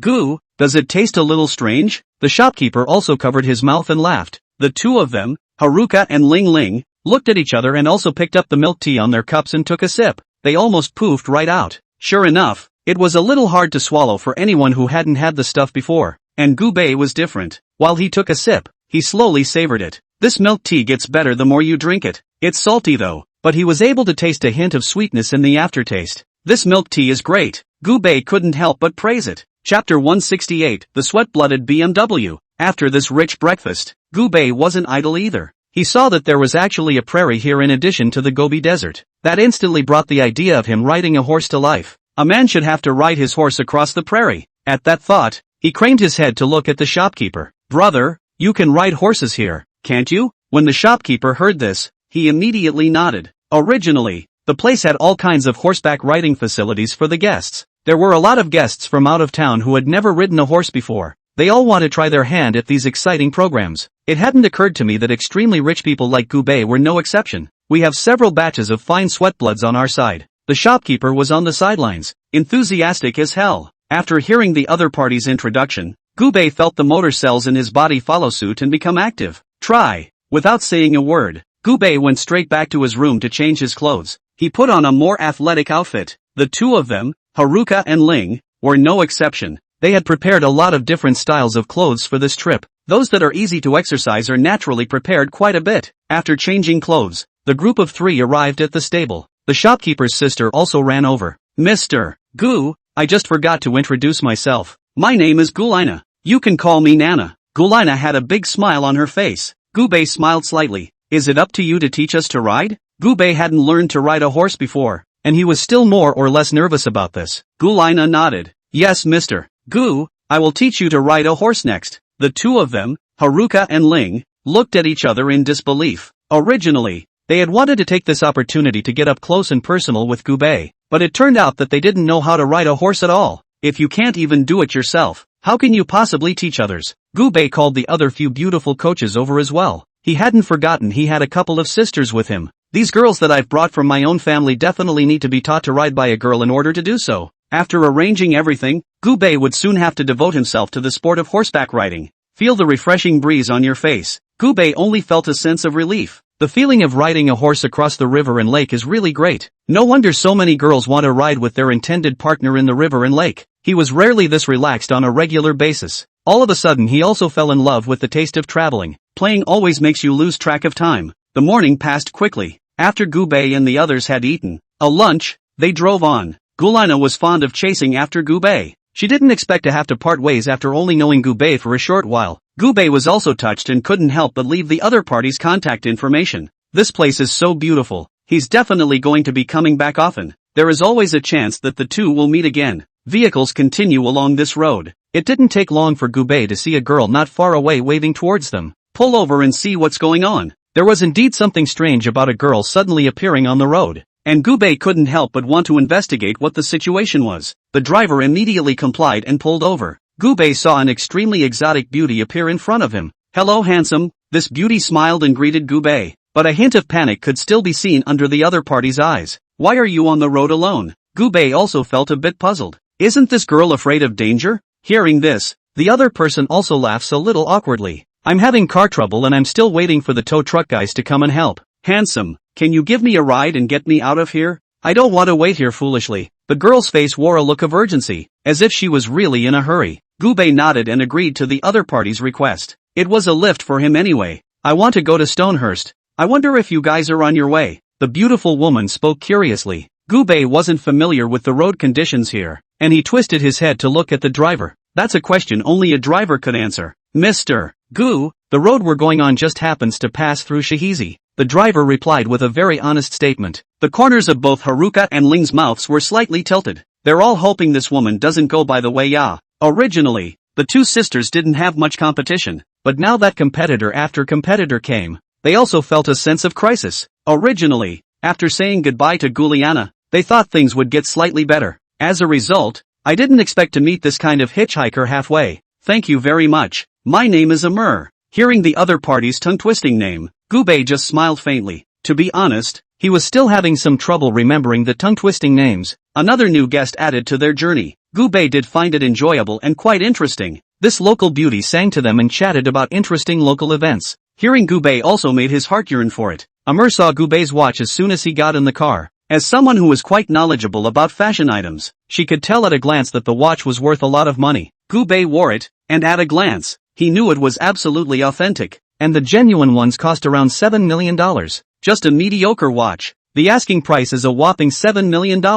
It would be unbelievable for anyone to say, but it's biased and it's true. Amur had already had some thoughts about Gubei. Who wouldn't love a handsome young man like that? She fought to express herself all the way and kept making secret glances at Gubei. Gubei naturally had a come-hither attitude towards all of this. Be a scumbag. Don't initiate. Don't reject. Don't take responsibility. Of course, Gubei wasn't such an unreasonable person. Every woman who has been with him has been treated well, at least with the house and car and all that. He never shortchanged anyone. All the way. Amur steals all the limelight straight away. 3 hours later, the driver's voice rang out. Mr. Gu, Shihizi has arrived. Hearing this, Gubei was a bit surprised. Not expecting such a fast speed. In fact, the drivers are not really going too fast anymore. They are affecting an even, low speed in order to make the car drive a little smoother. The original territory was so large that they wouldn't be able to finish wandering around the place even if they played for a few days and nights. As soon as I heard that the other side's destination had arrived, a trace of excitement flashed across the faces of both Ling Ling and Ching Ching. This powerful love rival was finally going away, and they were much less stressed. Amur got out of the car fondly. Chapter 169 Exoticism. She stared back at Gubei 3 times a step, with a very reluctant look in her eyes. Mr. Gu, we'll be in touch again in the future, right? Gubei nodded. I'll contact you when I'm next here to hang out. The girls here are all prettier than one another. Gubei had already been dazzled by the sight. He vowed that he would have to come back here and play again. Let's rest here too. Gubei also spoke up. The driver naturally carried out Gubei's orders unconditionally. Soon the car was parked in the service area. Gubei followed Amur and went directly to the small forest not far away. There weren't many people here, and Gubei wasn't worried about compromising his privacy. It's just as well that Amur is pretty. The figure was much more positive than any of the girls he'd met. It was hard for Gubei to give up a beauty of this caliber. Gubei was gone for 2 hours. Ling can be a sight for sore eyes. Haruka, on the other hand, sat very calmly on the sidelines. You don't have to look. At least 2 hours to start. I think we can play a game and wait. She had a good understanding of Gubei's control of time,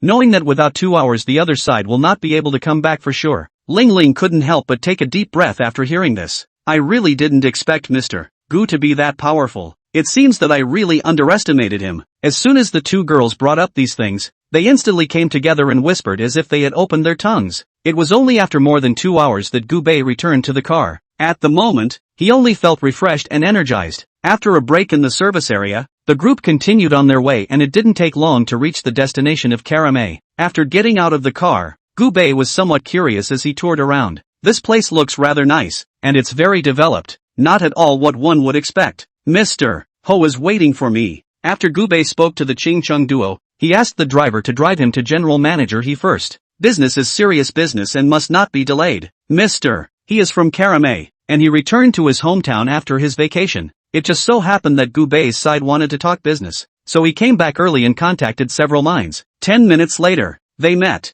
The meeting place was naturally the mine for which this place is famous. Gubei wore sunglasses and got out of the car. When Mr. He saw Gubei, he immediately greeted him with a warm and enthusiastic greeting. Mr. Gu, I didn't expect you to come so quickly. He smiled and greeted Gubei. He then took out a bottle of specialty milk beer and handed it to Gubei. It's our local specialty milk beer. It tastes like beer, but it's kind of like drinking milk. There are a lot of people who can't get used to drinking it. I don't know if you can get used to the flavor. Hearing this, Gubei became interested. He had heard of this thing called milk beer before. It seems to be a match for some kind of bean juice. 2. Gubei opened the can and took a big gulp, just in the mouth. This does have a bit of a strange texture. However, after 2 more sips, Gubei felt that the flavor was quite good. At least it's more acceptable than one might think. It tastes pretty good. Gubei took 2 more cans from the side and handed them to the Chingchung duo. They didn't drink the stuff either. The 2 drank emojis right on the spot. Gubei laughed and didn't say anything more as he directly followed Mr. He into the mine. This is the largest area of coal mining we have in Klamath. We are an oil city, but we have a lot of oil resources. And what you see now is just a part of the coal mine that has been shipped away. As long as we work together, there will be a steady flow of coal being shipped out of here, and our wallets will swell. Mr. He looked at Gubei with some anticipation. In fact, he had always wanted to have a deep level of cooperation with Gubei, and he wanted to seize this opportunity. Gubei walked while admiring the scenery over here. I have to say that even though this is a coal mining area, it's a great environment in every way. All of their facilities were perfectly done, and Gubei couldn't help but marvel at them. We have oil here that we can show you, all of very good color. The group of people also visited the oil site. Gubei took a look at the data detected, and it was indeed rated very high. He nodded in satisfaction. It looked like his investment program could continue. This mine is still very good. Keep making additional investments. He opened his mouth with a grin. Additional investment, then you will be able to earn more. It was just a matter of moving a finger for Gubei. Hearing this, a look of delight flashed across Mr. He's face, and he couldn't wait to take out the contract from the side. Well, this is a newly drawn-up contract on our side. We can sign a long-term lifetime contract. Gubei agreed directly after glancing at the contents of the contract. Make it bigger and stronger, and make it great again. Investing a small amount of money to be able to have a great return was a good choice for Gubei. After the tour of the mine, Mr. He was very enthusiastic and intended to invite Gubei to have lunch with him. Since you've already arrived in Klamath, I'm sure I'm going to treat you to one of the specialties here. Mr. Ho has been well prepared for a long time. Everything was organized properly, including beautiful women and whatnot, all in their places already. Gubei smiled, nor did they refuse each other's invitations. He was also quite interested in the specialties here. Having tried the beef stew before, he also felt a bit left out of that flavor. Seeing that Gubei agreed to have lunch with her piece, excitement also flashed across Mr. He's face. He rushed to the phone to set it all in motion.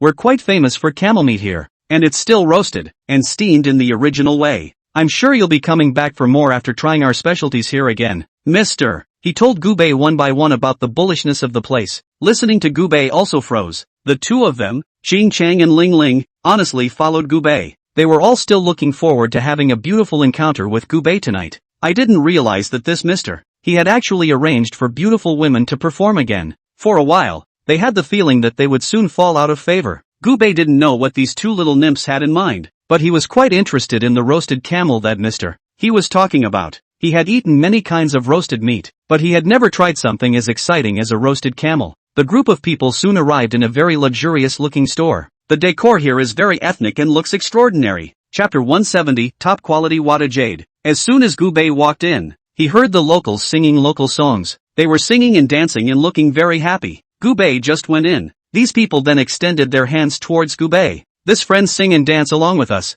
At the head of the group was a man dressed in a local specialty. He enthusiastically invited Gubei to come along and sing and dance. There was even an exclusive set of clothes specially prepared for Gubei. Not only did Gubei have these clothes, but Ching Ching and the others all had a set each. After changing clothes, everyone quickly settled into the good vibes. Even though Gubei a person who didn't really like to get together, they also sang and danced along and really had a good time. The bosses are eating, and today we have our specialty, roasted camel, and with a sheep's head. Hearing the shopkeeper's words, Gubei was a bit surprised. He had learned about it before this. It would have been the highest form of etiquette for people on this side of the world to entertain their guests with a goat's head. He didn't expect the other party to prepare a goat's head for him, which made him feel a bit flattered. Gubei didn't hesitate and directly took his seat. The shopkeeper also served the old seller of their famous wine here. Gubei sat on a stool, sipping wine with a wine glass in his hand, only feeling that life was cozy. The shopkeeper personally cut off the lamb's head meat for Gubei and placed it in his bowl. Feeling this taste of gorging on meat and drinking, Gubei instantly felt like he didn't want to go back for a bit. Hey, don't worry about eating. We have enough meat here. Hearing the shopkeeper's words, Gubei smiled. There's certainly enough meat to go around, and I'm looking forward to it more. Or the dance session you mentioned, Mr. He immediately snapped his fingers. Then, from the outside of the room, several beautiful women in ethnic costumes walked in, all of them covering their faces with silk scarves, so that they couldn't be seen in their original appearance. But you can tell just from the body that it's definitely in good shape. Ladies and gentlemen, I present you with a dance today. The girl standing in the C position smiled and said, then danced to the extremely rhythmic music. Watch them twist their shoulders and send their hips into a pose. Gubei couldn't help but go up and interact as well. I have to say, people tend to get excited when they have a few drinks. Gubei was drinking a very high degree of soy sauce liquor. 2 cups down and I'm already feeling groggy. Seeing this enthusiastic interaction between Gubei and the beauties, Mr. He smiled with satisfaction. He was afraid that he would neglect Gubei. I didn't expect Gubei to be so easygoing. The meal lasted 4 hours. Gubei and the other party pushed their cups together. His relationship with Mr. Ho had once again gone one level deeper. After 3 rounds of drinks, the wine was full. Gubei's decanting was quite fast. Mr. Ho was still groggy, and he was already awake. Taking a look at the 2 girls next to him who had already drunk over, Gubei gave a bitter smile and directly reached out to call one of the girls who had just danced. What's your name? Gubei casually asked. The dancing beauty in the C position spoke a little shyly. I'll do this as Nayu Kele. Mr. Gu, you can call me Kele. Hearing the name Lele, Gubei nodded in satisfaction. Finally a slightly more memorable name. Lele, why don't you accompany me out for a stroll? I want to buy some specialties from here to go back. These people are all drunk. If you want to go out for a spin, can't you just look for the girls you just danced with? When Lele heard this, she immediately revealed a look of excitement and nodded her head vigorously. Yeah, I know this place pretty well. Lele directly went forward and intimately took Gubei's hand. Gubei didn't refuse. He let the other man, on his arm, walk toward the front. Do you know of any places that sell Hatian jade? I want the best quality and most comfortable looking Wada jade. Gubei knows that his mom is more inclined to these things, so he plans to buy some back to his mom. Joy immediately perked up when she heard this. I happen to know a place that sells Hatian jade and it's very good quality. It's just more expensive. But I believe that this amount of money is nothing to you, Mr. Gu. Gu Bei nodded. And that was true. This amount of money is nothing more than a string of numbers to him. And if he wants to buy it, he has to buy a good one. Lei drove the car and brought Gu Bei to that large Hatian jade market. Gu Bei watched from afar as people came and went here. He had a feeling that the Hatian jade here might actually be pretty good. After getting out of the car, Lei led Gu Bei towards the inside. Mr. Gu, this place selling Hatian jade is indeed a mixed bag, and many people have been accidentally duped, so be sure to look at the situation clearly. Lei opened her mouth very seriously from the side. Hearing Gu Bei couldn't help but laugh. It was interesting to see the other party with this fretful look on his face. The two of them traveled on,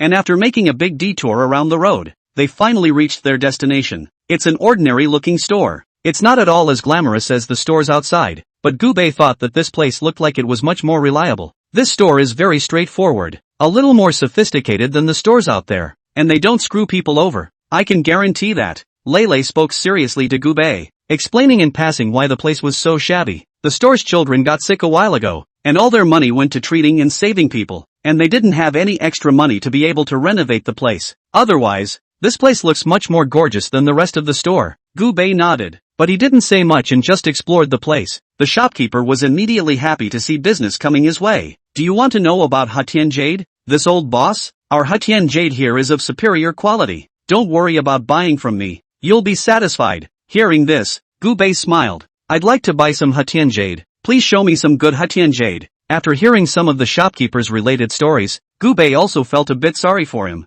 For this kind of person, he naturally wanted to step in and help. When the shopkeeper heard Gu Bei's words, he immediately ran behind the counter with excitement and took out all the inventory in one go. He carefully took out the Hatian jade he had carefully stored and handed it to Gu Bei. These are all top quality Hatian jade. Very good quality. You can't normally buy them. If you want a better one, I still have nothing more than the one I put inside the warehouse, and I'll have to trouble you to go with me to get it. Some of the Wada jade is not expensive, so it is put out for solicitation by them with a big grin. Chapter 171 out of the way. And there are extreme varieties that are expensive. It is never to be put out at random to be admired. Gu Bei naturally understood the reasoning behind it. He nodded. Then would you please show me your treasured Hatian jade? The shopkeeper didn't refuse and directly led Gu Bei to the warehouse. Although he didn't know Gu Bei, he knew Lei, the person that the other party personally brought over. More or less still had this character guarantee. This point he could completely rest assured. The shopkeeper called one of the clerks directly to watch the store. He himself led Gu Bei to the warehouse.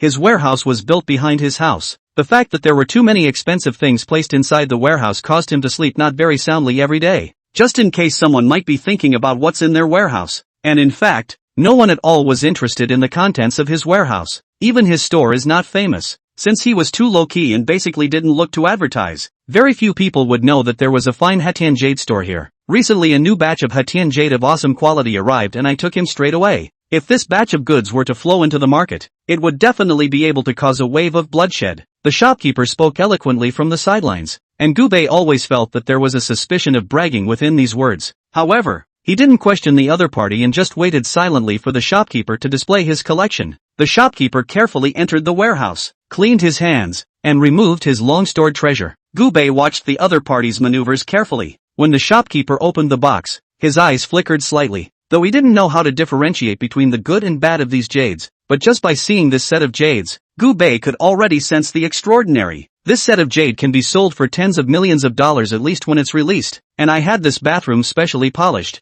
quality and all. Personally, if you take this set, you'll make a fortune in a minute. Gu Bei was very fond of this set of jade. He didn't hesitate for half a second, and was directly ready to mount the set of Hatian jade. I'll take this set. Please pack and wrap it nicely for me. I'm going to take it back to send it to my mom. Gu Bei spoke casually, as if this amount of money was a small amount of money that was not worth mentioning. The shopkeeper revealed a look of surprise on the side, realizing that Gu Bei hadn't asked him for the price yet. Mr. President, you haven't understood the price yet. He smiled awkwardly, afraid that Gu Bei would think the price was too high and end up not wanting it, and then he would have another empty moment. When Lei heard this, she pouted with some dissatisfaction. Listen to this, is our Mr. Gu the one who's short on that kind of money? If I tell you to wrap it up, you just do it straight away. Our Mr. Gu has taken a fancy to this set of Hatian jade, and is determined to be able to take it, so you don't have to worry about the rest. Hearing these words, the shopkeeper also reflected. He apologized repeatedly and felt a little embarrassed inside.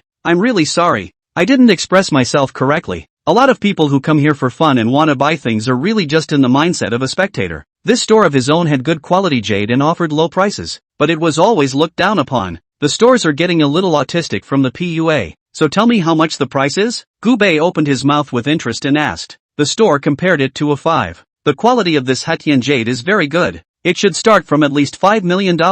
I consider this to be a conscientious price. Out there they'd have to sell it for $10 million to start with. The shopkeeper even opened his mouth honestly to explain. And looked a little cute. Gubei also froze for a moment, thinking that the price was very high, but he didn't expect it to be so low. I'll look at the others. Gubei casually wandered around the warehouse, wanting to admire the other products. The shopkeeper revealed a look of determination as he gave a bitter smile and didn't say anything more, just letting Gubei admire the things in the store. Gubei casually pointed out a few products. Joy immediately stepped forward and took these down. All of these things I just pointed out. Wrap it all up. Joy nodded seriously, then piled the contents of her hand directly onto the cash register. Come on, we're getting the check. The shopkeeper blinked his eyes in some confusion. He felt as if he had misread the situation. You guys want all this stuff? Happy also hated the shopkeeper a little bit when he saw this blank expression on his face. What are you waiting for? After hearing Leilei's urging, the shopkeeper reacted, and he rushed forward to pack the jade for the other party.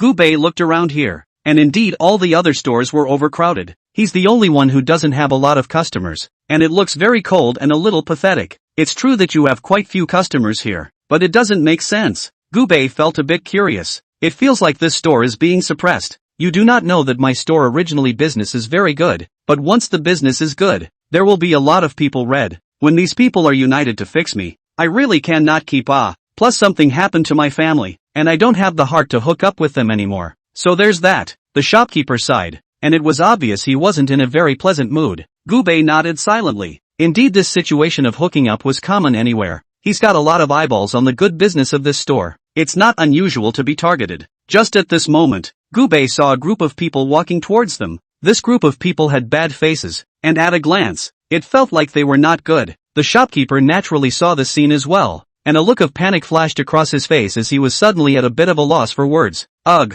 what a fear. Old boss, take your stuff and run, or else these people are going to come over and wreak havoc. The shopkeeper's voice trembled as he said this, and it was obvious that he was truly feeling some fear for this group of people. Gubei's eyes flashed with a hint of anger. If this group of people were more honest, then he could pretend that nothing had happened. But whenever they wanted to provoke themselves, then we would all just wait and see who actually had more exaggerated methods. Soon the few burly men surrounded the other's store. You're a bold fellow. How dare you sneak around doing business after saying you're not allowed to operate here? You are not putting our young Master Chen's words in your ears, are you? Let me see what you're planning to sell? The man standing at the head of the table spoke in a conspiratorial manner, anger on his face. Chapter 172. I'll see who dares. Just by looking at him, I can tell that he intends to smash all of the people's Hatian jade. The shopkeeper was a little flustered. These Hatian jades were also something he had spent a lot of money to get. If they were all broken, wouldn't he lose his money? He still wants to turn over a new leaf with these Hatian jade and cure his own children. Big brothers, please let me go. You all know the situation of my child. His body is really failing, and my wife is seriously ill, so I'm really desperate now. I'll sell these and then I'll pack up and leave. Please, can you leave me alone? The shopkeeper's face wore a panicked look as he reached out to try to protect his Wada jade, but this group of people came in force and looked extremely fierce. It was basically an impossible task for him to protect these Wada jade when he was alone. Just then, Gubei's voice rang out. I bought all this stuff. You guys want to smash it up? Did you ask my opinion? Gubei's voice was devoid of any emotion, sounding like a messenger from hell. Leilei was all subconsciously clutching her arms and shaking when she heard this from the side. She had never seen Gubei with this look before. It was really a bit scary. A few of the big men on the side saw Gubei's appearance and were a little frightened inside. They had never seen a man with such a strong aura before, and felt that the other party was very fierce, even if they're not good people. Seeing Gubei in this state, he also felt a bit scared, but on second thought, with so many people of their own, it was hard to be afraid of Gubei, an outsider. After thinking about this, their anger became arrogant once again. I don't care if you bought this thing or not. There's no private sale of anything allowed here. Got it? Give it to me, all of you, and smash the stuff. Just as they were about to make their move, suddenly a group of black-clad men rushed out. The group of black-clad men had weapons in their hands. It looks extremely creepy. So, Gubei raised an eyebrow and directly pulled a stool from the side and sat down. All of these black-clothed men were his bodyguards, and he wouldn't have any thoughts of fear. The big men watched this scene with dumbfounded eyes. They felt that this was too exciting. Asterisk asterisk asterisk asterisk. What for? No one can laugh when that happens. These fierce men. Instantly, like a well-behaved schoolboy, he stood honestly on the sidelines, not daring to speak. Gubei leaned aside comfortably. Aren't these people arrogant? Then show him another arrogant one. I hear you guys are going to trash my stuff? Gubei spoke slowly and methodically. He looked extremely calm. There was no thought of fear from start to finish. Joy was more than happy to see this scene. I'll let you bullies do it. Now, Lele is originally a warm-hearted girl. Before seeing this scene, Heart has been very difficult, but unfortunately, he is not able to help each other. It was precisely because of this that Lele had spared no effort in introducing Gubei to Bai Jade here. This old boss. We were wrong. We didn't think to target you in the beginning. We came at that guy. One of the big men opened his mouth in a wretched manner to explain. He didn't expect things to turn out like this either. Being surrounded by such a group of black-clad men was oppressive. They felt like the knife was going to come to their necks the next moment. That wasn't your attitude just now. Gubei didn't bother to talk nonsense with this group of people. He waved his hand and directly asked his men to take these guys away. All right, get them out of here and do with them what you will. Piss me off and you still want to have a good time. Gubei gave a disdainful light laugh, and then, letting one of the black-clothed men carry the stuff, he himself reached out and took Lele's catkin. I'm covering this store, and anyone who dares to do anything else is working against me. Gubei boldly let out his words before he left. He also takes good care of the store's shopkeepers, bought millions of dollars worth of stuff on the other side. Those who were hiding in the corners and peeking were taken aback. Who dares to say anything in such a situation? They could all hear Gubei's words clearly and knew that the other party was now planning to shine the light on the store's owner. So even though the crowd was angry in their hearts, there was nothing they could do about it. They could only endure it. When they thought of this fellow obtaining a chance that good, everyone was incredibly jealous, but they couldn't do anything but be jealous. This store had been covered, and even if they were jealous, they could only sneak in a few curses. It's not like they're little cuties, able to be covered by such a big brother. Once they went to move the other party, they were completely asking for death. Lele followed Gubei all the way back to the hotel, bouncing around, feeling the place of Gubei's dominance. Lele already felt like she had completely fallen into Gubei's handsomeness. Gubei probably didn't have the heart to think so much. After his shopping he went back to the hotel to rest for a while. By the time the two Haruai woke up, it was already nighttime. The two men only felt a sense of remorse, not realizing that they were so incapable of drinking. Originally, they were supposed to go out shopping with Gubei, but it turned out that Lele grabbed them first. By the looks of it, they've had quite a bit going on this afternoon. The two of them, Haruka and Ling, were internally blaming themselves. It was Ling who regretted it the most. She had always wanted to have the opportunity to be alone with Gubei. I didn't realize that I had been constantly missing out on this kind of good time. Seeing that she would be leaving the next day, Ling inwardly vowed to seize the opportunity today. Into the night, Gubei simply washed up, cracked open a bottle of milk beer and took a sip. These days he had gotten used to the taste of milk beer, beautifully, and it felt exotic to drink it. Just then he heard the doorbell ring. Opening the door, he realized that the person standing in the doorway was actually Ling. Ling was wrapped in a towel. It looked a little down and out. Mr. Gu, the shower in my room is broken. Can I borrow this place of yours to take a shower? Hearing this, Gubei smiled. Of course he knew what was in the other man's mind. No problem. Gubei slightly retreated, directly making way. Ling gleefully got into Gubei's bathroom. Gubei waited on the sidelines with understanding. A sleepless night. It was the first time he had tried a little beauty of Ling's style. It's hard not to be a little fresh. Ling also didn't expect Gubei since he was so powerful, and froze for the rest of the night without letting herself rest for a while. Chapter 173 Returning. On the second day they set out on their return journey. Ling is still paralyzed in her seat and doesn't want to move for half a day. Haruka was very understanding of this. That's how everyone came to be. The car sped along. Toward the end of the night, it just so happened that Gubei had also returned home. The days of traveling flew by. When Gubei returned home, the parents were already hard at work inside the house. Honey, let's grow some vegetables here. Gu's father smiled as he planned the entire garden. Mother Gu shook her head. Let's plant some flowers here and vegetables on the side. It mainly depends on what our son wants to eat, and then what he grows. Hearing this, Gubei pushed open the door. I want some grapes. Is it hard for you to grow some grapes out? The old couple raised their heads with some excitement when they heard Gubei's words. I didn't realize that my own son had come back. Xiao Bei,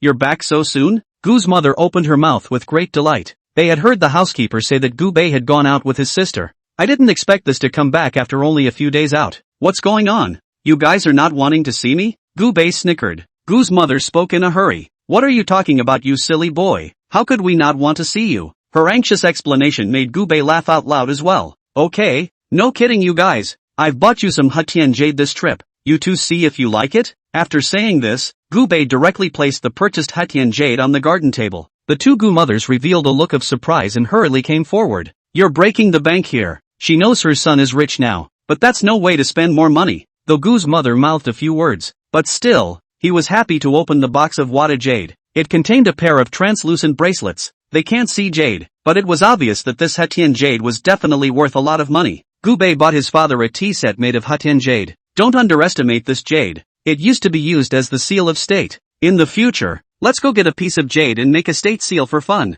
Gubei smiled and opened his mouth. Surprised, the two Gu mothers picked up the jade and looked at it left and right. What a surprise. A piece of jade can have so much to say. Next time don't buy us such an expensive one. It's not very good for gardening with this jade bracelet. Gubei acted as if he hadn't heard. Sitting in a rocking chair in the garden. Cozy up and close your eyes. Half asleep. He heard his parents talking about getting a grapevine to grow grapes. The thought of my parents putting this much importance on what I had casually said. He then had a cozy and relaxed feeling. Took a few days off at home. Gubei was also back to his best. He bought several business cars for the company. But the license plate and all that hasn't been chosen yet. If you have your own car, you need to use some good numbers. Thinking of this, he made a call to Lu Qin. Qin, look at the license plate number for me. All those more auspicious and smooth numbers. Buy them all for me. Never mind the price or anything. Lu Qin was also happy to hear this. She had gone over the numbers a while ago. There's a very auspicious license plate number of 5/8 in the hands of the president of an ASEAN company that seems to be facing a bankruptcy crisis recently. It should still be pretty easy to take this number. The other party is driving an Audi A8. A conservative estimate of 4 million should be able to take it. After hearing that, Gubei also felt very elated, not realizing that it would take all the effort to get what he was looking for. I was worried that I couldn't find the right license plate number for my car, but now I found 5/8 in one go. You send me the specifics on my cell phone, and I'll go over there myself tomorrow to talk about it. Gubei gave a direct order. Hearing this, Lu Qin hurriedly operated. She hurriedly sent all the specific information about that old boss to Gubei's cell phone. Gubei glanced at the content that was sent from the other party, slightly surprised. I didn't realize that the boss of this ASEAN company was actually my old classmate. This was his elementary school classmate, and the relationship between the two was quite good. Seeing the situation, Gubei wanted to talk about it in person even more. Slept in. Gubei drove the Cullinan and went directly to the ASEAN company. Lu Qin's side had already dealt with the other side in advance, and now only needed to go over to talk about the relevant matters. Gubei arrived at the downstairs of the ASEAN company. A quick glance at that elementary school classmate, Bruce Chow. Zhou Xiaoluan anxiously got out of his Audi A8. Sadly, he walked in the direction of the office building. Upon seeing Gubei, Zhou Xiaoluan froze for a moment and went straight up to say hello. Bro, it's been a long time, how come I see you here? It just so happened that Gubei was now standing next to a shared bicycle. He subconsciously assumed the other man had come on a shared bike. Although his own life was bad enough, he couldn't help but want to step in and help out when he saw his former classmates having an even worse time. Have you got time to go and sit and have a cup of tea? He opened his mouth and invited the other. Hearing his words, Gubei nodded in agreement. Brother, it's hard to do business nowadays. Zhou Xiaoluan lamented. He was really finding the days too hard. One still has to work hard to support a company of people. If it weren't for the fact that the company isn't doing long, he's not going to sell his car or his house either. The two of them, Gubei and Zhou Xiaoluan, chatted straight into the office. Zhou Xiaoluan even thoughtfully poured a cup of tea. How's your business doing? Gubei asked with a smile. There's a knowingness to it. Zhou Xiaoluan didn't know the situation though. He just sighed silently from the side. Made a lot of money when I could, so I got a 5/8 license plate number. I bought an Audi A8 when it first came out with the newest top of the line. As a result, now that we can't do it anymore, and the license plate is going to be resold to someone else, it's been a truly miserable time. Speaking here, he pointed to the Audi A8 parked downstairs, his eyes full of reluctance. I haven't even had this car long enough to see if it's going to be resold to someone else. Hearing this, Gubei smiled. It could be seen that the other party was still quite reluctant to part with this car. Even if I don't want to part with it, there's nothing I can do about it. Who made it so that my condition can't support the entire company's operation anymore? What are you doing, brother? It seems like it's been years since I've heard from you. Only then did Zhou Xiaoluan remember to ask Gubei a question. I run a small business and make a little money. It's not worth it at all. He spoke humbly. Chapter 174 by a license plate number. He also didn't give out the name of his company. Zhou Shelluan purely thought that Gu Bei was too embarrassed to say anything, so he didn't pursue the matter. You don't say. I can sell this license plate number for a pretty penny. There's a thug who's planning to come by this license plate number of mine in a few minutes, and I heard that he's driving a Rolls Royce. This guy is a bull. He actually offered me $4 million to buy my car. At the mention of it, he was in a much better mood. $4 million would relieve his company's immediate needs. I don't know what kind of dirtbag, feeling stupid, would use that much money to buy a mediocre license plate number. He spoke very comfortably from the sidelines. Another pot of tea was poured for Gu Bei. Hearing Zhou Shelluan's words, Gu Bei also felt a bit embarrassed. He silently fumbled for the keys to his Rolls Royce and placed them on the table. Somewhat awkwardly, he touched his nose. Zhou Shelluan subconsciously glanced at Gu Bei's key. He was dumbfounded. I didn't realize that what Gu Bei drove was actually a Rolls Royce as well. I didn't expect you to be quite rich, actually driving a Rolls Royce as well. And that dirt poor man is also driving the same car. It looks like you're all quite rich. Zhou Shelluan heartlessly spoke cheerfully from the sidelines, and Gu Bei felt a bit amused even as he listened. Sure enough, this guy is the same as he always was when he was in school. Not much heart. Well, did it ever occur to you that I'm here to buy a license plate? Hearing this, Zhou Shelluan's expression instantly froze. At this moment he only felt embarrassed as hell. I can't believe you're here to buy license plates. My god. Then I just said so many excessive words. Bro, I definitely didn't mean it from the bottom of my heart. Don't take it personally. Recalling that he had said so many bad things, Zhou Shelluan only felt like he wanted to find a place to drill into. Why had he not thought of Gu Bei's identity? How can people show up here somehow, other than to buy a license plate? Zhou Shelluan cursed himself as an afterthought. He was also worried about offending Gu Bei, though there is a good relationship between the two. But Gu Bei is now an old general manager, so he can't just joke around like he used to. He was a bit embarrassed and wanted to open his mouth to apologize to Gu Bei. Gu Bei waved his hand. He didn't care about that at all. Then since we're classmates, why don't you give me a discounted price and sell it to me for $3.5 million? Gu Bei didn't have any intention of trying to get into a fight with the other party. He simply wanted to make a price. Hearing this, Zhou Shelluan smiled somewhat tangled. The money from the sale of the license plate was not something he used to spend himself, but to take care of company business. All he could do now was try to minimize the price. Brothers, how about $3.8 million? I'm still waiting to save the company's ass on my end. Zhou Shelluan softened his attitude and discussed with Gu Bei. Hearing this, Gu Bei smiled, and naturally, he didn't refuse. That's not even a lot of money to him. Well,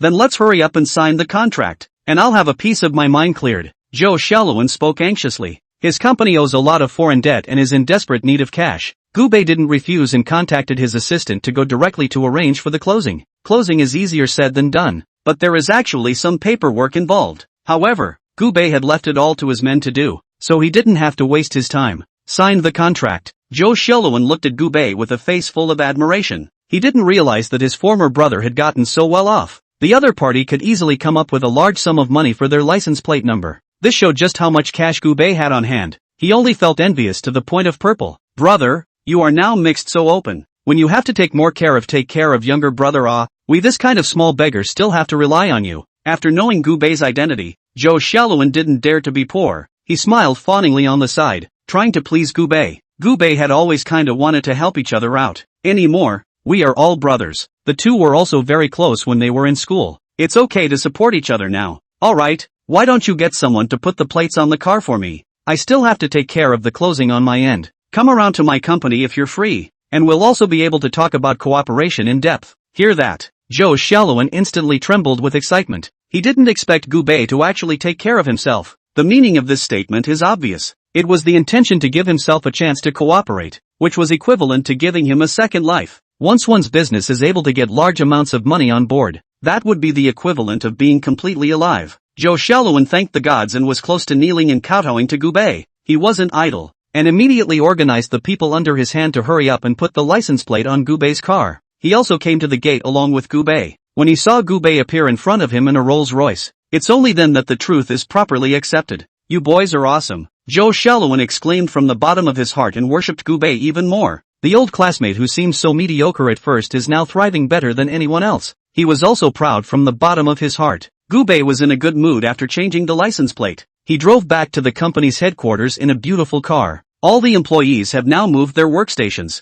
already officially working at this place. Underneath the building, Gubei looked at the large square, a sudden movement of the heart. His own company has been around for so long and has numerous subsidiaries, yet none of the bigwigs in these companies know each other yet. It was necessary for him to organize everyone to get to know each other in order to do so. Think about it. He dialed Lu Qin's number directly. Lu Qin was originally on call 24 hours a day. The moment Gubei's phone call came, he immediately chose to answer it. Mr. Gu. Hearing Lu Qin's clear and cold voice, Gubei also set up the task. Have all the executives of all the subsidiaries, as well as the backbone elite members all gathered downstairs at the company. Gubei gave an order and then hung up the phone. Lu Qin heard this. Immediately, it operated inside the company's group. The major boneheads saw that they were suddenly being aitken. They were flustered, and then they saw a message from General Secretary Lu Qin. Quickly, go gather downstairs. The old boss wants to meet us. I've heard that this time it's all the skeleton elites meeting together. And my goodness, it's such a big scene. I'm still a little shy. Chapter 175. The company is officially inaugurated. Oh no, I don't know any of those people. Will it look awkward? I'm an unabashed sociopath. Done and done. Is there any time to fix your makeup? All the major executives flew all the way toward the stairs, their hearts more or less still in a panic. Gubei suddenly asked all the employees to meet downstairs, and this matter sounded too scary. It felt like there was some kind of hangmen banquet that was waiting for them. Gubei had no idea what this group of employees were thinking. He was simply trying to arrange a meeting ceremony. Those executives with lower floors came as fast as they could. They instantly felt oppressed when they saw Gubei standing in front of them. Mr. Gu. One after another, everyone came up to greet Gubei. Gubei nodded slightly in response to them. The crowd of people looking at the Cullinan driven by Gubei were envious. Turning his head to look at Gubei's license plate number, it was actually still the legendary 5/8. They were even more envious to the point of purple. Ask any person who doesn't want to own a car this awesome. One after another, all the executives had arrived at the square at the entrance. They all looked at each other, wondering what was going on here. Were you also summoned down here temporarily?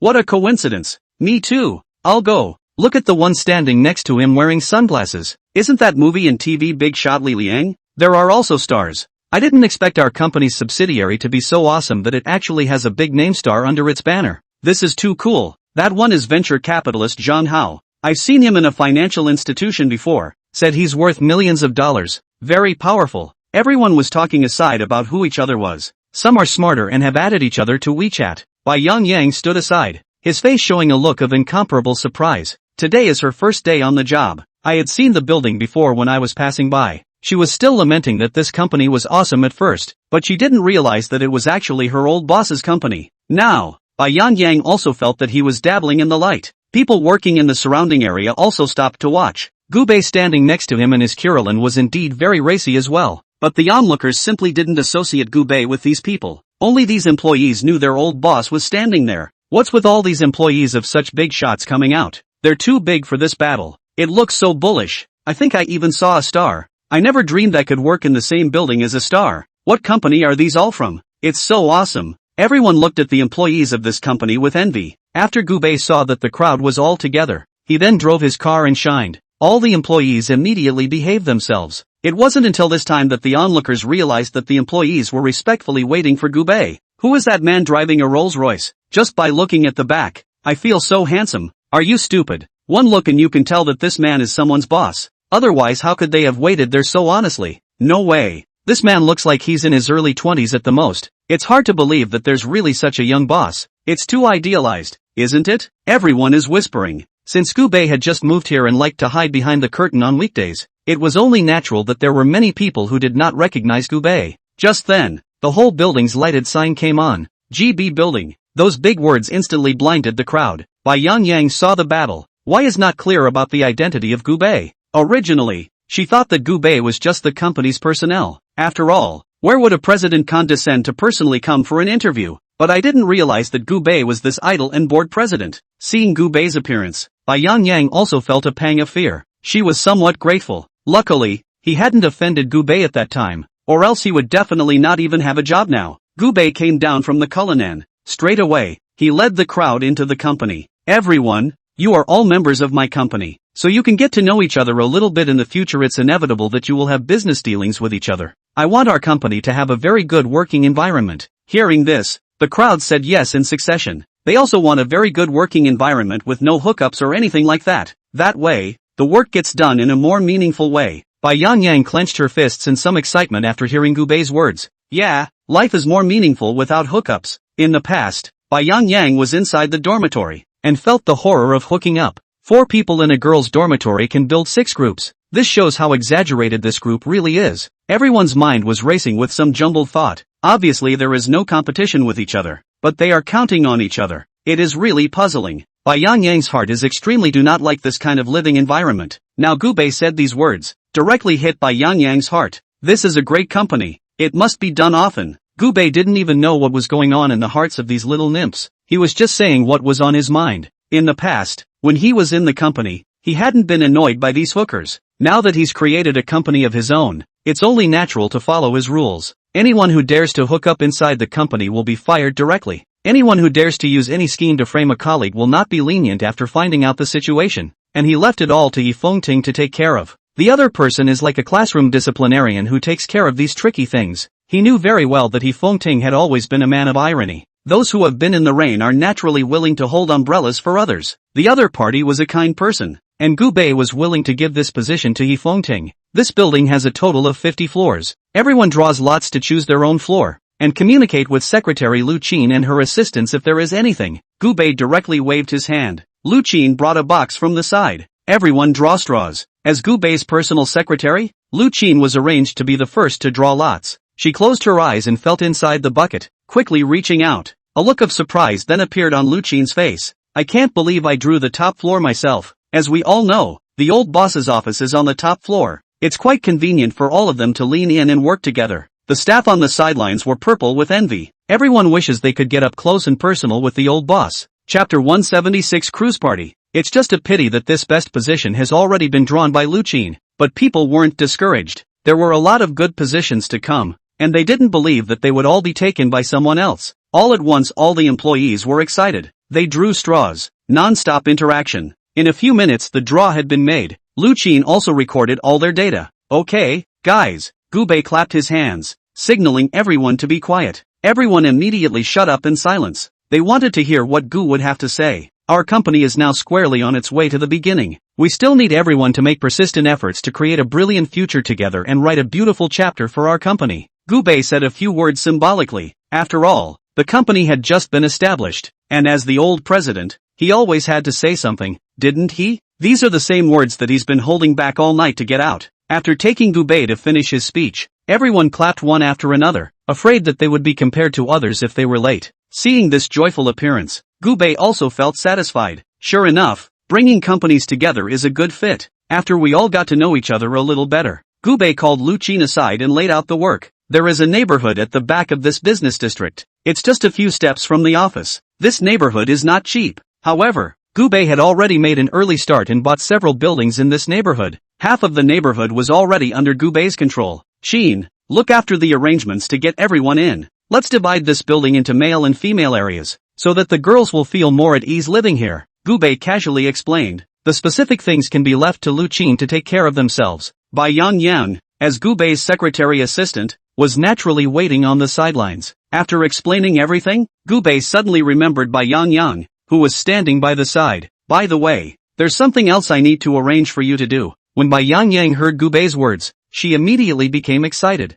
I didn't realize that I would have something to do as soon as I started, which is great. Only by working hard could they have the opportunity to perform in front of Gu Bei. It is also the only way to better demonstrate your personal abilities. So the people under Gu Bei's banner didn't worry about any overtime at all. And they even couldn't wait to work overtime every day. Anyway, the salary is high and the benefits are good. Even if you work overtime, that pay level is still rubbing up. That neighborhood next door is not bad, but only a large portion of the property belongs to our company now. You go over there and talk to those people and see if we can acquire the whole neighborhood. Gu Bei directly set up the task. Since Bai Yangyang is a newcomer, Gu Bei also patiently said a few more words. Remember, money is never a problem. If the other party is not willing to compromise, then we just directly use money to smash it, until they are convinced. Gu Bei this words incomparable domineering. Listening to the white great blood boiling, she nodded vigorously, a bright smile under her eyes. Don't worry old boss, this is the first assignment in my career. I'm sure I'll complete it successfully. Since Gu Bei has said so, if Bai Yangyang still do not have confidence, it would be unreasonable. Seeing the other person looking so serious, Gu Bei nodded contentedly.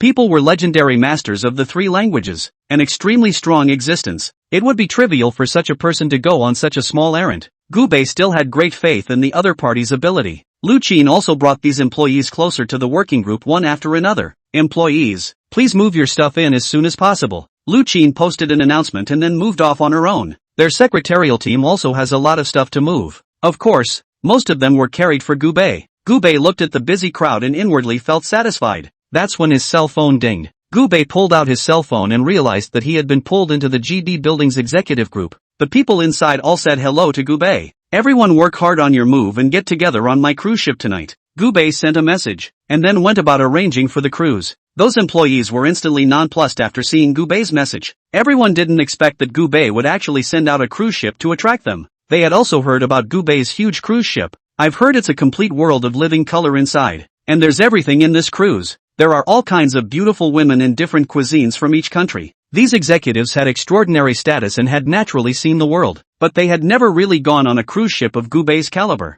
For a moment, everyone got excited. Soon it was dinner time. Dozens of executives, with overwhelming excitement, entered Gubei's cruise ship. They kept looking nervously from side to side. Some people want to pull out their cell phones and take a picture, but they're afraid they'll look like they're dropping the ball. Everyone kept their photo ops to themselves and tried to restrain their emotions. Holy crap, this cruise ship is too luxurious. I saw the cruise ship here when I was passing by earlier, and I thought it was some big shot passing through this place, but I didn't realize that this big shot was our old boss. Before I secretly took some pictures on this side of the cruise ship, I didn't realize that today I actually have the opportunity to come up and play around in person. This is too magical. This is thanks to Mr. Gu. Without him we wouldn't have been able to come up here and play around. Don't you say? The environment here is really quite comfortable. Everyone was excitedly on the sidelines discussing the luxury of the cruise. Finally someone couldn't resist pulling out their cell phone and clicking a picture. With someone taking the lead in taking pictures, everyone was a little out of control. They grabbed their cell phones and clicked away. I can't wait to be able to fit the whole cruise ship on my camera. Gubei was enjoying the beautiful women dancing on the ship's armor. Upon seeing the group of executives coming over, he waved toward them in a cozy manner. Let's go eat. I don't know what you guys like to eat. I specially prepared several types of meals today. There's Chinese food, Western food and a wide variety of foreign dishes, so all of you can order yourselves. Gubei waved his hand, and a few good-looking waiters soon came over. In their hands were tablets full of today's orders. Chapter 177, A Dance by a Beauty. The executives were flattered to take their tablets. They can be great pointers on a regular basis. I didn't realize that I was actually holding it a bit today. The main reason was that Gubei's sense of oppression was just too strong, and they didn't even dare to speak as they sat in front of Gubei. He Fengting also felt everyone's embarrassment. He was most familiar with Gubei and couldn't help but want to take the lead in breaking everyone's awkwardness. Mr. Gu, I'd like to order some sashimi. Is it a feast? I used to crave sashimi, especially that oyster shrimp of some sort, and red devil shrimp. Hearing the words of the other side, Gubei smiled. No problem, we have all these sashimi you want here. After saying that, he made a wink towards the waiter on the side. The waiter immediately knew how to place the order. Everyone saw the scene. Instantly it felt as if it was less stressful. As it turns out, their old boss is really quite down to earth and doesn't have any posturing moves. It was a moment when everyone's talk folder came together to talk as if it had been opened. The number of people ordering is also increasing, and they all boldly state what they want to eat. Seeing the happy scene, Gubei also flashed a smile at He Fengting. He knew that all of this had something to do with He Fengting's efforts as well. It was because of the others flirting. Everyone was able to relax in such a quick time. This guy is quite a catch. Everyone's orders came up quickly. Just then, the lights suddenly dimmed slightly. Several beautiful women in bikinis came in from outside. They twisted and turned and looked like mermaids, making it a little hard to take your eyes off of them. These girls are really hot. They say this ship is a tender place for men, and so it proves. These beauties are too much of a band. My goodness. Some of the executives present were men and some were pretty girls. The girls were all attracted by Gubei's handsomeness. Where did they have the heart to watch the beautiful girls dance? After seeing Gubei staring unblinkingly at the beautiful women dancing, they were also moved. Mr. Gu, we actually know how to dance, or else we can compete with these beauties? There was a female executive with a battle-hardened look on her face. By the looks of it, it was intended to be a showdown with the dancers. Hearing this, Gubei was a bit surprised, not realizing that it could be played like this. Fine, then pick one of your representatives to come out and compete. I'll give a prize to whoever dances well. Hearing Gubei's words, everyone got excited. Even some of the men jumped at the chance to dance along. They hadn't forgotten how generous Gubei had been. If he pleases Gubei, the other party is going to give away the house in a minute, right? At the thought of it, men and women were lining up to go up to the group. Some people really don't have the talent to dance. Jumping like a zombie out of a cage caused the crowd to laugh. Some of the beautiful executives originally took dance lessons. It was a pretty good dance, and Gubei was in awe. The evening ended on a happy note. All were offered the opportunity to stay overnight. Gubei also cozily returned to his room. Just got back to the room in a few minutes. He then heard someone knocking on his room door. Open the door to your room and look. Oops, isn't that the beautiful executive who just danced? Gubei didn't reject the other party. The executive's dance moves were indeed very good, and Gubei wanted to have the other party repeat the dance for himself. Mr. Gu, the beautiful executive spoke daintily. Gubei reached out and pulled. The other party fell directly into Gubei's arms. Early the next morning, Gubei received a blessing text message from Kain. He picked up his cell phone and flipped through it, only to realize that the other man had called him yesterday. He was just so oblivious to the dance that he didn't even get it. With that in mind, he lay down on his bed and returned the call. The executive had grabbed his clothes and gone back to his room. The call just went out on the air and connected. Mr. Gu, it looks like you had a great time last night. Yo, and actually didn't answer my call. Kain smiled and spoke. Seeing the half-shoulder that Gubei had inadvertently exposed, it instantly made a lot of sense. The patch of purples and reds on her shoulders was just too harsh. To celebrate the opening of your company in the official sense, can I buy you dinner tonight? Kain invited Gubei with a smile on her face, and her heart was thumping inside. Her eyes swept over Gubei's pecs from time to time. It always felt like I was going to be unable to take my eyes off of it the next moment. I'm out on the water with my staff right now, so I'll ask you out when I get back. Gubei chatted for a few moments and then hung up the phone. He shuffled briefly, stretched, and walked out the front door. Just as he stepped outside, he heard a song coming from the ship's armor. Walking up to the song, Gubei saw that the original group of guys had already moved all the KTV equipment out. Mr. Gu. Some sharp-eyed people saw Gubei at once and immediately respectfully went forward to greet him. A group of employees followed suit and went up to greet them, and they still had a look of excitement in the bottom of their eyes, so it looked like they were having a good time. I told you how I heard the sound of ghosts crying early in the morning, so it was you boys singing. Gubei opened his mouth and snorted. The little brother who had just sung smiled a little embarrassed. Mr. Gu, I'm what people always say, vegetable and fun-loving. Do you want to sing together, so that we can also enjoy your wonderful singing voice? Mr. Gu. Everyone's eyes lit up after the other party made the invitation. They looked at Gubei with bated breath, wanting to hear Gubei show off his singing voice. Hearing this, Gubei let out an awkward laugh. It's been a long time since he's sung. I remember when I used to scare off a lot of people when I sang. You guys sing? I'll just enjoy it. Gubei gave a polite cry. He had little desire to show himself. Everyone is a little sorry. Mr. Gu, sing a song. Yes, Mr. Gu, we all want to support your singing. Everyone said one thing to each other. They looked at Gubei with bated breath and advised each other. Seeing how enthusiastic the crowd was, Gubei also came to nature. Since you guys want to hear it, I can sing along. He smiled and took the microphone. But you're not allowed to cry in fear, no matter how hard it is. Seeing how expectant the crowd looked, Gubei couldn't help but open his mouth to scare them. The others don't have anything to be afraid of. They only thought that Gubei was just joking on purpose. We've all seen the world. Just like how they could blow up even if Gubei sang hard. Chapter 178, Mr. Gu sings a song and cries. Seeing that these people were so enthusiastic, Gubei wasn't idle either, and he decisively stepped forward to show off his skills. The moment he picked up the microphone, Gubei was completely in the zone. He sang one of the most popular Lone Ranger songs right now. Originally, when they saw Gubei being so modest before, all of them thought that the other party wouldn't be able to sing too well. But I didn't expect Gubei's voice to be so thick. He sings with a quality that makes you want to cry. The original song was very hot, and a lot of people can't sing the song in the true sense of the word, but Gubei did. A song that sings straight to the crowd and cries. The crowd of beautiful celebrities were silently wiping their tears as they didn't expect Gubei to sing such an experienced song. Who says it's the hero who stands in the light? Although Gubei's last lyrics fell, many people hugged and cried. I have a brother who goes into this respectable profession. He works really, really hard every day. It's especially great. Those who are able to dedicate themselves to this profession are all very noble, and although I adore them in my heart, I am more than aware that I am a mortal. It is because I am greedy for life and fear death that I am more able to feel their greatness. I didn't expect Mr. Gu to be handsome and sing well.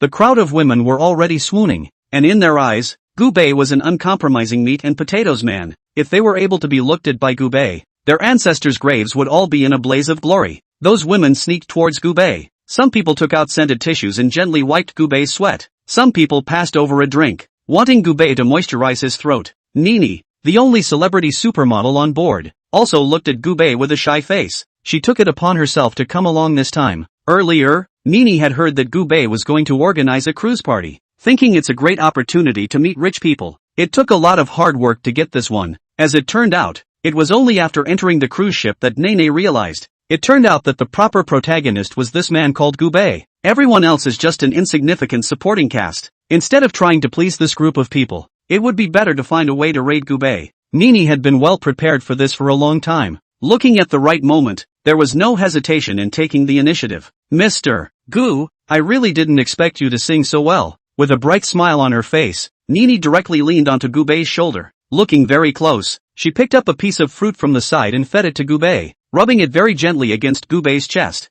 Gubei felt the taste of this tenderness and felt some emotions inside. Nini, an international model, Gubei also knew about. The other party's body was that hot. It was called perfect. Originally, Gubei had already longed for her for a long time, but he didn't expect to see each other on his cruise ship today, which was quite a fate. Nini saw the look in Gubei's eyes and was slightly moved inwardly. She knew very well in her heart that she had sort of already succeeded in taking Gubei down. As someone who had been inside the entertainment industry for many years, Nini had a very clear grasp of a man's eyes. What kind of thoughts the other party has, what kind of things are in their mind, that's totally in the palm of their hand. Okay. Seeing Gubei like this, Ni was very happy. She knew that Gubei had completely fallen into his charm. I haven't heard you sing yet. Go up and sing a couple songs, Gubei said, and directly opened his cell phone. While they were singing, Gubei also wanted to check out the Shake news. Just as he opened it, he saw a news item pop up. Max announced an investment in an artificial intelligence startup. Started at $2 a share, went up to $30 and kept going up. Seeing this message, Gubei was slightly stunned. He was actually quite emotional inside. I didn't realize that the money-making news was coming one after the other, continuously. Nini didn't know what was going on Gubei's side.